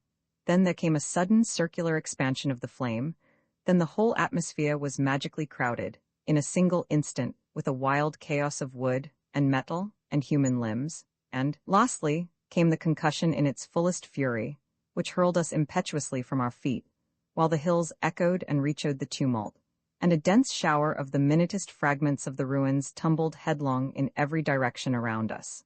The havoc among the savages far exceeded our utmost expectation, and they had now, indeed, reaped the full and perfect fruits of their treachery. Perhaps 1,000 perished by the explosion, while at least an equal number were desperately mangled. The whole surface of the bay was literally strewn with the struggling and drowning wretches, and on shore matters were even worse. They seemed utterly appalled by the suddenness and completeness of their discomfiture, and made no efforts at assisting one another. At length, we observed a total change in their demeanor. From absolute stupor, they appeared to be, all at once, aroused to the highest pitch of excitement, and rushed wildly about, going to and from a certain point on the beach, with the strangest expressions of mingled horror, rage, and intense curiosity depicted on their countenances, and shouting, at the top of their voices, "Tekalilai, Tekalilai." Presently we saw a large body go off into the hills, whence they returned in a short time, carrying stakes of wood. These they brought to the station where the crowd was the thickest, which now separated so as to afford us a view of the object of all this excitement. We perceived something white lying upon the ground, but could not immediately make out what it was. At length, we saw that it was the carcass of the strange animal with the scarlet teeth and claws which the schooner had picked up at sea on the 18th of January. Captain Guy had had the body preserved for the purpose of stuffing the skin and taking it to England. I remember he had given some directions about it just before our making the island, and it had been brought into the cabin and stowed away in one of the lockers. It had now been thrown on shore by the explosion, but why it had occasioned so much concern among the savages was more than we could comprehend. Although they crowded around the carcass at a little distance, none of them seemed willing to approach it closely. By and by the men with the stakes drove them in a circle around it, and no sooner was this arrangement completed than the whole of the vast assemblage rushed into the interior of the island, with loud screams of "Tekalilai, Tekalilai." Roman 23, during the 6 or 7 days immediately following, we remained in our hiding place upon the hill, going out only occasionally, and then with the greatest precaution, for water and filberts. We had made a kind of penthouse on the platform, furnishing it with a bed of dry leaves, and placing in it 3 large flat stones, which served us for both fireplace and table. We kindled a fire without difficulty by rubbing 2 pieces of dry wood together, the one soft, the other hard. The bird we had taken in such good season proved excellent eating, although somewhat tough. It was not an oceanic fowl, but a species of bittern, with jet black and grisly plumage, and diminutive wings in proportion to its bulk. We afterwards saw 3 of the same kind in the vicinity of the ravine, apparently seeking for the one we had captured. But as they never alighted, we had no opportunity of catching them. As long as this fowl lasted, we suffered nothing from our situation, but it was now entirely consumed, and it became absolutely necessary that we should look out for provision. The filberts would not satisfy the cravings of hunger, afflicting us, too, with severe gripings of the bowels, and if freely indulged in, with violent headache. We had seen several large tortoises near the seashore to the eastward of the hill, and perceived they might be easily taken, if we could get at them without the observation of the natives. It was resolved, therefore, to make an attempt at descending. We commenced by going down the southern declivity, which seemed to offer the fewest difficulties, but had not proceeded 100 yards before, as we had anticipated from appearances on the hilt. Our progress was entirely arrested by a branch of the gorge in which our companions had perished. We now passed along the edge of this for about 1/4 of a mile, when we were again stopped by a precipice of immense depth, and not being able to make our way along the brink of it, we were forced to retrace our steps by the main ravine. We now pushed over to the eastward, but with precisely similar fortune. After an hour's scramble, at the risk of breaking our necks, we discovered that we had merely descended into a vast pit of black granite, with fine dust at the bottom, and whence the only egress was by the rugged path in which we had come down. Toiling again up this path, we now tried the northern edge of the hill.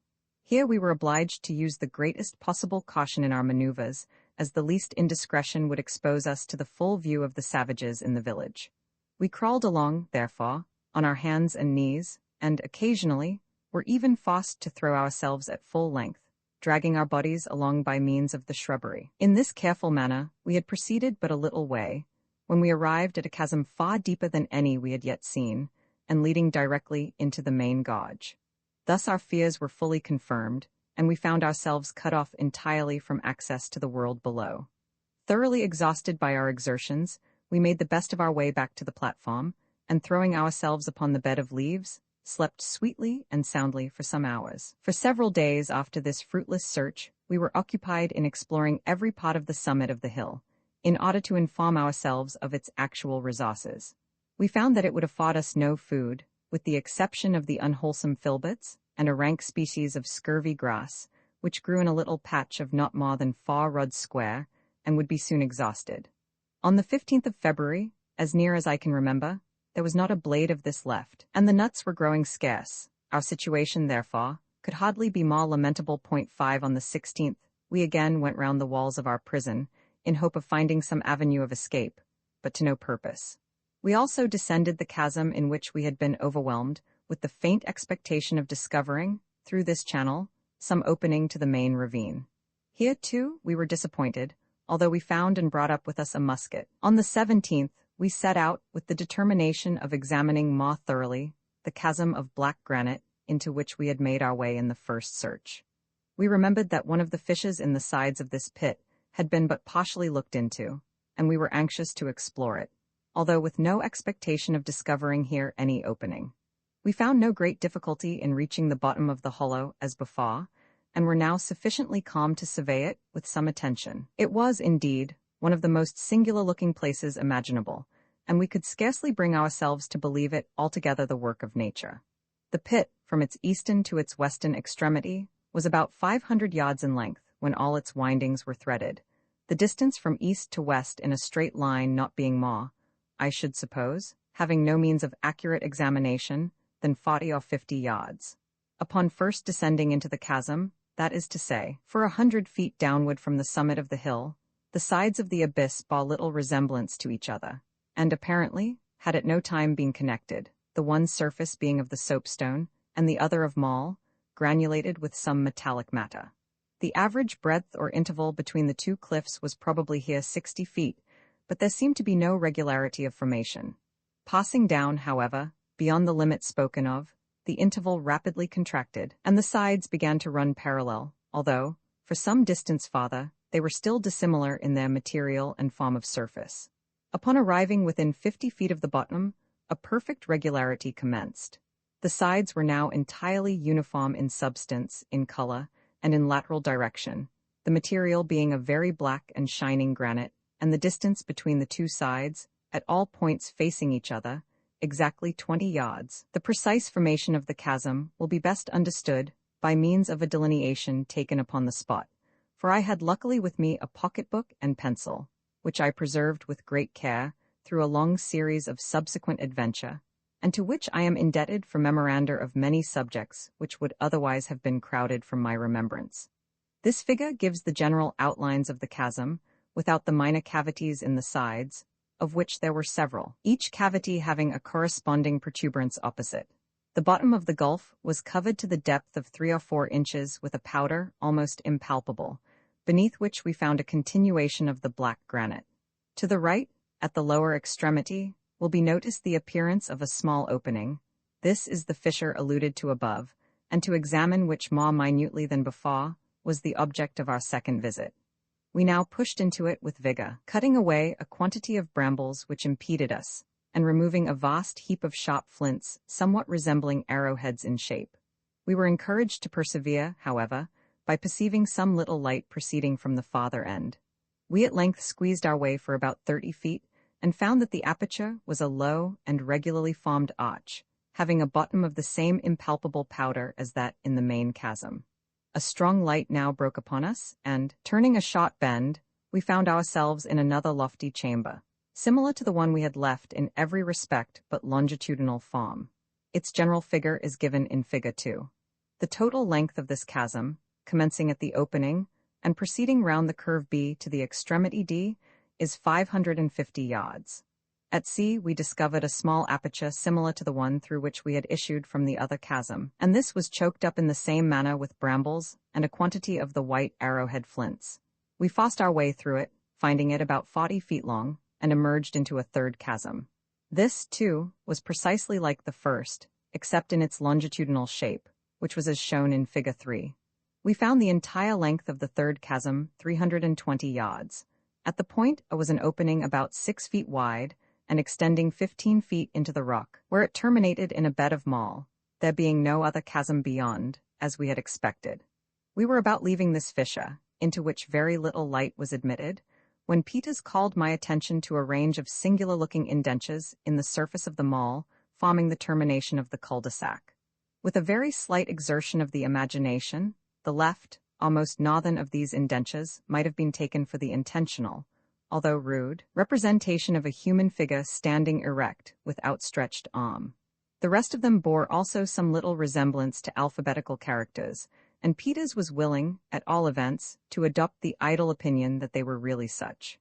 I convinced him of his error, finally, by directing his attention to the floor of the fissure, where, among the powder, we picked up, piece by piece, several large flakes of the mall, which had evidently been broken off by some convulsion from the surface where the indentures were found, and which had projecting points exactly fitting the indentures, thus proving them to have been the work of nature.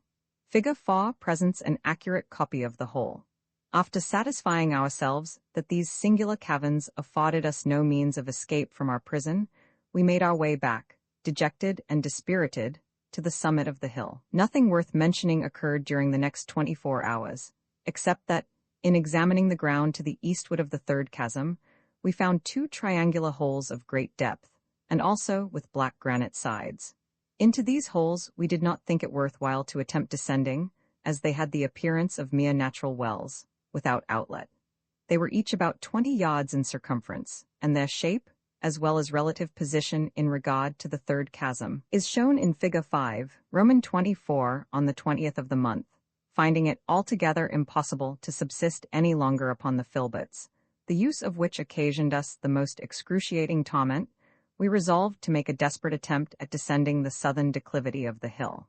The face of the precipice was here of the softest species of soapstone, although nearly perpendicular throughout its whole extent, a depth of 150 feet at the least, and in many places even overarching. After a long search, we discovered a narrow ledge about 20 feet below the brink of the gulf.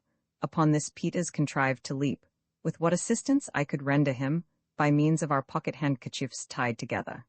With somewhat more difficulty, I also got down, and we then saw the possibility of descending the whole way by the process in which we had clambered up from the chasm, when we had been buried by the fall of the hill, that is, by cutting steps in the face of the soapstone with our knives. The extreme hazard of the attempt can scarcely be conceived, but as there was no other resource, we determined to undertake it. Upon the ledge where we stood, there grew some filbert bushes, and to one of these we made fast an end of our rope of handkerchiefs. The other end being tied round Peter's waist, I lowered him down over the edge of the precipice, until the handkerchiefs were stretched tight. He now proceeded to dig a deep hole in the soapstone, as far in as 8 or 10 inches, sloping away the rock above to the height of a foot, or thereabout, so as to allow of his driving, with the butt of a pistol, a tolerably strong peg into the leveled surface. I then drew him up for about 4 feet, when he made a hole similar to the one below, driving in a peg as before, and having thus a resting place for both feet and hands. I now unfastened the handkerchiefs from the bush, throwing him the end, which he tied to the peg in the uppermost hole, letting himself down gently to a station about 3 feet lower than he had yet been, that is, to the full extent of the handkerchiefs. Here he dug another hole, and drove another peg. He then drew himself up, so as to rest his feet in the hole just cut, taking hold with his hands upon the peg in the one above. It was now necessary to untie the handkerchiefs from the topmost peg, with the view of fastening them to the second. And here he found that an error had been committed in cutting the holes at so great a distance apart. However, after 1 or 2 unsuccessful and dangerous attempts at reaching the knot, having to hold on with his left hand while he labored to undo the fastening with his right, he at length cut the string, leaving 6 inches of it affixed to the peg. Tying the handkerchiefs now to the second peg, he descended to a station below the third, taking care not to go too far down.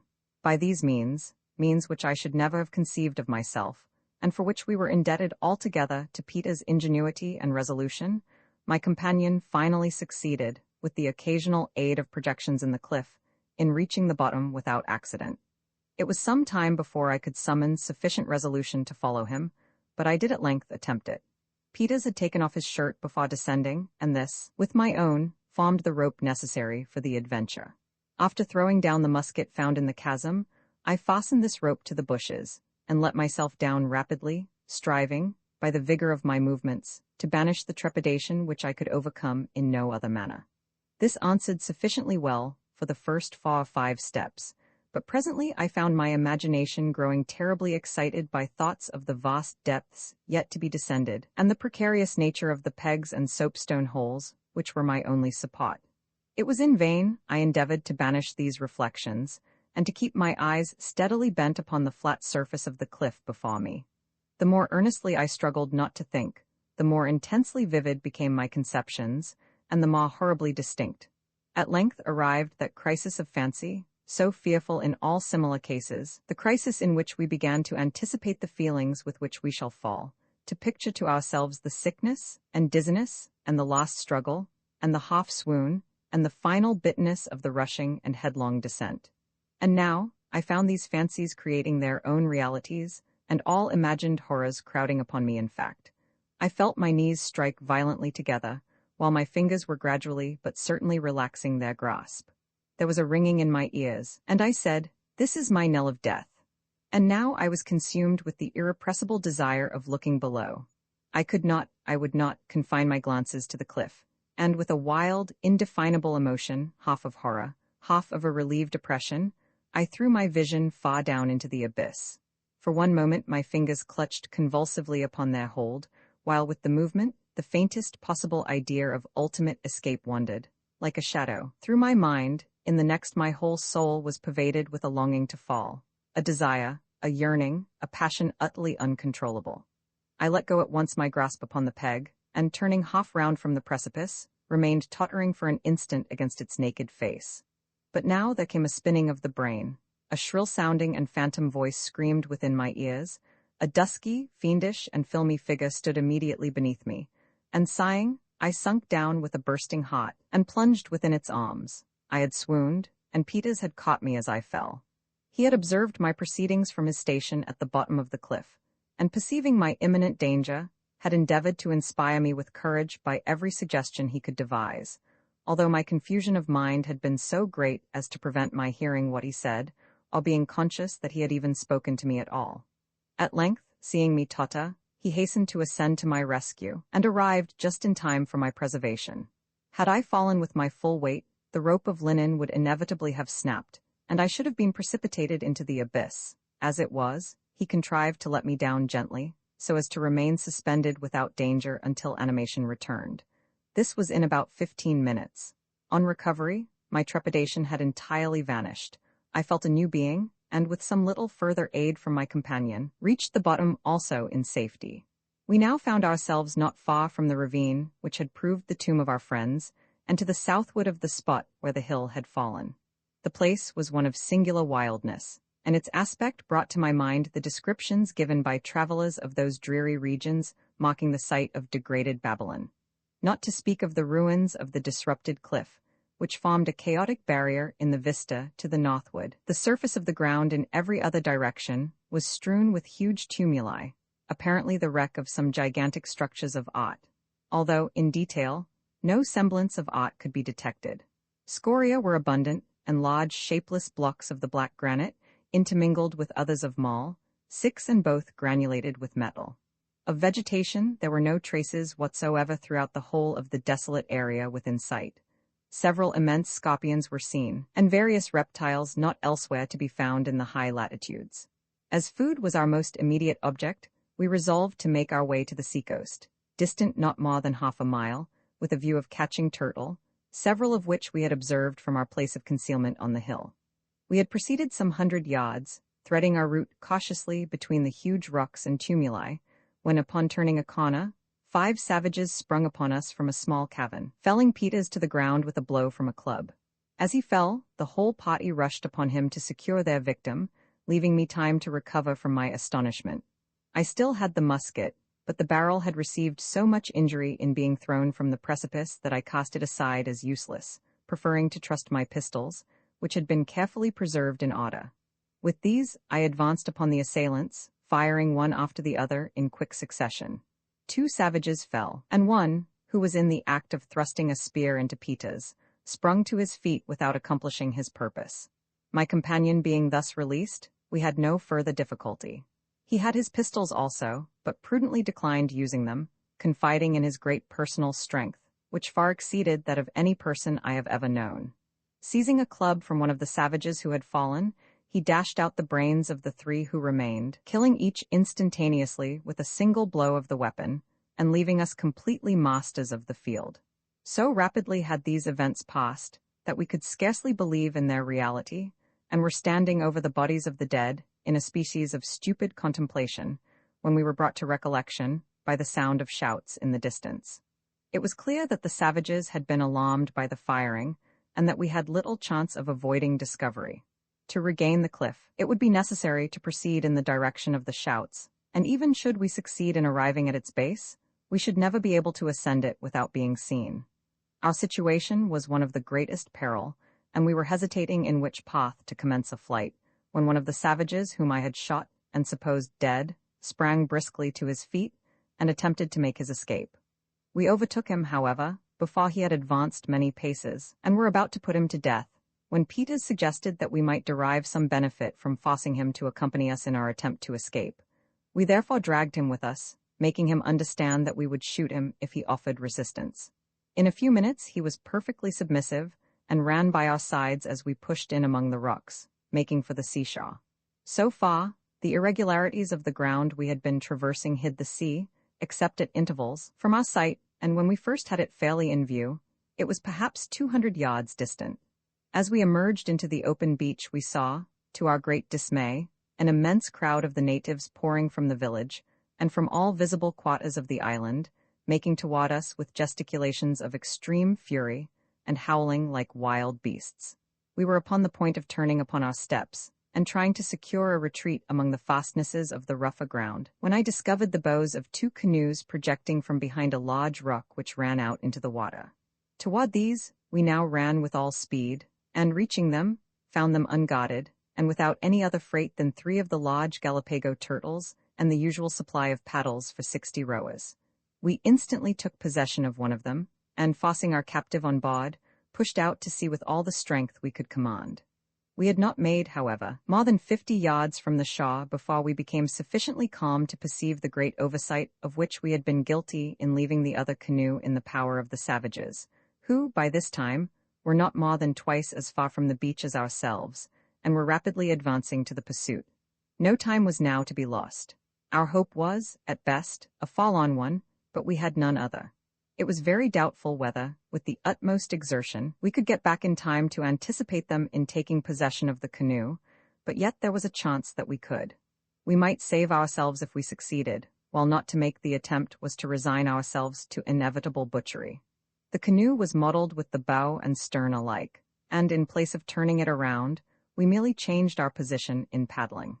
As soon as the savages perceived this, they redoubled their yells, as well as their speed, and approached with inconceivable rapidity. We pulled, however, with all the energy of desperation, and arrived at the contested point before more than one of the natives had attained it. This man paid dearly for his superior agility, Peters shooting him through the head with a pistol as he approached the shore. The foremost among the rest of his party were probably some 20 or 30 paces distant as we seized upon the canoe. We at first endeavored to pull her into the deep water, beyond the reach of the savages, but, finding her too firmly aground, and there being no time to spare, Peters, with 1 or 2 heavy strokes from the butt of the musket, succeeded in dashing out a large portion of the bow and of one side. We then pushed off. 2 of the natives by this time had got hold of our boat, obstinately refusing to let go, until we were forced to dispatch them with our knives. We were now clear off, and making great way out to sea. The main body of the savages, upon reaching the broken canoe, set up the most tremendous yell of rage and disappointment conceivable. In truth, from everything I could see of these wretches, they appeared to be the most wicked, hypocritical, vindictive, bloodthirsty, and altogether fiendish race of men upon the face of the globe. It is clear we should have had no mercy had we fallen into their hands. They made a mad attempt at following us in the fractured canoe, but finding it useless, again vented their rage in a series of hideous vociferations, and rushed up into the hills. We were thus relieved from immediate danger, but our situation was still sufficiently gloomy. We knew that 4 canoes of the kind we had were at one time in the possession of the savages, and were not aware of the fact afterward ascertained from our captive, that 2 of these had been blown to pieces in the explosion of the Jane Guy. We calculated, therefore, upon being yet pursued, as soon as our enemies could get round to the bay, distant about 3 miles, where the boats were usually laid up. Fearing this, we made every exertion to leave the island behind us, and went rapidly through the water, forcing the prisoner to take a paddle. In about half an hour, when we had gained probably 5 or 6 miles to the southward, a large fleet of the flat-bottomed canoes or rafts were seen to emerge from the bay, evidently with the design of pursuit. Presently they put back. Despairing to overtake us, Roman 25, we now found ourselves in the wide and desolate Antarctic Ocean, in a latitude exceeding 84 degrees, in a frail canoe, and with no provision but the 3 turtles. The long polar winter, too, could not be considered as far distant, and it became necessary that we should deliberate well upon the course to be pursued. There were 6 or 7 islands in sight belonging to the same group, and distant from each other about 5 or 6 leagues, but upon neither of these had we any intention to venture. In coming from the northward in the Jane Guy, we had been gradually leaving behind us the severest regions of ice. This, however little it may be in accordance with the generally received notions respecting the Antarctic, was a fact experience would not permit us to deny. To attempt, therefore, getting back would be folly, especially at so late a period of the season. Only one course seemed to be left open for hope. We resolved to steer boldly to the southward, where there was at least a probability of discovering other lands, and more than a probability of finding a still milder climate. So far, we had found the Antarctic, like the Arctic Ocean, peculiarly free from violent storms or immoderately rough water. But our canoe was, at best, of frail structure, although large, and we set busily to work with a view of rendering her as safe as the limited means in our possession would admit. The body of the boat was of no better material than bark, the bark of a tree unknown. The ribs were of a tough osier, well adapted to the purpose for which it was used.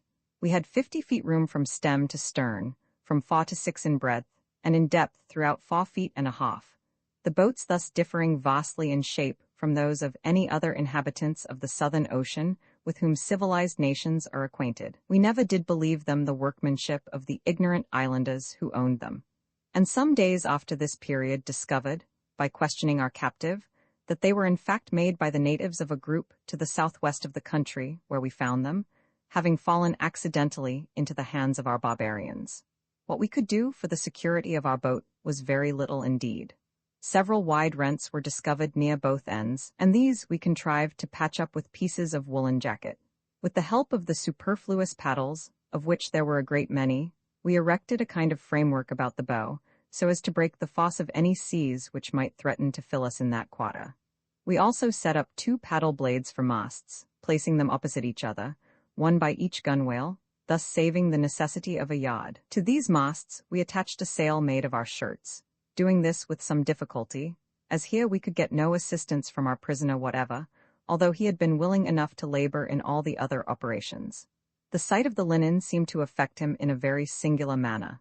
He could not be prevailed upon to touch it or go near it, shuddering when we attempted to force him, and shrieking out, "Tek Elilai." Having completed our arrangements in regard to the security of the canoe, we now set sail to the south-southeast for the present, with the view of weathering the most southerly of the group in sight. This being done, we turned the bow full to the southward. The weather could by no means be considered disagreeable.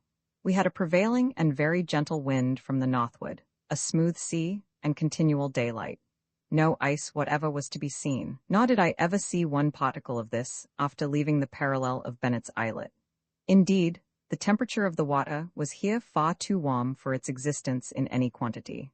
Having killed the largest of our tortoises, and obtained from him not only food but a copious supply of water, we continued on our course, without any incident of moment, for perhaps 7 or 8 days, during which period we must have proceeded a vast distance to the southward, as the wind blew constantly with us, and a very strong current set continually in the direction we were pursuing.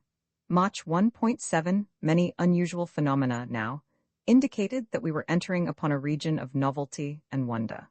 A high range of light gray vapor appeared constantly in the southern horizon, flaring up occasionally in lofty streaks, now dotting from east to west, now from west to east, and again presenting a level and uniform summit, in short, having all the wild variations of the aurora borealis. The average height of this vapor, as apparent from our station, was about 25 degrees. The temperature of the sea seemed to be increasing momentarily, and there was a very perceptible alteration in its color. Mach 2. Today, by repeated questioning of our captive, we came to the knowledge of many particulars in regard to the island of the massacre, its inhabitants and customs. But with these, how can I now detain the reader? I may say, however, that we learned there were 8 islands in the group, that they were governed by a common king, named Sailman or Sailmoun, who resided in one of the smallest of the islands, that the black skins forming the dress of the warriors came from an animal of huge size to be found only in a valley near the court of the king, that the inhabitants of the group fabricated no other boats than the flat-bottomed rafts, the 4 canoes being all of the kind in their possession, and, these having been obtained, by mere accident, from some large island in the southwest, that his own name was Nunu, that he had no knowledge of Bennett's Islet, and that the appellation of the island he had left was Tsalal. The commencement of the words Sailman and Tsalal was given with a prolonged hissing sound, which we found it impossible to imitate, even after repeated endeavors, and which was precisely the same with the note of the black bittern we had eaten up on the summit of the hill. March 3. The heat of the water was now truly remarkable, and in color was undergoing a rapid change, being no longer transparent, but of a milky consistency and hue. In our immediate vicinity it was usually smooth, never so rough as to endanger the canoe, but we were frequently surprised at perceiving, to our right and left, at different distances, sudden and extensive agitations of the surface. These, we at length noticed, were always preceded by wild flickerings in the region of vapor to the southward. March 4. Today, with the view of widening our sail, the breeze from the northward dying away perceptibly, I took from my coat pocket a white handkerchief. Nunu was seated at my elbow, and the linen accidentally flaring in his face, he became violently affected with convulsions. These were succeeded by drowsiness and stupor, and low murmurings of tekalilai, tekalilai. March 5. The wind had entirely ceased, but it was evident that we were still hurrying on to the southward, under the influence of a powerful current. And now, indeed, it would seem reasonable that we should experience some alarm at the turn events were taking, but we felt none. The countenance of Peters indicated nothing of this nature, although it wore at times an expression I could not fathom. The polar winter appeared to be coming on, but coming without its terrors. I felt a numbness of body and mind, a dreaminess of sensation, but this was all. March 6. The gray vapor had now arisen many more degrees above the horizon, and was gradually losing its grayness of tint. The heat of the water was extreme, even unpleasant to the touch, and its milky hue was more evident than ever. Today, a violent agitation of the water occurred very close to the canoe. It was attended, as usual, with a wild flaring up of the vapor at its summit and a momentary division at its base. A fine white powder, resembling ashes, but certainly not such, fell over the canoe and over a large surface of the water, as the flickering died away among the vapor and the commotion subsided in the sea. Nunu now threw himself on his face in the bottom of the boat, and no persuasions could induce him to arise. March 7. This day we questioned Nunu concerning the motives of his countrymen in destroying our companions, but he appeared to be too utterly overcome by terror to afford us any rational reply.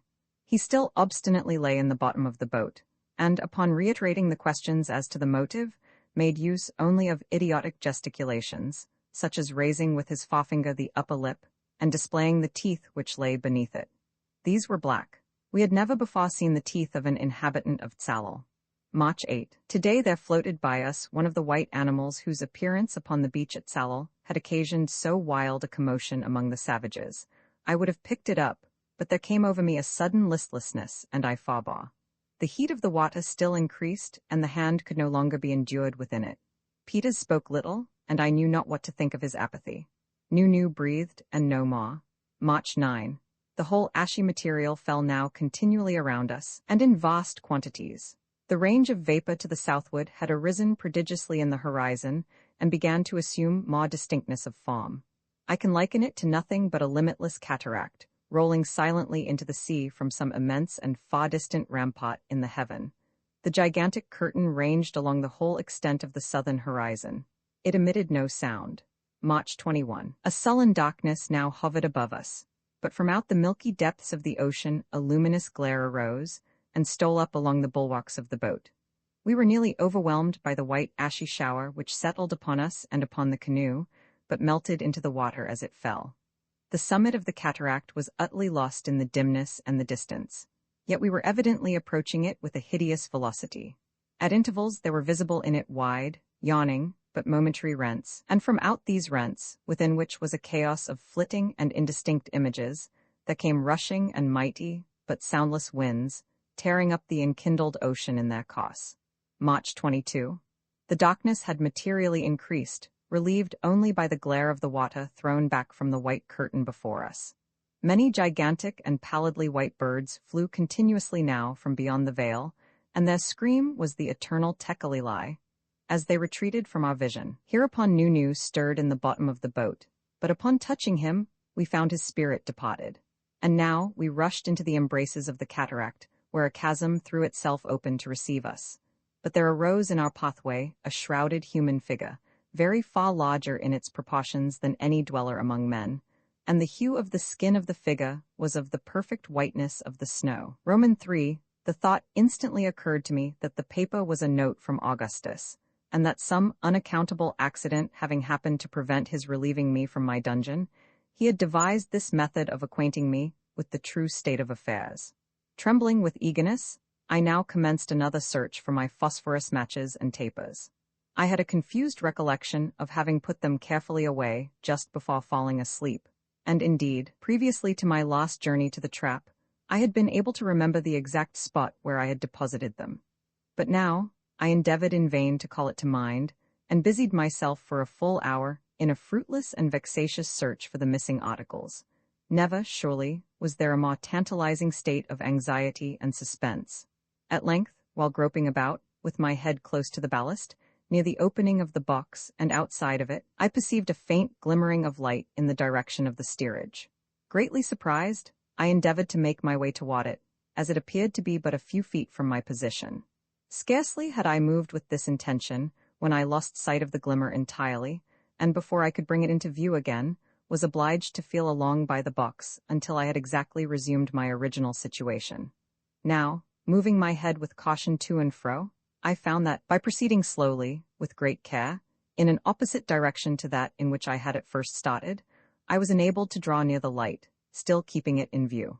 Presently, I came directly upon it, having squeezed my way through innumerable narrow windings, and found that it proceeded from some fragments of my matches lying in an empty barrel turned upon its side. I was wondering how they came in such a place, when my hand fell upon 2 or 3 pieces of taper wax, which had been evidently mumbled by the dog. I concluded at once that he had devoured the whole of my supply of candles, and I felt hopeless of being ever able to read the note of Augustus. The small remnants of the wax were so mashed up among other rubbish in the barrel that I despaired of deriving any service from them, and left them as they were. The phosphorus, of which there was only a speck or two, I gathered up as well as I could, and returned with it, after much difficulty, to my box, where Tiger had all the while remained. What to do next I could not tell. The hold was so intensely dark that I could not see my hand, however close I would hold it to my face.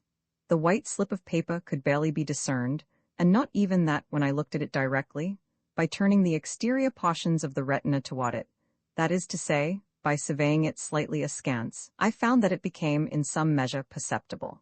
Thus the gloom of my prison may be imagined, and the note of my friend, if indeed it were a note from him, seemed only likely to throw me into further trouble, by disquieting to no purpose my already enfeebled and agitated mind. In vain, I revolved in my brain a multitude of absurd expedients for procuring light, such expedients precisely as a man in the perturbed sleep occasioned by opium would be apt to fall upon for a similar purpose, each and all of which appear by turns to the dreamer the most reasonable and the most preposterous of conceptions, just as the reasoning or imaginative faculties flicker, alternately, one above the other. At last an idea occurred to me which seemed rational, and which gave me cause to wonder, very justly, that I had not entertained it before.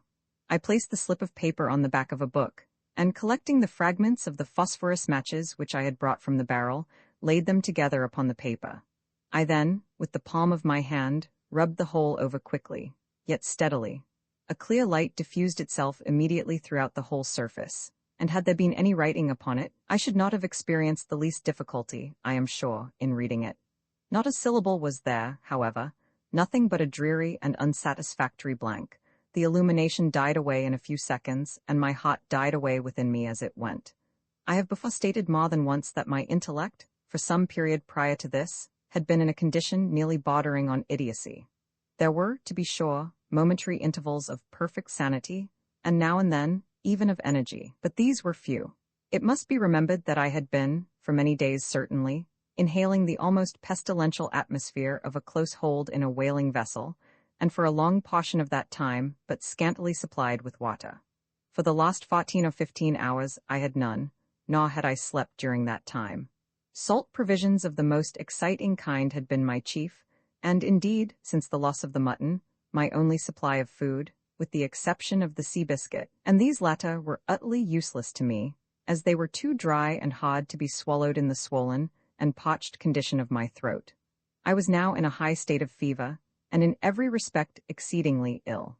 This will account for the fact that many miserable hours of despondency elapsed after my last adventure with the phosphorus, before the thought suggested itself that I had examined only one side of the paper. I shall not attempt to describe my feelings of rage, for I believe I was more angry than anything else, when the egregious oversight I had committed flashed suddenly upon my perception. The blunder itself would have been unimportant, had not my own folly and impetuosity rendered it otherwise.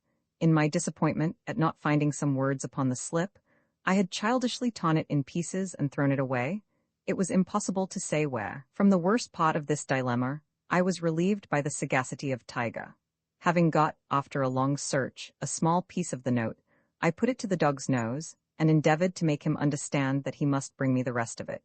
To my astonishment, for I had taught him none of the usual tricks for which his breed are famous, he seemed to enter at once into my meaning, and, rummaging about for a few moments, soon found another considerable portion. Bringing me this, he paused a while, and rubbing his nose against my hand, appeared to be waiting for my approval of what he had done. I patted him on the head, when he immediately made off again. It was now some minutes before he came back, but when he did come, he brought with him a large slip, which proved to be all the paper missing, it having been torn, it seems, only into 3 pieces. Luckily, I had no trouble in finding what few fragments of the phosphorus were left, being guided by the indistinct glow, 1 or 2 of the particles still emitted. My difficulties had taught me the necessity of caution, and I now took time to reflect upon what I was about to do. It was very probable, I considered, that some words were written upon that side of the paper which had not been examined. But which side was that? Fitting the pieces together gave me no clue in this respect, although it assured me that the words, if there were any, would be found all on one side, and connected in a proper manner, as written. There was the greater necessity of ascertaining the point in question beyond a doubt, as the phosphorus remaining would be altogether insufficient for a third attempt, should I fail in the one I was now about to make. I placed the paper on a book as before, and sat for some minutes thoughtfully revolving the matter over in my mind. At last, I thought it barely possible that the written side might have some unevenness on its surface, which a delicate sense of feeling might enable me to detect. I determined to make the experiment, and passed my finger very carefully over the side which first presented itself. Nothing, however, was perceptible, and I turned the paper, adjusting it on the book. I now again carried my forefinger cautiously along, when I was aware of an exceedingly slight, but still discernible glow, which followed as it proceeded. This, I knew, must arise from some very minute remaining particles of the phosphorus with which I had covered the paper in my previous attempt. The other, or underside, then, was that on which lay the writing, if writing there should finally prove to be. Again I turned the note and went to work as I had previously done.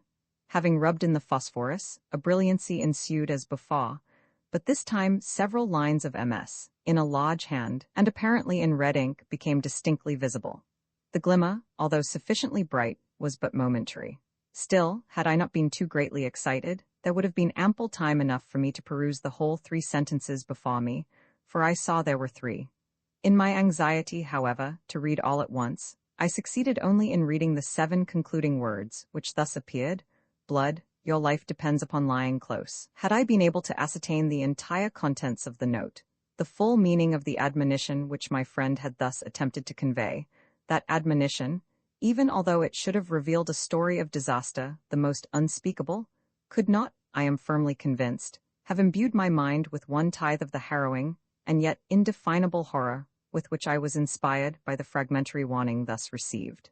And blood, too, that word of all words, so rife at all times with mystery, and suffering, and terror.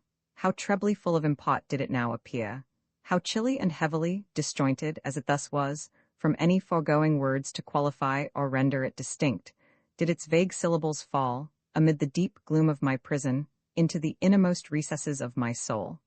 Augustus had, undoubtedly, good reasons for wishing me to remain concealed, and I formed 1,000 surmises as to what they could be, but I could think of nothing affording a satisfactory solution of the mystery. Just after returning from my lost journey to the trap, and before my attention had been otherwise directed by the singular conduct of Tiger, I had come to the resolution of making myself heard at all events by those on board, or, if I could not succeed in this directly, of trying to cut my way through the all-up deck. The half-certainty which I felt of being able to accomplish one of these two purposes in the last emergency had given me courage, which I should not otherwise have had, to endure the evils of my situation.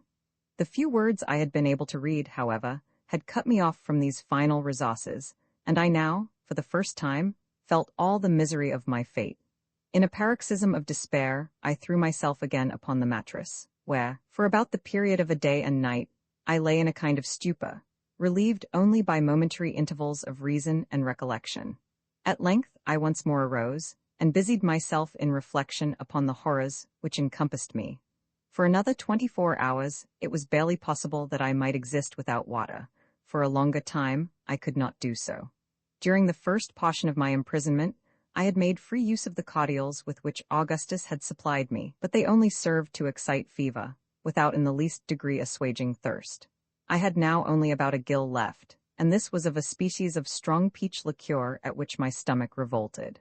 The sausages were entirely consumed, of the ham nothing remained but a small piece of the skin, and all the biscuit, except a few fragments of one, had been eaten by Tiger.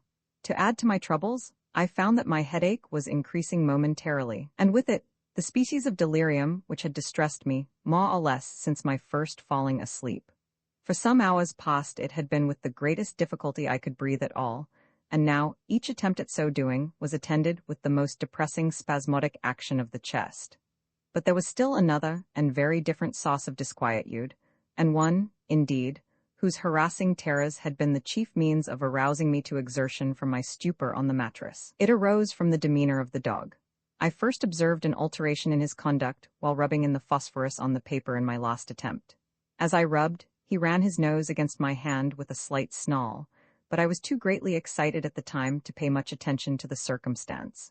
Soon afterward, it will be remembered, I threw myself on the mattress and fell into a species of lethargy. Presently I became aware of a singular hissing sound close at my ears, and discovered it to proceed from Tiger, who was panting and wheezing in a state of the greatest apparent excitement, his eyeballs flashing fiercely through the gloom. I spoke to him, when he replied with a low growl, and then remained quiet. Presently I relapsed into my stupor, from which I was again awakened in a similar manner. This was repeated 3 or 4 times, until finally his behavior inspired me with so great a degree of fear that I became fully aroused. He was now lying close by the door of the box, snarling fearfully, although in a kind of undertone, and grinding his teeth as if strongly convulsed. I had no doubt whatever that the want of water, or the confined atmosphere of the hold, had driven him mad, and I was at a loss what course to pursue. I could not endure the thought of killing him, yet it seemed absolutely necessary for my own safety. I could distinctly perceive his eyes fastened upon me with an expression of the most deadly animosity, and I expected every instant that he would attack me. At last, I could endure my terrible situation no longer, and determined to make my way from the box at all hazards, and dispatch him, if his opposition should render it necessary for me to do so. To get out, I had to pass directly over his body, and he already seemed to anticipate my design, missing himself upon his forelegs, as I perceived by the altered position of his eyes, and displayed the whole of his white fangs, which were easily discernible. I took the remains of the ham-skin, and the bottle containing the liqueur, and secured them about my person, together with a large carving knife which Augustus had left me. Then, folding my cloak around me as closely as possible, I made a movement toward the mouth of the box. No sooner did I do this, than the dog sprang with a loud growl toward my throat. The whole weight of his body struck me on the right shoulder, and I fell violently to the left, while the enraged animal passed entirely over me. I had fallen upon my knees, with my head buried among the blankets, and these protected me from a second furious assault, during which I felt the sharp teeth pressing vigorously upon the woolen, which enveloped my neck. Yet, luckily, without being able to penetrate all the folds, I was now beneath the dog, and a few moments would place me completely in his power. Despair gave me strength, and I rose boldly up, shaking him from me by main force, and dragging with me the blankets from the mattress. These I now threw over him, and before he could extricate himself, I had got through the door and closed it effectually against his pursuit. In this struggle, however, I had been forced to drop the morsel of hamskin, and I now found my whole stock of provisions reduced to a single gill of liqueur. As this reflection crossed my mind, I felt myself actuated by one of those fits of perverseness which might be supposed to influence a spoiled child in similar circumstances, and raising the bottle to my lips, I drained it to the last drop, and dashed it furiously upon the floor. Scarcely had the echo of the crash died away when I heard my name pronounced in an eager but subdued voice, issuing from the direction of the steerage. So unexpected was anything of the kind, and so intense was the emotion excited within me by the sound, that I endeavored in vain to reply. My powers of speech totally failed, and in an agony of terror lest my friend should conclude me dead, and return without attempting to reach me, I stood up between the crates near the door of the box, trembling convulsively, and gasping and struggling for utterance. Had 1,000 words depended upon a syllable, I could not have spoken it. There was a slight movement now audible among the lumber somewhere forward of my station. The sound presently grew less distinct, then again less so, and still less. Shall I ever forget my feelings at this moment? He was going, my friend, my companion, from whom I had a right to expect so much. He was going. He would abandon me. He was gone. He would leave me to perish miserably, to expire in the most horrible and loathsome of dungeons. And one word, one little syllable, would save me. Yet that single syllable I could not utter. I felt, I am sure, more than 10,000 times the agonies of death itself. My brain reeled, and I fell, deadly sick, against the end of the box. As I fell, the carving knife was shaken out from the waistband of my pantaloons and dropped with a rattling sound to the floor. Never did any strain of the richest melody come so sweetly to my ears. With the intensest anxiety, I listened to ascertain the effect of the noise upon Augustus, for I knew that the person who called my name could be no one but himself. All was silent for some moments. At length I again heard the word Arthur, repeated in a low tone, and one full of hesitation. Reviving hope loosened at once my powers of speech, and I now screamed at the top of my voice, "Augustus? Oh, Augustus! Hush, for God's sake be silent," he replied, in a voice trembling with agitation. "I will be with you immediately, as soon as I can make my way through the hold." For a long time I heard him moving among the lumber, and every moment seemed to me an age.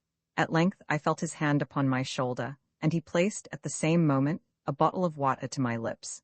Those only who have been suddenly redeemed from the jaws of the tomb, or who have known the insufferable torments of thirst under circumstances as aggravated as those which encompassed me in my dreary prison, can form any idea of the unutterable transports which that one long draught of the richest of all physical luxuries afforded. When I had in some degree satisfied my thirst, Augustus produced from his pocket 3 or 4 boiled potatoes, which I devoured with the greatest avidity. He had brought with him a light in a dark lantern, and the grateful rays afforded me scarcely less comfort than the food and drink. But I was impatient to learn the cause of his protracted absence, and he proceeded to recount what had happened on board during my incarceration. Roman 4, the brig, put to sea, as I had supposed, in about an hour after he had left the watch. This was on the 20th of June. It will be remembered that I had then been in the hold for 3 days, and during this period there was so constant a bustle on board, and so much running to and fro, especially in the cabin and staterooms, that he had had no chance of visiting me without the risk of having the secret of the trap discovered. When at length he did come, I had assured him that I was doing as well as possible, and therefore, for the 2 next days, he felt but little uneasiness on my account, still, however, watching an opportunity of going down. It was not until the 4th day that he found one. Several times during this interval, he had made up his mind to let his father know of the adventure, and have me come up at once, but we were still within reaching distance of Nantucket, and it was doubtful, from some expressions which had escaped Captain Barnard, whether he would not immediately put back if he discovered me to be on board. Besides, upon thinking the matter over, Augustus, so he told me, could not imagine that I was in immediate want, or that I would hesitate in such case to make myself heard at the trap. When, therefore, he considered everything, he concluded to let me stay until he could meet with an opportunity of visiting me unobserved. This, as I said before, did not occur until the 4th day after his bringing me the watch, and the 7th since I had first entered the hold. He then went down without taking with him any water or provisions, intending in the first place merely to call my attention and get me to come from the box to the trap, when he would go up to the stateroom and thence hand me down a supply. When he descended for this purpose, he found that I was asleep, for it seems that I was snoring very loudly. From all the calculations I can make on the subject, this must have been the slumber into which I fell just after my return from the trap with the watch, and which, consequently, must have lasted for more than 3 entire days and nights at the very least. Latterly, I have had reason, both from my own experience and the assurance of others, to be acquainted with the strong soporific effects of the stench arising from old fish oil when closely confined, and when I think of the condition of the hold in which I was imprisoned, and the long period during which the brig had been used as a whaling vessel, I am more inclined to wonder that I awoke at all, after once falling asleep, than that I should have slept uninterruptedly for the period specified above. Augustus called to me at first in a low voice, and without closing the trap, but I made him no reply. He then shut the trap and spoke to me in a louder, and finally in a very loud tone. Still, I continued to snore. He was now at a loss what to do.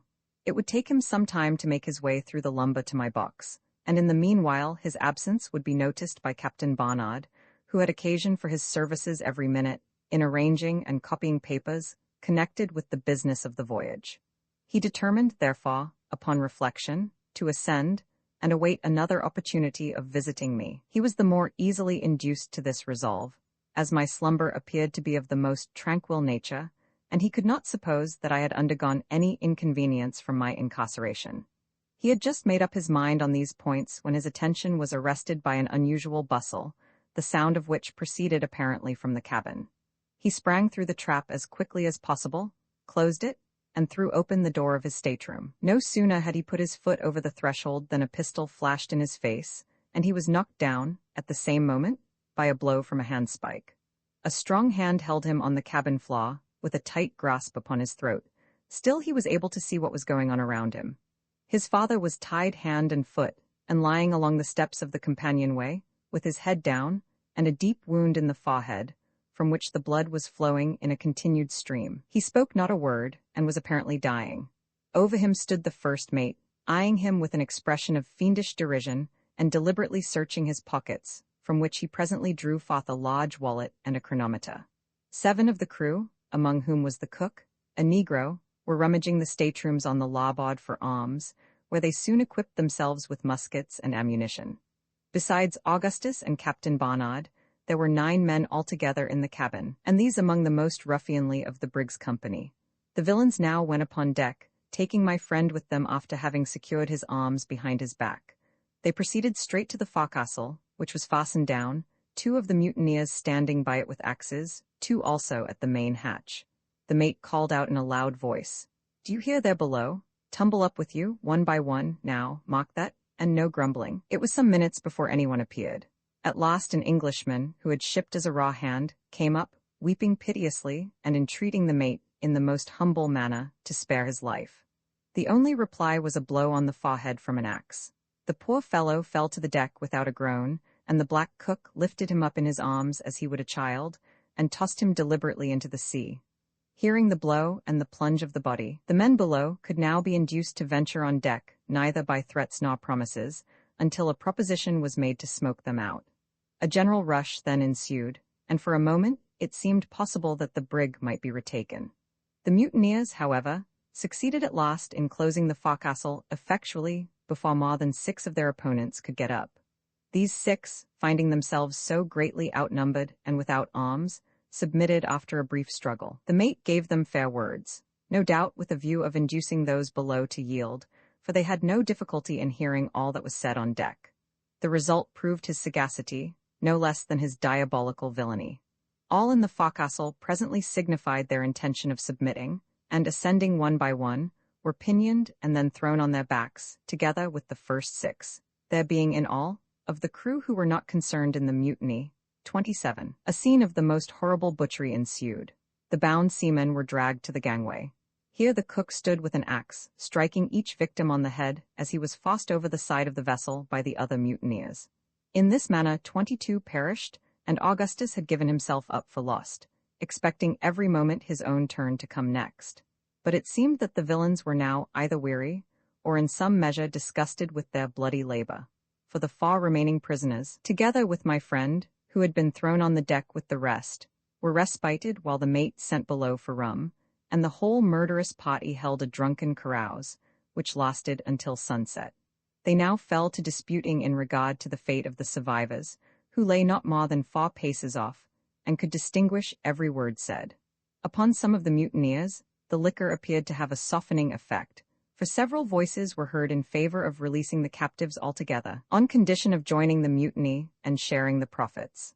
The black cook, however, who in all respects was a perfect demon, and who seemed to exert as much influence, if not more, than the mate himself, would listen to no proposition of the kind, and rose repeatedly for the purpose of resuming his work at the gangway. Fortunately, he was so far overcome by intoxication as to be easily restrained by the less bloodthirsty of the party, among whom was a line manager, who went by the name of Dirk Peters. This man was the son of an Indian squaw of the tribe of Upsarokas, who live among the fastnesses of the Black Hills, near the source of the Missouri. His father was a fur trader, I believe, or at least connected in some manner with the Indian trading posts on Lewis River. Peters himself was one of the most ferocious-looking men I ever beheld. He was short in stature, not more than 4 feet 8 inches high, but his limbs were of Herculean mold. His hands, especially, were so enormously thick and broad as hardly to retain a human shape. His arms, as well as legs, were bowed in the most singular manner, and appeared to possess no flexibility whatever. His head was equally deformed, being of immense size, with an indentation on the crown like that on the head of most Negroes, and entirely bald. To conceal this latter deficiency, which did not proceed from old age, he usually wore a wig formed of any hair-like material which presented itself, occasionally the skin of a Spanish dog or American grizzly bear. At the time spoken of, he had on a portion of one of these bearskins, and it added no little to the natural ferocity of his countenance, which betook of the Upsaroka character. The mouth extended nearly from ear to ear, the lips were thin, and seemed, like some other portions of his frame, to be devoid of natural pliancy, so that the ruling expression never varied under the influence of any emotion whatever. This ruling expression may be conceived when it is considered that the teeth were exceedingly long and protruding, and never even partially covered, in any instance, by the lips. To pass this man with a casual glance, one might imagine him to be convulsed with laughter, but a second look would induce a shuddering acknowledgment that if such an expression were indicative of merriment, the merriment must be that of a demon. Of this singular being many anecdotes were prevalent among the seafaring men of Nantucket. These anecdotes went to prove his prodigious strength when under excitement, and some of them had given rise to a doubt of his sanity. But on board the Grampus, it seems, he was regarded, at the time of the mutiny, with feelings more of derision than of anything else. I have been thus particular in speaking of Dirk Peters, because, ferocious as he appeared, he proved the main instrument in preserving the life of Augustus, and because I shall have frequent occasion to mention him hereafter in the course of my narrative, a narrative, let me here say, which, in its latter portions, will be found to include incidents of a nature so entirely out of the range of human experience, and for this reason so far beyond the limits of human credulity, that I proceed in utter hopelessness of obtaining credence for all that I shall tell, yet confidently trusting in time and progressing science to verify some of the most important and most improbable of my statements. After much indecision and 2 or 3 violent quarrels, it was determined at last that all the prisoners, with the exception of Augustus, whom Peters insisted in a jocular manner upon keeping as his clock, should be set adrift in one of the smallest whaleboats. The mate went down into the cabin to see if Captain Barnard was still living, for, it will be remembered, he was left below when the mutineers came up. Presently the 2 made their appearance, the captain pale as death, but somewhat recovered from the effects of his wound. He spoke to the men in a voice hardly articulate, entreated them not to set him adrift, but to return to their duty, and promising to land them wherever they chose, and to take no steps for bringing them to justice. He might as well have spoken to the winds. Two of the ruffians seized him by the arms and hurled him over the brig's side into the boat, which had been lowered while the mate went below. The 4 men who were lying on the deck were then untied and ordered to follow, which they did without attempting any resistance, Augustus being still left in his painful position, although he struggled and prayed only for the poor satisfaction of being permitted to bid his father farewell. A handful of sea biscuit and a jug of water were now handed down, but neither mast, sail, oar, nor compass. The boat was towed astern for a few minutes, during which the mutineers held another consultation. It was then finally cut adrift. By this time night had come on, there were neither moon nor stars visible, and a short and ugly sea was running, although there was no great deal of wind. The boat was instantly out of sight, and little hope could be entertained for the unfortunate sufferers who were in it. This event happened, however, in latitude 35 degrees 30 north, longitude 61 degrees 20 west, and consequently at no very great distance from the Bermuda Islands. Augustus therefore endeavored to console himself with the idea that the boat might either succeed in reaching the land, or come sufficiently near to be fallen in with by vessels off the coast. All sail was now put upon the brig, and she continued her original course to the southwest, the mutineers being bent upon some piratical expedition, in which, from all that could be understood, a ship was to be intercepted on her way from the Cape Verde Islands to Puerto Rico. No attention was paid to Augustus, who was untied and suffered to go about anywhere forward of the cabin companionway. Dirk Peters treated him with some degree of kindness, and on one occasion saved him from the brutality of the cook. His situation was still one of the most precarious, as the men were continually intoxicated, and there was no relying upon their continued good humor or carelessness in regard to himself. His anxiety on my account be represented, however, as the most distressing result of his condition, and indeed, I had never reason to doubt the sincerity of his friendship. More than once he had resolved to acquaint the mutineers with the secret of my being on board, but was restrained from so doing, partly through recollection of the atrocities he had already beheld, and partly through a hope of being able soon to bring me relief. For the latter purpose he was constantly on the watch, but in spite of the most constant vigilance, 3 days elapsed after the boat was cut adrift before any chance occurred. At length, on the night of the 3rd day, there came on a heavy blow from the eastward, and all hands were called up to take in sail. During the confusion which ensued, he made his way below unobserved and into the stateroom. What was his grief and horror in discovering that the latter had been rendered a place of deposit for a variety of sea stores and ship furniture, and that several fathoms of old chain cable, which had been stowed away beneath the companion ladder, had been dragged thence to make room for a chest, and were now lying immediately upon the trap. To remove it without discovery was impossible, and he returned on deck as quickly as he could. As he came up, the mate seized him by the throat, and demanding what he had been doing in the cabin, was about flinging him over the larboard bulwark, when his life was again preserved through the interference of Dirk Peters. Augustus was now put in handcuffs, of which there were several pairs on board, and his feet lashed tightly together. He was then taken into the steerage and thrown into a lower berth next to the forecastle bulkheads, with the assurance that he should never put his foot on deck again until the brig was no longer a brig. This was the expression of the cook, who threw him into the berth. It is hardly possible to say what precise meaning was intended by the phrase. The whole affair, however, proved the ultimate means of my relief, as will presently appear. For some minutes after the cook had left the forecastle, Augustus abandoned himself to despair, never hoping to leave the berth alive. He now came to the resolution of acquainting the first of the men who should come down with my situation, thinking it better to let me take my chance with the mutineers than perish of thirst in the hold. For it had been 10 days since I was first imprisoned, and my jug of water was not a plentiful supply, even for thaw. As he was thinking on this subject, the idea came all at once into his head that it might be possible to communicate with me by the way of the main hold. In any other circumstances, the difficulty and hazard of the undertaking would have prevented him from attempting it, but now he had, at all events, little prospect of life, and consequently little to lose. He bent his whole mind, therefore, upon the task. His handcuffs were the first consideration. At first he saw no method of removing them, and feared that he should thus be baffled in the very outset. But upon a closer scrutiny, he discovered that the irons could be slipped off and on at pleasure, with very little effort or inconvenience, merely by squeezing his hands through them. This species of manacle being altogether ineffectual in confining young persons, in whom the smaller bones readily yield to pressure. He now untied his feet and, leaving the cod in such a manner that it could easily be readjusted in the event of any person's coming down, proceeded to examine the bulkhead where it joined the berth.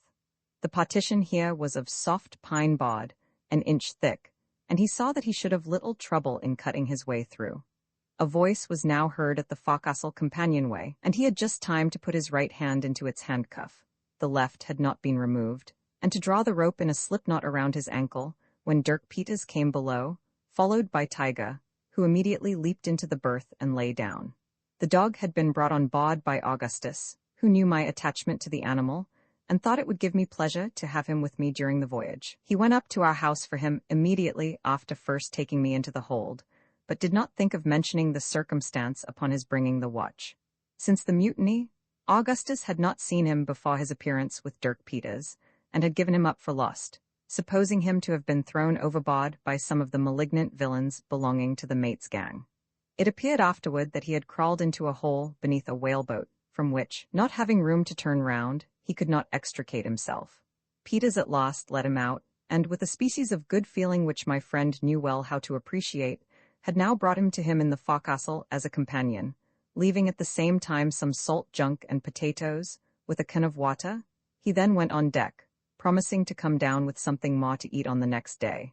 When he had gone, Augustus freed both hands from the manacles and unfastened his feet. He then turned down the head of the mattress on which he had been lying, and with his penknife, for the ruffians had not thought it worth while to search him, commenced cutting vigorously across one of the partition planks, as closely as possible to the floor of the berth. He chose to cut here, because, if suddenly interrupted, he would be able to conceal what had been done by letting the head of the mattress fall into its proper position. For the remainder of the day, however, no disturbance occurred, and by night he had completely divided the plank. It should here be observed that none of the crew occupied the forecastle as a sleeping place, living altogether in the cabin since the mutiny, drinking the wines and feasting on the sea stores of Captain Barnard, and giving no more heed than was absolutely necessary to the navigation of the brig. These circumstances proved fortunate both for myself and Augustus, for, had matters been otherwise, he would have found it impossible to reach me. As it was, he proceeded with confidence in his design. It was near daybreak, however, before he completed the second division of the bod, which was about a foot above the first cut, thus making an aperture quite large enough to admit his passage through with facility to the main allop deck. Having got here, he made his way with but little trouble to the lower main hatch, although in so doing he had to scramble over tiers of oil casks piled nearly as high as the upper deck, there being barely room enough left for his body. Upon reaching the hatch, he found that Tiger had followed him below, squeezing between two rows of the casks. It was now too late, however, to attempt getting to me before dawn, as the chief difficulty lay in passing through the close stowage in the lower hold. He therefore resolved to return, and wait till the next night. With this design, he proceeded to loosen the hatch, so that he might have as little detention as possible when he should come again. No sooner had he loosened it than Tiger sprang eagerly to the small opening produced, snuffed for a moment, and then uttered a long whine, scratching at the same time, as if anxious to remove the covering with his paws. There could be no doubt, from his behavior, that he was aware of my being in the hold, and Augustus thought it possible that he would be able to get to me if he put him down. He now hit upon the expedient of sending the note, as it was especially desirable that I should make no attempt at forcing my way out, at least under existing circumstances, and there could be no certainty of his getting to me himself on the morrow, as he intended.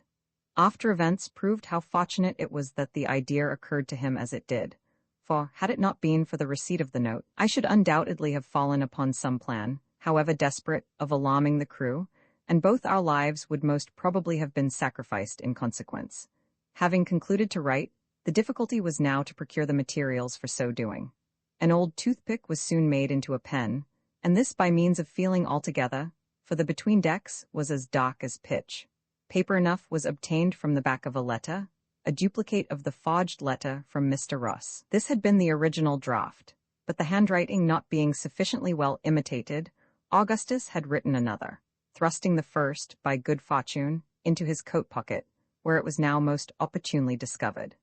Ink alone was thus wanting, and a substitute was immediately found for this by means of a slight incision with the penknife on the back of a finger just above the nail, a copious flow of blood ensuing, as usual, from wounds in that vicinity. The note was now written, as well as it could be in the dock and under the circumstances. It briefly explained that a mutiny had taken place, that Captain Barnard was set adrift, and that I might expect immediate relief as far as provisions were concerned, but must not venture upon making any disturbance. It concluded with these words: "I have scrawled this with blood, your life depends upon lying close." This slip of paper being tied upon the dog, he was now put down the hatchway, and Augustus made the best of his way back to the forecastle, where he found no reason to believe that any of the crew had been in his absence. To conceal the hole in the partition, he drove his knife in just above it and hung up a pea-jacket which he found in the berth. His handcuffs were then replaced, and also the rope around his ankles.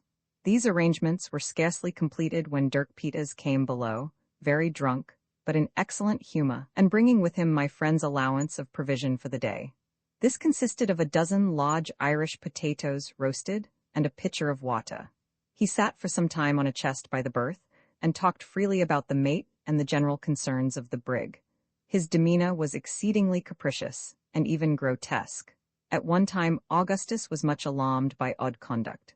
At last, however, he went on deck, muttering a promise to bring his prisoner a good dinner on the morrow. During the day 2 of the crew, harpooners, came down, accompanied by the cook, all 3 in nearly the last stage of intoxication. Like Peters, they made no scruple of talking unreservedly about their plans. It appeared that they were much divided among themselves as to their ultimate course, agreeing in no point, except the attack on the ship from the Cape Verde Islands, with which they were in hourly expectation of meeting. As far as could be ascertained, the mutiny had not been brought about altogether for the sake of booty, a private pique of the chief mates against Captain Barnard having been the main instigation. There now seemed to be 2 principal factions among the crew, one headed by the mate, the other by the cook. The former party were for seizing the first suitable vessel which should present itself, and equipping it at some of the West India islands for a piratical cruise. The latter division, however, which was the stronger, and included Dirk Peters among its partisans, were bent upon pursuing the course originally laid out for the brig into the South Pacific, there either to take whale, or act otherwise, as circumstances should suggest. The representations of Peters, who had frequently visited these regions, had great weight, apparently, with the mutineers, wavering, as they were, between half-engendered notions of profit and pleasure. He dwelt on the world of novelty and amusement to be found among the innumerable islands of the Pacific, on the perfect security and freedom from all restraint to be enjoyed, but more particularly on the deliciousness of the climate, on the abundant means of good living, and on the voluptuous beauty of the women. As yet, nothing had been absolutely determined upon, but the pictures of the hybrid line manager were taking strong hold upon the ardent imaginations of the seamen, and there was every possibility that his intentions would be finally carried into effect. The 3 men went away in about an hour, and no one else entered the forecastle all day. Augustus lay quiet until nearly night. He then freed himself from the rope and irons, and prepared for his attempt. A bottle was found in one of the berths, and this he filled with water from the pitcher left by Peters, storing his pockets at the same time with cold potatoes. To his great joy he also came across a lantern, with a small piece of tallow candle in it. This he could light at any moment, as he had in his possession a box of phosphorus matches. When it was quite dark, he got through the hole in the bulkhead, having taken the precaution to arrange the bedclothes in the berth so as to convey the idea of a person covered up. When through, he hung up the pea-jacket on his knife, as before, to conceal the aperture, this maneuver being easily effected, as he did not readjust the piece of plank taken out until afterward. He was now on the main all-up deck, and proceeded to make his way, as before, between the upper deck and the oil casks to the main hatchway. Having reached this, he lit the piece of candle and descended, groping with extreme difficulty among the compact stowage of the hold. In a few moments he became alarmed at the insufferable stench and the closeness of the atmosphere. He could not think it possible that I had survived my confinement for so long a period breathing so oppressive an air. He called my name repeatedly, but I made him no reply, and his apprehensions seemed thus to be confirmed. The brig was rolling violently, and there was so much noise in consequence, that it was useless to listen for any weak sound, such as those of my breathing or snoring. He threw open the lantern and held it as high as possible whenever an opportunity occurred, in order that, by observing the light, I might, if alive, be aware that succor was approaching. Still nothing was heard from me, and the supposition of my death began to assume the character of certainty. He determined, nevertheless, to force a passage, if possible, to the box, and at least ascertain beyond a doubt the truth of his surmises. He pushed on for some time in a most pitiable state of anxiety, until, at length, he found the pathway utterly blocked up, and that there was no possibility of making any farther way by the course in which he had set out. Overcome now by his feelings, he threw himself among the lumber in despair, and wept like a child. It was at this period that he heard the crash occasioned by the bottle which I had thrown down. Fortunate, indeed, was it that the incident occurred, for upon this incident, trivial as it appears, the thread of my destiny depended. Many years elapsed, however, before I was aware of this fact. A natural shame and regret for his weakness and indecision prevented Augustus from confiding to me at once what a more intimate and unreserved communion afterward induced him to reveal. Upon finding his further progress in the hold impeded by obstacles which he could not overcome, he had resolved to abandon his attempt at reaching me, and return at once to the forecastle. Before condemning him entirely on this head, the harassing circumstances which embarrassed him should be taken into consideration. The night was fast wearing away, and his absence from the forecastle might be discovered, and indeed would necessarily be so, if he should fail to get back to the berth by daybreak. His candle was expiring in the socket, and there would be the greatest difficulty in retracing his way to the hatchway in the dock. It must be allowed, too, that he had every good reason to believe me dead, in which event no benefit could result to me from his reaching the box, and a world of danger would be encountered to no purpose by himself. He had repeatedly called, and I had made him no answer. I had been now 11 days and nights with no more water than that contained in the jug which he had left with me, a supply which it was not at all probable I had hoarded in the beginning of my confinement, as I had every cause to expect a speedy release. The atmosphere of the hold, too, must have appeared to him, coming from the comparatively open air of the steerage, of a nature absolutely poisonous, and by far more intolerable than it had seemed to me upon my first taking up my quarters in the box, the hatchways at that time having been constantly open for many months previous. Add to these considerations that of the scene of bloodshed and terror so lately witnessed by my friend, his confinement, privations, and narrow escapes from death, together with the frail and equivocal tenure by which he still existed, circumstances all so well calculated to prostrate every energy of mind, and the reader will be easily brought, as I have been, to regard his apparent falling off in friendship, and in faith with sentiments rather of sorrow than of anger. The crash of the bottle was distinctly heard, yet Augustus was not sure that it proceeded from the hold. The doubt, however, was sufficient inducement to persevere. He clambered up nearly to the all-up deck by means of the stowage, and then, watching for a lull in the pitchings of the vessel, he called out to me in as loud a tone as he could command, regardless, for the moment, of being overheard by the crew. It will be remembered that on this occasion the voice reached me, but I was so entirely overcome by violent agitation as to be incapable of reply. Confident now that his worst apprehensions were well founded, he descended, with a view of getting back to the forecastle without loss of time. In his haste some small boxes were thrown down, the noise occasioned by which I heard, as will be recollected. He had made considerable progress on his return, when the fall of the knife again caused him to hesitate. He retraced his steps immediately, and, clambering up the stowage a second time, called out my name, loudly as before, having watched for a lull. This time I found voice to answer. Overjoyed at discovering me to be still alive, he now resolved to brave every difficulty and danger in reaching me. Having extricated himself as quickly as possible from the labyrinth of lumber by which he was hemmed in, he at length struck into an opening which promised better, and finally, after a series of struggles, arrived at the box in a state of utter exhaustion. The leading particulars of this narration were all that Augustus communicated to me while we remained near the box. It was not until afterward that he entered fully into all the details. He was apprehensive of being missed, and I was wild with impatience to leave my detested place of confinement. We resolved to make our way at once to the hole in the bulkhead, near which I was to remain for the present, while he went through to reconnoiter. To leave Tiger in the box was what neither of us could endure to think of, yet, how to act otherwise was the question. He now seemed to be perfectly quiet, and we could not even distinguish the sound of his breathing upon applying our ears closely to the box.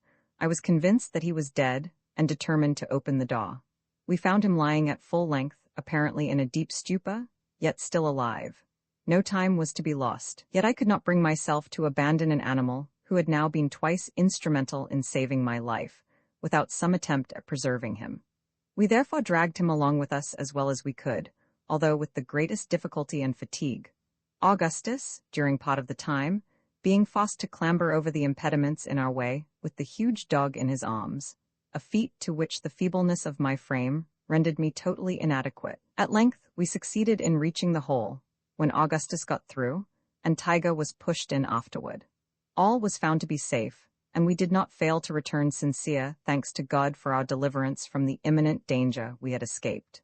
For the present, it was agreed that I should remain near the opening, through which my companion could readily supply me with a part of his daily provision, and where I could have the advantages of breathing an atmosphere comparatively pure. In explanation of some portions of this narrative, wherein I have spoken of the stowage of the brig, and which may appear ambiguous to some of my readers, who may have seen a proper or regular stowage, I must here state that the manner in which this most important duty had been performed on board the Grampus was a most shameful piece of neglect on the part of Captain Barnard, who was by no means as careful or as experienced a seaman as the hazardous nature of the service on which he was employed would seem necessarily to demand.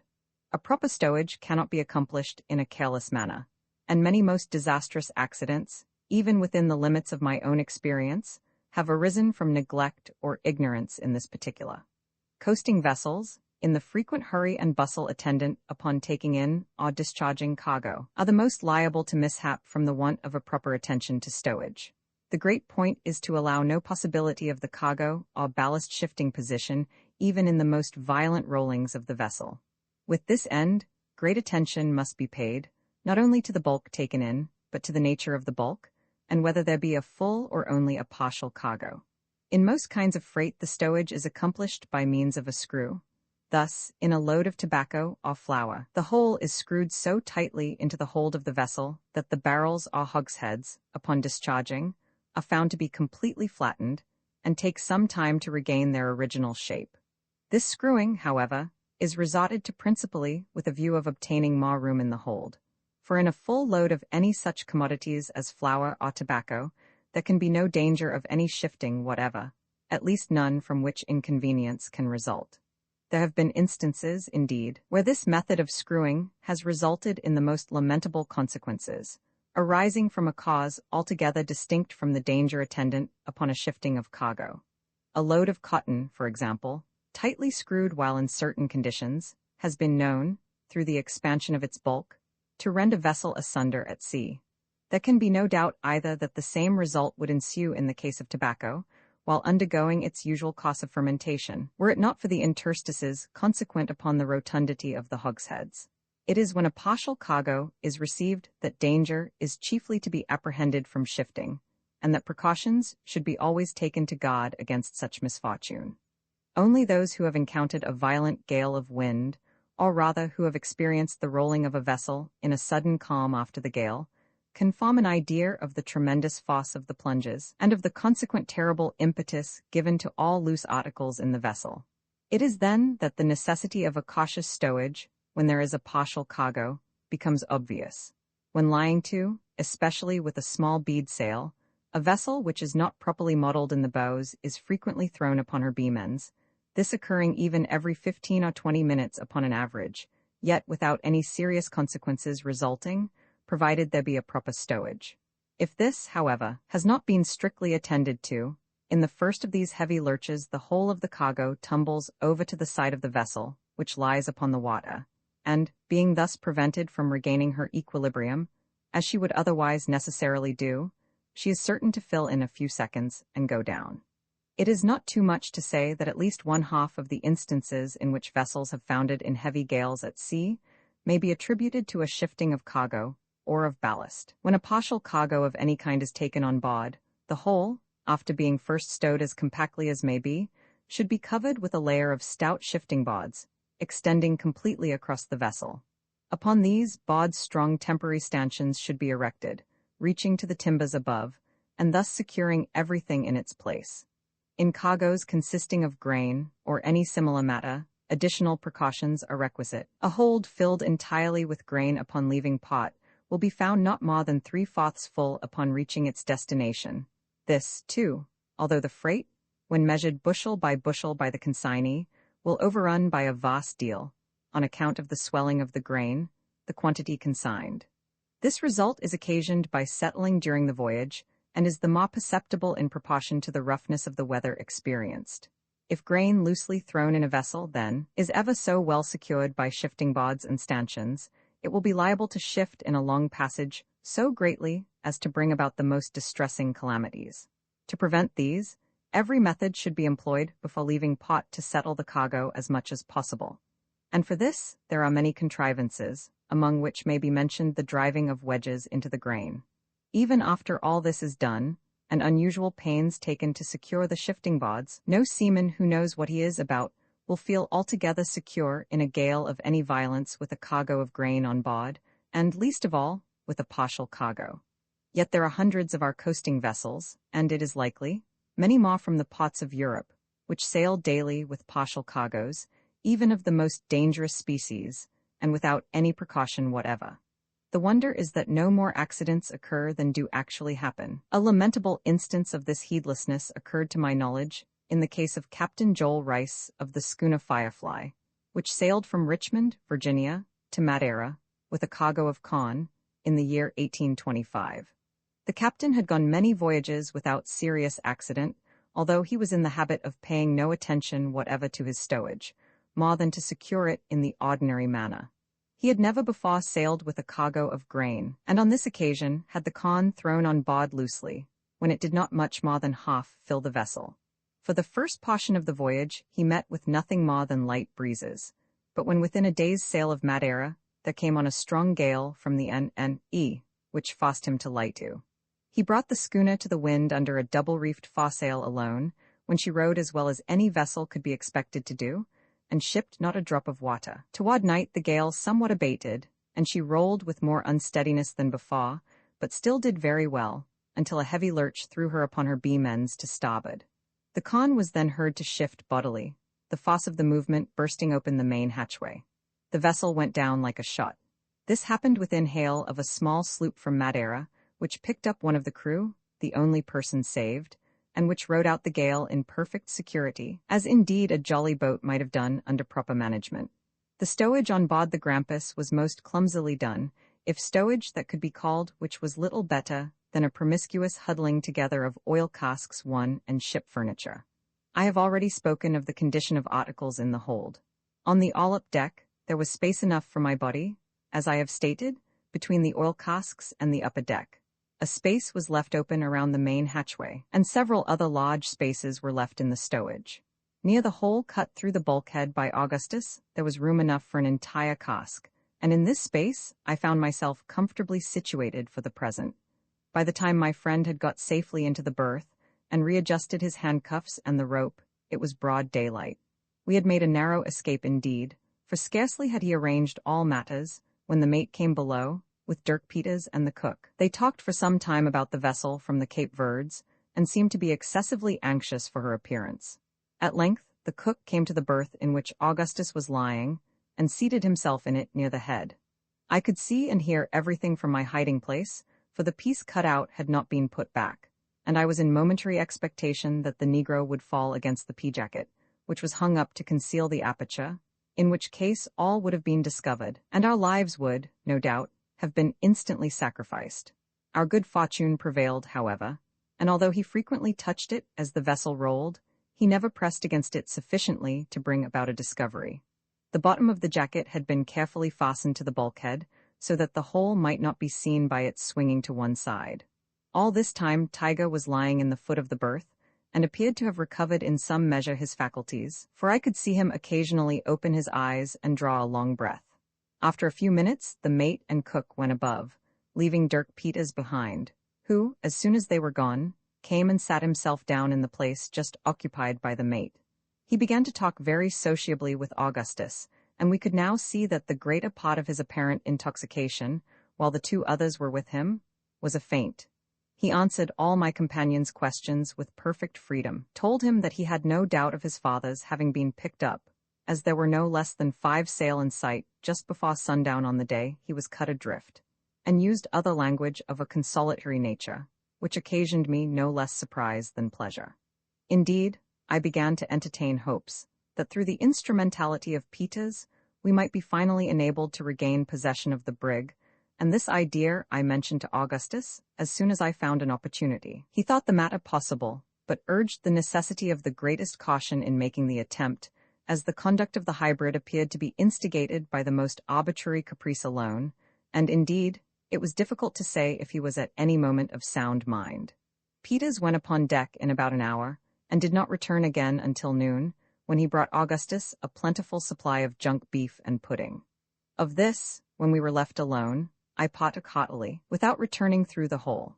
No one else came down into the forecastle during the day, and at night I got into Augustus' berth, where I slept soundly and sweetly until nearly daybreak, when he awakened me upon hearing a stir upon deck, and I regained my hiding place as quickly as possible. When the day was fully broke, we found that Tiger had recovered his strength almost entirely, and gave no indications of hydrophobia, drinking a little water that was offered him with great apparent eagerness. During the day, he regained all his former vigor and appetite. His strange conduct had been brought on, no doubt, by the deleterious quality of the air of the hold, and had no connection with canine madness. I could not sufficiently rejoice that I had persisted in bringing him with me from the box. This day was the 30th of June, and the 13th since the Grampus made sail from Nantucket. On the 2nd of July, the mate came below drunk as usual, and in an excessively good humor. He came to Augustus's berth, and, giving him a slap on the back, asked him if he thought he could behave himself if he let him loose, and whether he would promise not to be going into the cabin again. To this, of course, my friend answered in the affirmative, when the ruffian set him at liberty, after making him drink from a flask of rum which he drew from his coat pocket. Both now went on deck, and I did not see Augustus for about 3 hours. He then came below with the good news that he had obtained permission to go about the brig as he pleased anywhere forward of the mainmast, and that he had been ordered to sleep, as usual, in the forecastle. He brought me, too, a good dinner and a plentiful supply of water. The brig was still cruising for the vessel from the Cape Verds, and a sail was now in sight, which was thought to be the one in question. As the events of the ensuing 8 days were of little importance, and had no direct bearing upon the main incidents of my narrative, I will here throw them into the form of a journal, as I do not wish to omit them altogether. July 3. Augustus furnished me with 3 blankets, with which I contrived a comfortable bed in my hiding place. No one came below, except my companion, during the day. Tiger took his station in the berth just by the aperture, and slept heavily, as if not yet entirely recovered from the effects of his sickness. Toward night, a flaw of wind struck the brig before sail could be taken in, and very nearly capsized her. The puff died away immediately, however, and no damage was done beyond the splitting of the foretopsail. Dirk Peters treated Augustus all this day with great kindness, and entered into a long conversation with him respecting the Pacific Ocean and the islands he had visited in that region. He asked him whether he would not like to go with the mutineers on a kind of exploring and pleasure voyage in those quarters, and said that the men were gradually coming over to the mate's views. To this Augustus thought it best to reply that he would be glad to go on such an adventure, since nothing better could be done, and that anything was preferable to a piratical life. July 4th. The vessel in sight proved to be a small brig from Liverpool, and was allowed to pass unmolested. Augustus spent most of his time on deck, with a view of obtaining all the information in his power respecting the intentions of the mutineers. They had frequent and violent quarrels among themselves, in one of which a harpooner, Jim Bonner, was thrown overboard. The party of the mate was gaining ground. Jim Bonner belonged to the cook's gang, of which Peters was a partisan. July 5th. About daybreak, there came on a stiff breeze from the west, which at noon freshened into a gale, so that the brig could carry nothing more than her trysail and foresail. In taking in the foretopsail, Sims, one of the common hands, and belonging also to the cook's gang, fell overboard, being very much in liquor, and was drowned, no attempt being made to save him. The whole number of persons on board was now 13, to wit, Dirk Peters, Seymour the black cook, Jones, Greeley, Hotman Rudges, and William Allan, all of the cook's party, the mate, whose name I never learned, Absalom Hicks and Wilson, John Hunt, and Richard Parker of the mate's party, besides Augustus and myself. July 6th. The gale lasted all this day, blowing in heavy squalls, accompanied with rain. The brig took in a good deal of water through her seams, and one of the pumps was kept continually going, Augustus being forced to take his turn.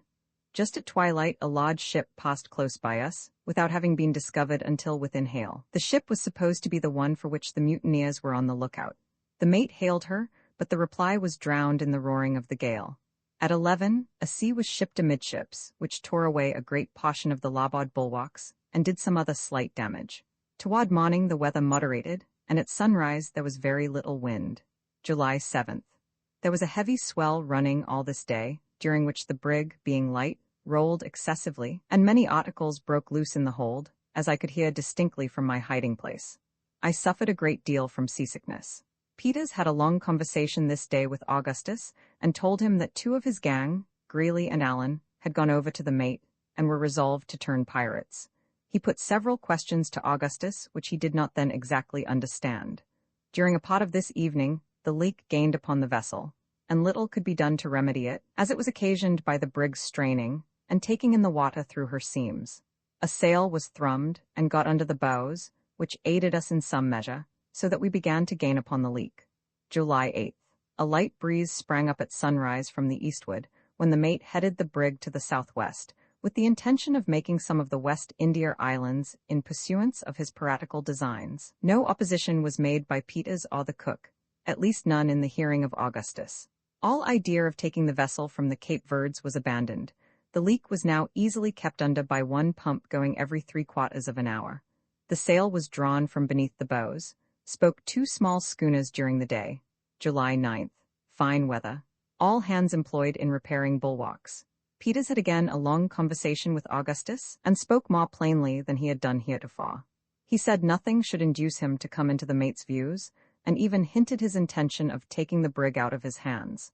He asked my friend if he could depend upon his aid in such case, to which Augustus said, yes, without hesitation.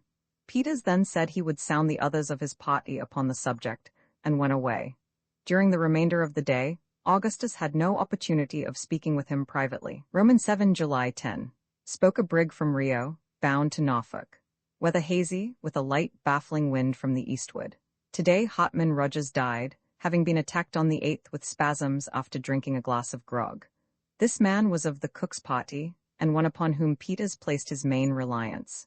He told Augustus that he believed the mate had poisoned him, and that he expected, if he did not be on the lookout, his own turn would come shortly. There were now only himself, Jones, and the cook belonging to his own gang. On the other side there were 5. He had spoken to Jones about taking the command from the mate, but the project having been coolly received, he had been deterred from pressing the matter any further, or from saying anything to the cook. It was well, as it happened, that he was so prudent, for in the afternoon the cook expressed his determination of siding with the mate, and went over formally to that party, while Jones took an opportunity of quarreling with Peters, and hinted that he would let the mate know of the plan in agitation. There was now, evidently, no time to be lost, and Peters expressed his determination of attempting to take the vessel at all hazards, provided Augustus would lend him his aid. My friend at once assured him of his willingness to enter into any plan for that purpose, and, thinking the opportunity a favorable one, made known the fact of my being on board. At this, the hybrid was not more astonished than delighted, as he had no reliance whatever upon Jones, whom he already considered as belonging to the party of the mate. They went below immediately, when Augustus called to me by name, and Peters and myself were soon made acquainted. It was agreed that we should attempt to retake the vessel upon the first good opportunity, leaving Jones altogether out of our counsels. In the event of success, we were to run the brig into the first pot that offered, and deliver her up. The desertion of his party had frustrated Peters' design of going into the Pacific, an adventure which could not be accomplished without a crew, and he depended upon either getting acquitted upon trial, on the score of insanity, which he solemnly avowed, had actuated him in lending his aid to the mutiny, or upon obtaining a pardon, if found guilty, through the representations of Augustus and myself. Our deliberations were interrupted for the present by the cry of, "All hands take in sail," and Peters and Augustus ran up on deck. As usual, the crew were nearly all drunk, and before sail could be properly taken in, a violent squall laid the brig on her beam ends. By keeping her away, however, she righted, having shipped a good deal of water. Scarcely was everything secure when another squall took the vessel, and immediately afterward another, no damage being done. There was every appearance of a gale of wind, which, indeed, shortly came on, with great fury, from the northward and westward. All was made as snug as possible, and we laid to, as usual, under a close-reefed foresail. As night drew on, the wind increased in violence with a remarkably heavy sea. Peters now came into the forecastle with Augustus, and we resumed our deliberations. We agreed that no opportunity could be more favorable than the present for carrying our designs into effect, as an attempt at such a moment would never be anticipated. As the brig was snugly laid to, there would be no necessity of maneuvering her until good weather, when, if we succeeded in our attempt, we might liberate one, or perhaps two of the men, to aid us in taking her into port. The main difficulty was the great disproportion in our forces. There were only 3 of us, and in the cabin there were 9. All the arms on board, too, were in their possession, with the exception of a pair of small pistols which Peters had concealed about his person, and the large seaman's knife which he always wore in the waistband of his pantaloons. From certain indications, too, such, for example, as there being no such thing as an axe or a handspike lying in their customary places, we began to fear that the mate had his suspicions, at least in regard to Peters, and that he would let slip no opportunity of getting rid of him. It was clear, indeed, that what we should determine to do could not be done too soon. Still, the odds were too much against us to allow of our proceeding without the greatest caution. Peters proposed that he should go up on deck, and enter into conversation with the watch Allan, when he would be able to throw him into the sea without trouble, and without making any disturbance, by seizing a good opportunity, that Augustus and myself should then come up, and endeavor to provide ourselves with some kind of weapons from the deck, and that we should then make a rush together, and secure the companionway before any opposition could be offered. I objected to this, because I could not believe that the mate, who was a cunning fellow in all matters which did not affect his superstitious prejudices, would suffer himself to be so easily entrapped. The very fact of there being a watch on deck at all was sufficient proof that he was upon the alert. It not being usual except in vessels where discipline is most rigidly enforced, to station a watch on deck when a vessel is lying to in a gale of wind. As I address myself principally, if not altogether, to persons who have never been to sea, it may be as well to state the exact condition of a vessel under such circumstances. Lying to, or, in sea parlance, laying to, is a measure resorted to for various purposes, and effected in various manners. In moderate weather, it is frequently done with a view of merely bringing the vessel to a standstill, to wait for another vessel or any similar object. If the vessel which lies to is under full sail, the maneuver is usually accomplished by throwing round some portion of her sails, so as to let the wind take them aback, when she becomes stationary.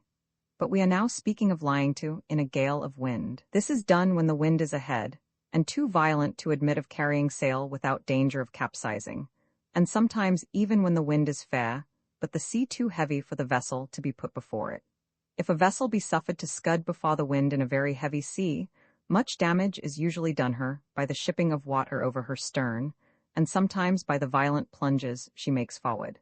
This maneuver, then, is seldom resorted to in such case, unless through necessity. When the vessel is in a leaky condition, she is often put before the wind even in the heaviest seas. For when lying to, her seams are sure to be greatly opened by her violent straining, and it is not so much the case when scudding.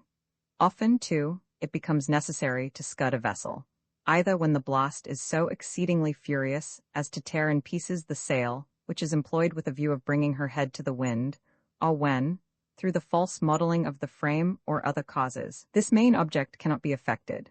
Vessels in a gale of wind are laid to in different manners, according to their peculiar construction. Some light best under a foresail, and this, I believe, is the sail most usually employed. Large square-rigged vessels have sails for the express purpose, called storm staysails, but the jib is occasionally employed by itself, sometimes the jib and foresail, or a double-reefed foresail, and not unfrequently the aftersails, are made use of. Foretopsails are very often found to answer the purpose better than any other species of sail. The grampus was generally laid to under a close-reefed foresail. When a vessel is to be laid to, Her head is brought up to the wind just so nearly as to fill the sail under which she lies when hauled flat aft, that is, when brought diagonally across the vessel. This being done, the bows point within a few degrees of the direction from which the wind issues, and the windward bow of course receives the shock of the waves. In this situation, a good vessel will ride out a very heavy gale of wind without shipping a drop of water, and without any further attention being requisite on the part of the crew. The helm is usually lashed down, but this is altogether unnecessary, except on account of the noise it makes when loose, for the rudder has no effect upon the vessel when lying to. Indeed, the helm had far better be left loose than lashed very fast, for the rudder is apt to be torn off by heavy seas if there be no room for the helm to play. As long as the sail holds, a well-modelled vessel will maintain her situation, and ride every sea, as if instinct with life and reason. If the violence of the wind, however, should tear the sail into pieces, a feat which it requires a perfect hurricane to accomplish under ordinary circumstances, there is then imminent danger. The vessel falls off from the wind, and, coming broadside to the sea, is completely at its mercy. The only resource in this case is to put her quietly before the wind, letting her scud until some other sail can be set. Some vessels will light to under no sail whatever, but such are not to be trusted at sea. But to return from this digression. It had never been customary with the mate to have any watch on deck when lying to in a gale of wind, and the fact that he had now one, coupled with the circumstance of the missing axes and handspikes, fully convinced us that the crew were too well on the watch to be taken by surprise in the manner Peters had suggested. Something, however, was to be done, and that with as little delay as practicable, for there could be no doubt that a suspicion having been once entertained against Peters, he would be sacrificed upon the earliest occasion, and one would certainly be either found or made upon the breaking of the gale. Augustus now suggested that if Peters could contrive to remove, under any pretext, the piece of chain cable which lay over the trap in the stateroom, we might possibly be able to come upon them unawares by means of the hold, but a little reflection convinced us that the vessel rolled and pitched too violently for any attempt of that nature. By good fortune, I at length hit upon the idea of working upon the superstitious terrors and guilty conscience of the mate. It will be remembered that one of the crew, Hotman Rogers, had died during the morning, having been attacked 2 days before with spasms after drinking some spirits and water. Peters had expressed to us his opinion that this man had been poisoned by the mate, and for this belief he had reasons, so he said, which were incontrovertible, but which he could not be prevailed upon to explain to us, this wayward refusal being only in keeping with other points of his singular character. But whether or not he had any better grounds for suspecting the mate than we had ourselves, we were easily led to fall in with his suspicion, and determined to act accordingly. Rogers had died about 11 in the forenoon, in violent convulsions, and the corpse presented in a few minutes after death one of the most horrid and loathsome spectacles I ever remember to have seen. The stomach was swollen immensely, like that of a man who has been drowned and lain under water for many weeks. The hands were in the same condition, while the face was shrunken, shriveled, and of a chalky whiteness, except where relieved by 2 or 3 glaring red blotches, like those occasioned by the erysipelas. One of these blotches extended diagonally across the face, completely covering up an eye as if with a band of red velvet. In this disgusting condition, the body had been brought up from the cabin at noon to be thrown overboard, when the mate, getting a glimpse of it, for he now saw it for the first time, and being either touched with remorse for his crime or struck with terror at so horrible a sight, ordered the men to sew the body up in its hammock, and allow it the usual rites of sea burial. Having given these directions, he went below, as if to avoid any further sight of his victim. While preparations were making to obey his orders, the gale came on with great fury, and the design was abandoned for the present. The corpse, left to itself, was washed into the larboard scuppers, where it still lay at the time of which I speak, floundering about with the furious lurches of the brig. Having arranged our plan, we set about putting it in execution as speedily as possible. Peters went upon deck, and, as he had anticipated, was immediately accosted by Allan, who appeared to be stationed more as a watch upon the forecastle than for any other purpose. The fate of this villain, however, was speedily and silently decided, for Peters, approaching him in a careless manner, as if about to address him, seized him by the throat, and, before he could utter a single cry, tossed him over the bulwarks. He then called to us, and we came up. Our first precaution was to look about for something with which to arm ourselves, and in doing this, we had to proceed with great care, for it was impossible to stand on deck an instant without holding fast, and violent seas broke over the vessel at every plunge forward. It was indispensable, too, that we should be quick in our operations, for every minute we expected the mate to be up to set the pumps going, as it was evident the brig must be taking in water very fast. After searching about for some time, we could find nothing more fit for our purpose than the 2 pump handles, one of which Augustus took, and I the other. Having secured these, we stripped off the shirt of the corpse and dropped the body overboard. Peters and myself then went below, leaving Augustus to watch upon deck, where he took his station just where Allan had been placed, and with his back to the cabin companionway, so that, if any of the mate's gang should come up, he might suppose it was the watch. As soon as I got below, I commenced disguising myself so as to represent the corpse of Rogers. The shirt which we had taken from the body aided us very much, for it was of singular form and character, and easily recognizable, a kind of smock, which the deceased wore over his other clothing. It was a blue stockinet, with large white stripes running across. Having put this on, I proceeded to equip myself with a false stomach, in imitation of the horrible deformity of the swollen corpse. This was soon effected by means of stuffing with some bedclothes. I then gave the same appearance to my hands by drawing on a pair of white woolen mittens, and filling them in with any kind of rags that offered themselves. Peters then arranged my face, first rubbing it well over with white chalk, and afterward blotching it with blood, which he took from a cut in his finger.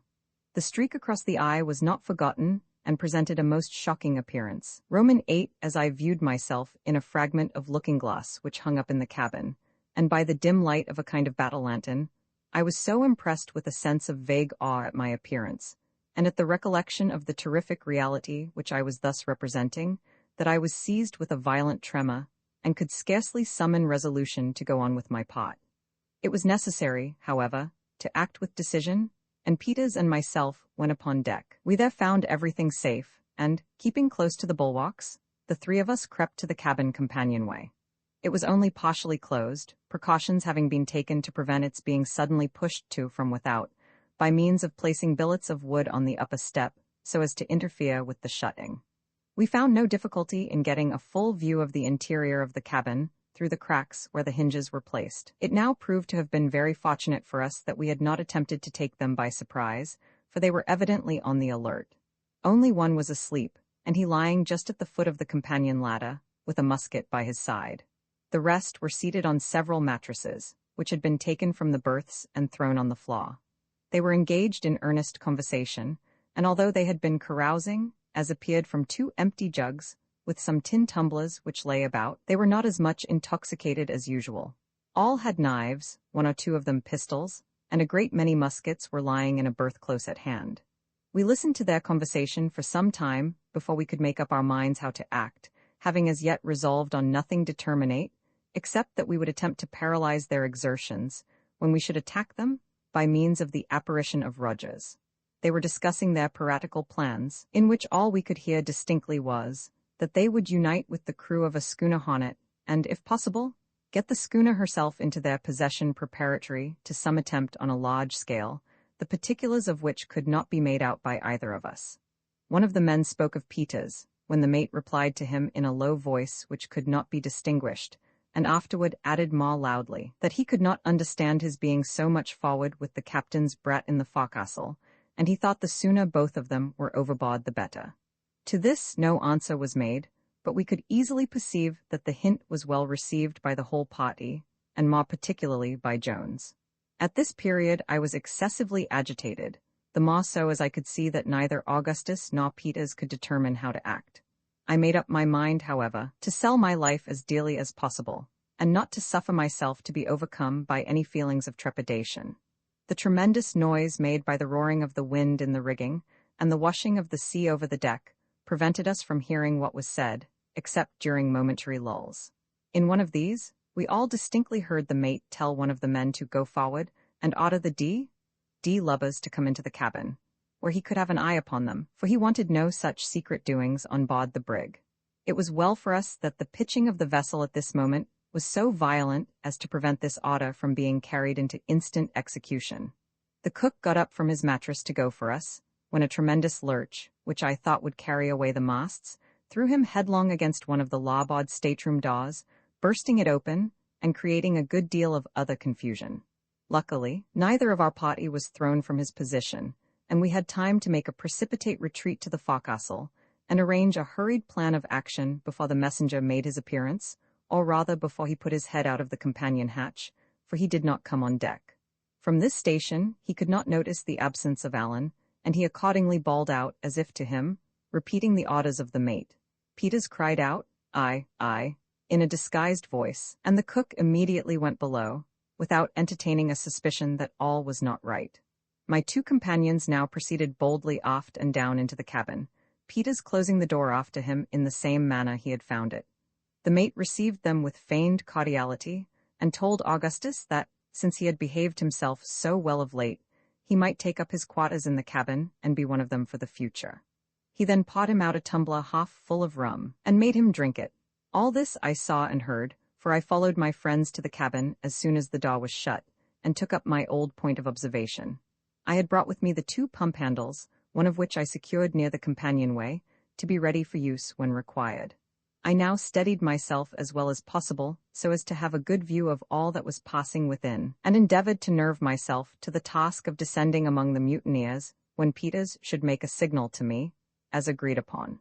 Presently he contrived to turn the conversation upon the bloody deeds of the mutiny, and by degrees led the men to talk of the 1,000 superstitions which are so universally current among seamen. I could not make out all that was said, but I could plainly see the effects of the conversation in the countenances of those present. The mate was evidently much agitated, and presently, when someone mentioned the terrific appearance of Roger's corpse, I thought he was upon the point of swooning. Peters now asked him if he did not think it would be better to have the body thrown overboard at once, as it was too horrible a sight to see it floundering about in the scuppers. At this, the villain absolutely gasped for breath, and turned his head slowly round upon his companions, as if imploring someone to go up and perform the task. No one, however, stirred, and it was quite evident that the whole party were wound up to the highest pitch of nervous excitement. Peters now made me the signal. I immediately threw open the door of the companionway, and descending, without uttering a syllable, stood erect in the midst of the party. The intense effect produced by this sudden apparition is not at all to be wondered at when the various circumstances are taken into consideration. Usually, in cases of a similar nature, there is left in the mind of the spectator some glimmering of doubt as to the reality of the vision before his eyes, a degree of hope, however feeble, that he is the victim of chicanery, and that the apparition is not actually a visitant from the old world of shadows. It is not too much to say that such remnants of doubt have been at the bottom of almost every such visitation, and that the appalling horror which has sometimes been brought about is to be attributed, even in the cases most in point, and where most suffering has been experienced, more to a kind of anticipative horror, lest the apparition might possibly be real, than to an unwavering belief in its reality. But in the present instance, it will be seen immediately that in the minds of the mutineers there was not even the shadow of a basis upon which to rest a doubt that the apparition of Rogers was indeed a revivification of his disgusting corpse, or at least its spiritual image. The isolated situation of the brig, with its entire inaccessibility on account of the gale, confined the apparently possible means of deception within such narrow and definite limits, that they must have thought themselves enabled to survey them all at a glance. They had now been at sea 24 days, without holding more than a speaking communication with any vessel whatever. The whole of the crew, too, at least all whom they had the most remote reason for suspecting to be on board, were assembled in the cabin, with the exception of Allan, the watch, and his gigantic stature, he was 6 feet 6 inches high, was too familiar in their eyes to permit the notion that he was the apparition before them to enter their minds even for an instant. Add to these considerations the awe-inspiring nature of the tempest, and that of the conversation brought about by Peters, the deep impression which the loathsomeness of the actual corpse had made in the morning upon the imaginations of the men, the excellence of the imitation in my person, and the uncertain and wavering light in which they beheld me, as the glare of the cabin lantern, swinging violently to and fro, fell dubiously and fitfully upon my figure, and there will be no reason to wonder that the deception had even more than the entire effect which we had anticipated. The mate sprang up from the mattress on which he was lying, and without uttering a syllable, fell back, stone dead, upon the cabin floor, and was hurled to the leeward like a log by a heavy roll of the brig. Of the remaining 7, there were but 3 who had at first any degree of presence of mind. The 4 others sat for some time rooted apparently to the floor, the most pitiable objects of horror and utter despair my eyes ever encountered. The only opposition we experienced at all was from the cook, John Hunt, and Richard Parker, but they made but a feeble and irresolute defense. The 2 former were shot instantly by Peters, and I felled Parker with a blow on the head from the pump handle which I had brought with me. In the meantime, Augustus seized one of the muskets lying on the floor and shot another mutineer, Wilson, through the breast. There were now but 3 remaining, but by this time they had become aroused from their lethargy, and perhaps began to see that a deception had been practiced upon them, for they fought with great resolution and fury, and, but for the immense muscular strength of Peters, might have ultimately got the better of us. These 3 men were Jones, Greeley, and Absalom Hicks. Jones had thrown Augustus to the floor, stabbed him in several places along the right arm, and would no doubt have soon dispatched him, as neither Peters nor myself could immediately get rid of our own antagonists, had it not been for the timely aid of a friend, upon whose assistance we, surely, had never depended. This friend was no other than Tiger. With a low growl, he bounded into the cabin, at a most critical moment for Augustus, and throwing himself upon Jones, pinned him to the floor in an instant. My friend, however, was now too much injured to render us any aid whatever, and I was so encumbered with my disguise that I could do but little. The dog would not leave his hold upon the throat of Jones. Peters, nevertheless, was far more than a match for the 2 men who remained, and would, no doubt, have dispatched them sooner, had it not been for the narrow space in which he had to act, and the tremendous lurches of the vessel. Presently he was enabled to get hold of a heavy stool, several of which lay about the floor. With this he beat out the brains of Greeley, as he was in the act of discharging a musket at me, and immediately afterward a roll of the brig throwing him in contact with Hicks, he seized him by the throat, and, by dint of sheer strength, strangled him instantaneously. Thus, in far less time than I have taken to tell it, we found ourselves masters of the brig. The only person of our opponents who was left alive was Richard Parker. This man, it will be remembered, I had knocked down with a blow from the pump handle at the commencement of the attack. He now lay motionless by the door of the shattered stateroom, but upon Peters touching him with his foot, he spoke and entreated for mercy. His head was only slightly cut, and otherwise he had received no injury, having been merely stunned by the blow. He now got up, and for the present, we secured his hands behind his back. The dog was still growling over Jones, but, upon examination, we found him completely dead, the blood issuing in a stream from a deep wound in the throat, inflicted, no doubt, by the sharp teeth of the animal. It was now about 1 o'clock in the morning, and the wind was still blowing tremendously. The brig evidently labored much more than usual, and it became absolutely necessary that something should be done with a view of easing her in some measure. At almost every roll to leeward she shipped a sea, several of which came partially down into the cabin during our scuffle, the hatchway having been left open by myself when I descended. The entire range of bulwarks to larboard had been swept away, as well as the caboose, together with the jollyboat from the counter. The creaking and working of the mainmast, too, gave indication that it was nearly sprung. To make room for more stowage in the afterhold, the heel of this mast had been stepped between decks, a very reprehensible practice, occasionally resorted to by ignorant shipbuilders, so that it was in imminent danger of working from its step. But to crown all our difficulties, we plumbed the well, and found no less than 7 feet of water. Leaving the bodies of the crew lying in the cabin, we got to work immediately at the pumps, Parker, of course, being set at liberty to assist us in the labor. Augustus's arm was bound up as well as we could effect it, and he did what he could, but that was not much. However, we found that we could just manage to keep the leak from gaining upon us by having one pump constantly going. As there were only 4 of us, this was severe labor, but we endeavored to keep up our spirits and looked anxiously for daybreak, when we hoped to lighten the brig by cutting away the mainmast. In this manner we passed a night of terrible anxiety and fatigue, and when the day at length broke, the gale had neither abated in the least, nor were there any signs of its abating. We now dragged the bodies on deck and threw them overboard. Our next care was to get rid of the mainmast. The necessary preparations having been made, Peters cut away at the mast, having found axes in the cabin, while the rest of us stood by the stays and lanyards. As the brig gave a tremendous lie lurch, the word was given to cut away the weather lanyards, which being done, the whole mass of wood and rigging plunged into the sea, clear of the brig, and without doing any material injury. We now found that the vessel did not labor quite as much as before, but our situation was still exceedingly precarious, and in spite of the utmost exertions, we could not gain upon the leak without the aid of both pumps. The little assistance which Augustus could render us was not really of any importance. To add to our distress, a heavy sea, striking the brig to the windward, threw her off several points from the wind, and, before she could regain her position, another broke completely over her and hurled her full upon her beam ends. The ballast now shifted in a mass to leeward. The stowage had been knocking about perfectly at random for some time, and for a few moments we thought nothing could save us from capsizing. Presently, however, we partially righted, but the ballast still retaining its place to larboard, we lay so much along that it was useless to think of working the pumps, which indeed we could not have done much longer in any case, as our hands were entirely raw with the excessive labor we had undergone, and were bleeding in the most horrible manner. Contrary to Parker's advice, we now proceeded to cut away the foremast, and at length accomplished it after much difficulty, owing to the position in which we lay.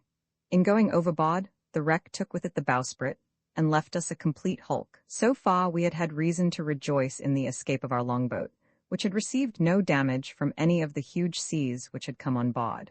But we had not long to congratulate ourselves, for the foremast having gone, and of course, the foresail with it, by which the brig had been steadied, every sea now made a complete breach over us, and in 5 minutes our deck was swept from stern to stern, the longboat and starboard bulwarks torn off, and even the windlass shattered into fragments. It was indeed hardly possible for us to be in a more pitiable condition. At noon, there seemed to be some slight appearance of the gales abating, but in this we were sadly disappointed, for it only lulled for a few minutes to blow with redoubled fury.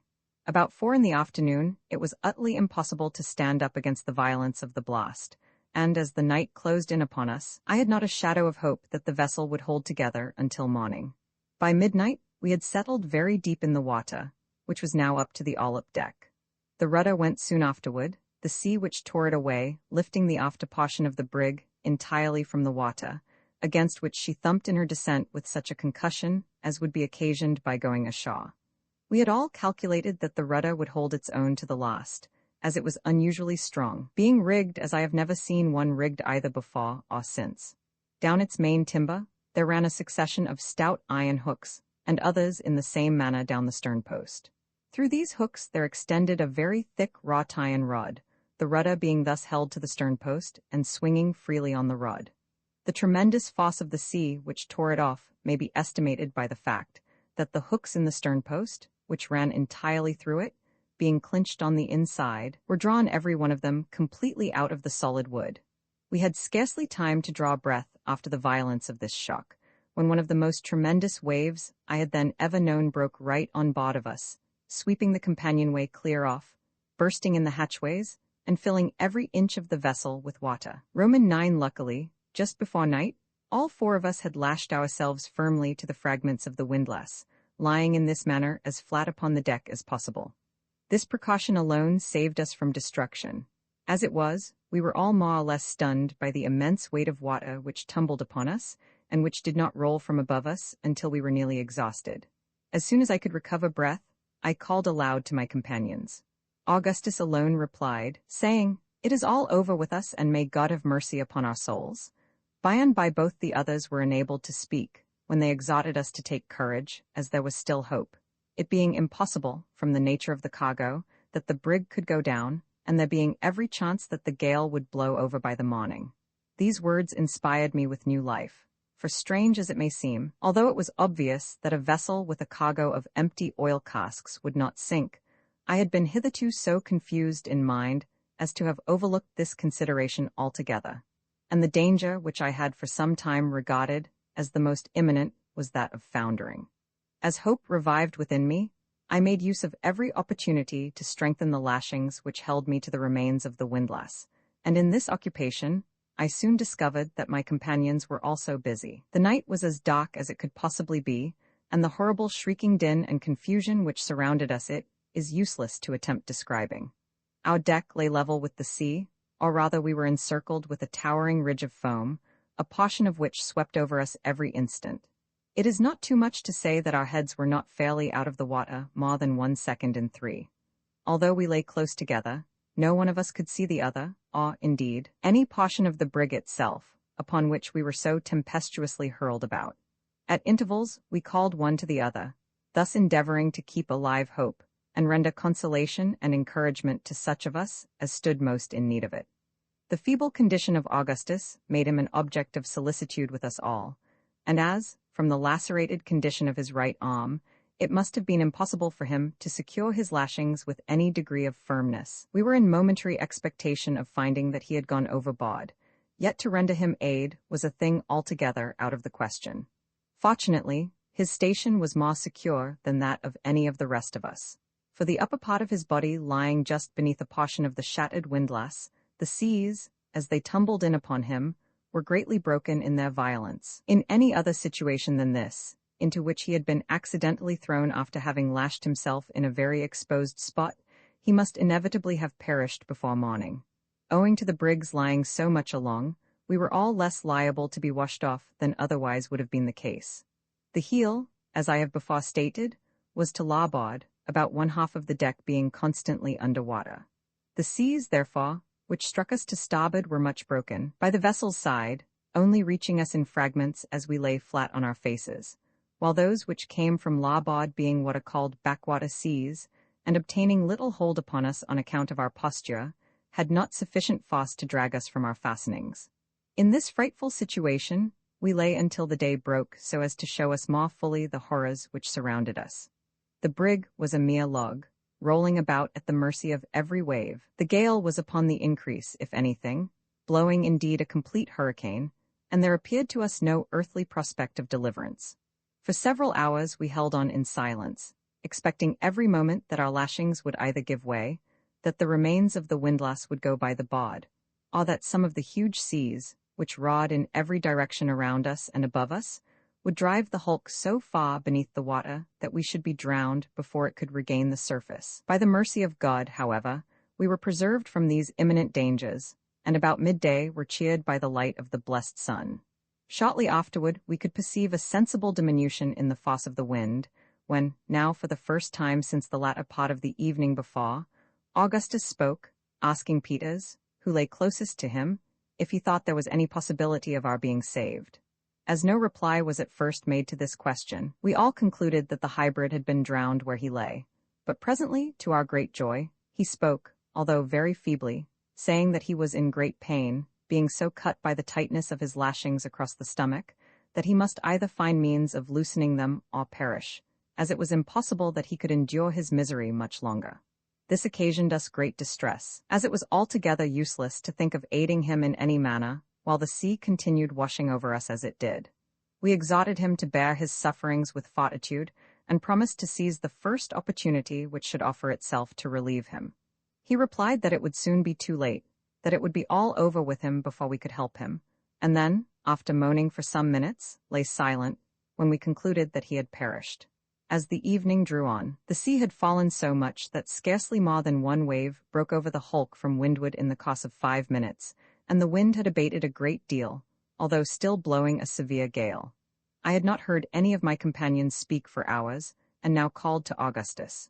He replied, although very feebly, so that I could not distinguish what he said. I then spoke to Peters and to Parker, neither of whom returned any answer. Shortly after this period I fell into a state of partial insensibility, during which the most pleasing images floated in my imagination, such as green trees, waving meadows of ripe grain, processions of dancing girls, troops of cavalry, and other fantasies. I now remember that, in all which passed before my mind's eye, motion was a predominant idea. Thus, I never fancied any stationary object, such as a house, a mountain, or anything of that kind, but windmills, ships, large birds, balloons, people on horseback, carriages driving furiously, and similar moving objects presented themselves in endless succession. When I recovered from this state, the sun was, as near as I could guess, an hour high. I had the greatest difficulty in bringing to recollection the various circumstances connected with my situation, and for some time remained firmly convinced that I was still in the hold of the brig, near the box, and that the body of Parker was that of Tiger. When I at length completely came to my senses, I found that the wind blew no more than a moderate breeze, and that the sea was comparatively calm, so much so that it only washed over the brig amidships. My left arm had broken loose from its lashings, and was much cut about the elbow.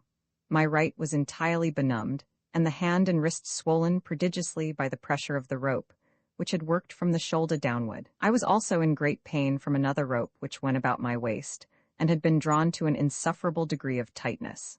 Looking round upon my companions, I saw that Peters still lived, although a thick line was pulled so forcibly around his loins as to give him the appearance of being cut nearly in two.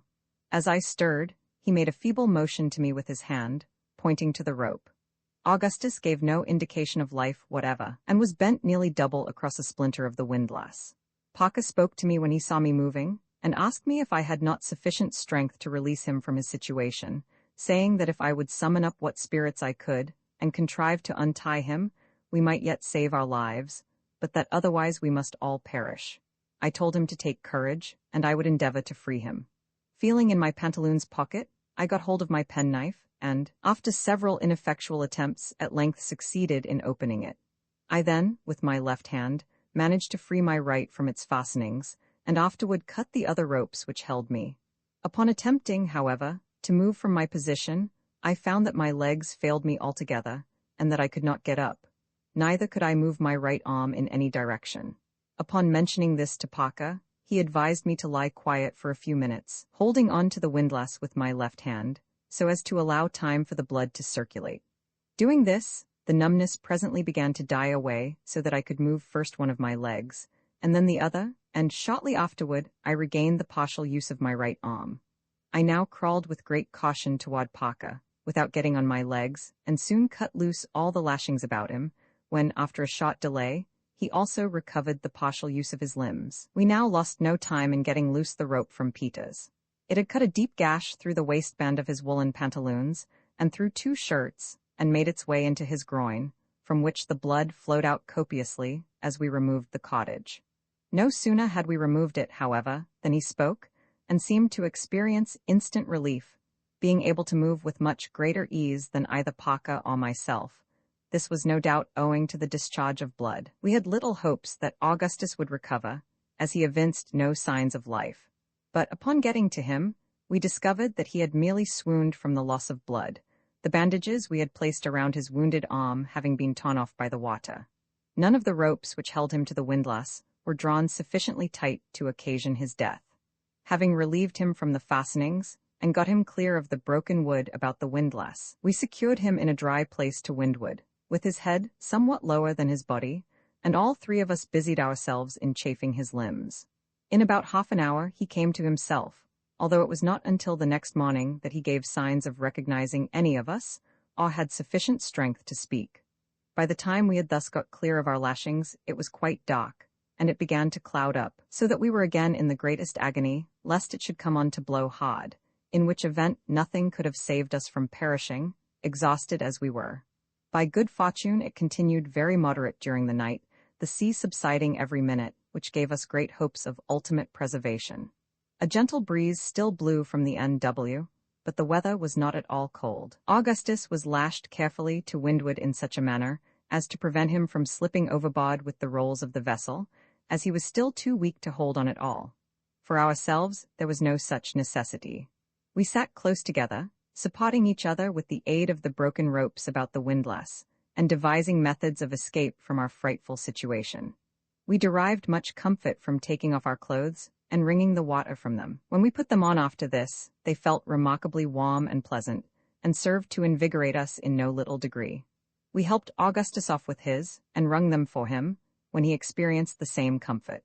Our chief sufferings were now those of hunger and thirst, and when we looked forward to the means of relief in this respect, our hearts sunk within us, and we were induced to regret that we had escaped the less dreadful perils of the sea.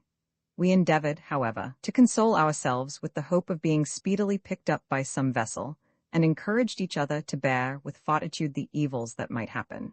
The morning of the 14th at length dawned, and the weather still continued clear and pleasant, with a steady but very light breeze from the NW.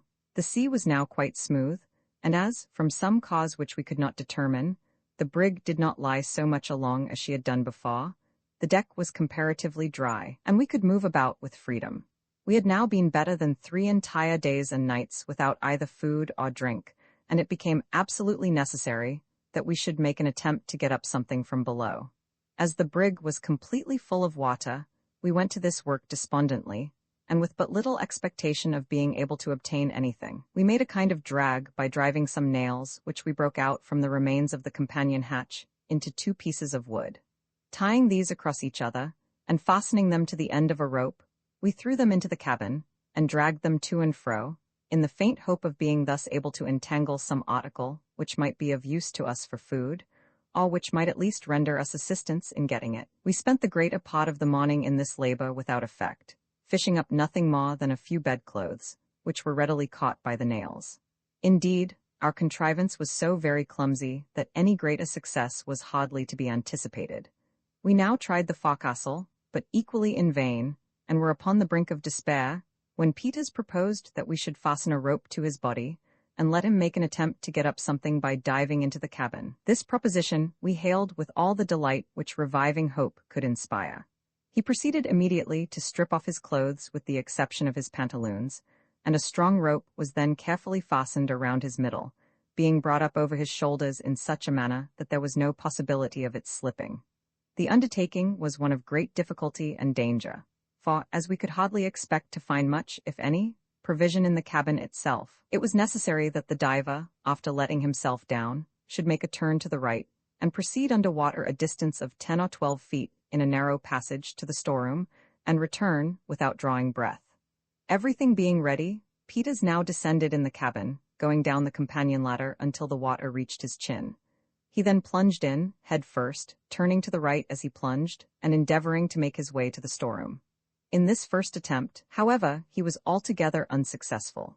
In less than half a minute after his going down, we felt the rope jerked violently, the signal we had agreed upon when he desired to be drawn up. We accordingly drew him up instantly, but so incautiously as to bruise him badly against the ladder. He had brought nothing with him, and had been unable to penetrate more than a very little way into the passage. Owing to the constant exertions, he found it necessary to make in order to keep himself from floating up against the deck. Upon getting out, he was very much exhausted, and had to rest full 15 minutes before he could again venture to descend. The second attempt met with even worse success, for he remained so long under water without giving the signal, that, becoming alarmed for his safety, we drew him out without it, and found that he was almost at the last gasp, having, as he said, repeatedly jerked at the rope without our feeling it. This was probably owing to a portion of it having become entangled in the balustrade at the foot of the ladder. This balustrade was, indeed, so much in the way that we determined to remove it, if possible, before proceeding with our design. As we had no means of getting it away except by main force, we all descended into the water as far as we could on the ladder, and giving a pull against it with our united strength, succeeded in breaking it down. The third attempt was equally unsuccessful with the 2 first, and it now became evident that nothing could be done in this manner without the aid of some weight with which the diver might steady himself and keep to the floor of the cabin while making his search.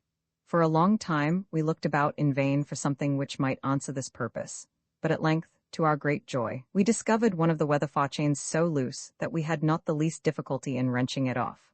Having fastened this securely to one of his ankles, Peters now made his 4th descent into the cabin, and this time succeeded in making his way to the door of the steward's room.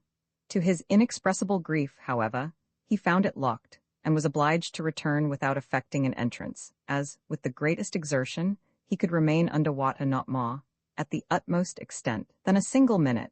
Our affairs now looked gloomy indeed, and neither Augustus nor myself could refrain from bursting into tears, as we thought of the host of difficulties which encompassed us, and the slight probability which existed of our finally making an escape. But this weakness was not of long duration. Throwing ourselves on our knees to God, we implored his aid in the many dangers which beset us, and arose with renewed hope and vigor to think what could yet be done by mortal means toward accomplishing our deliverance.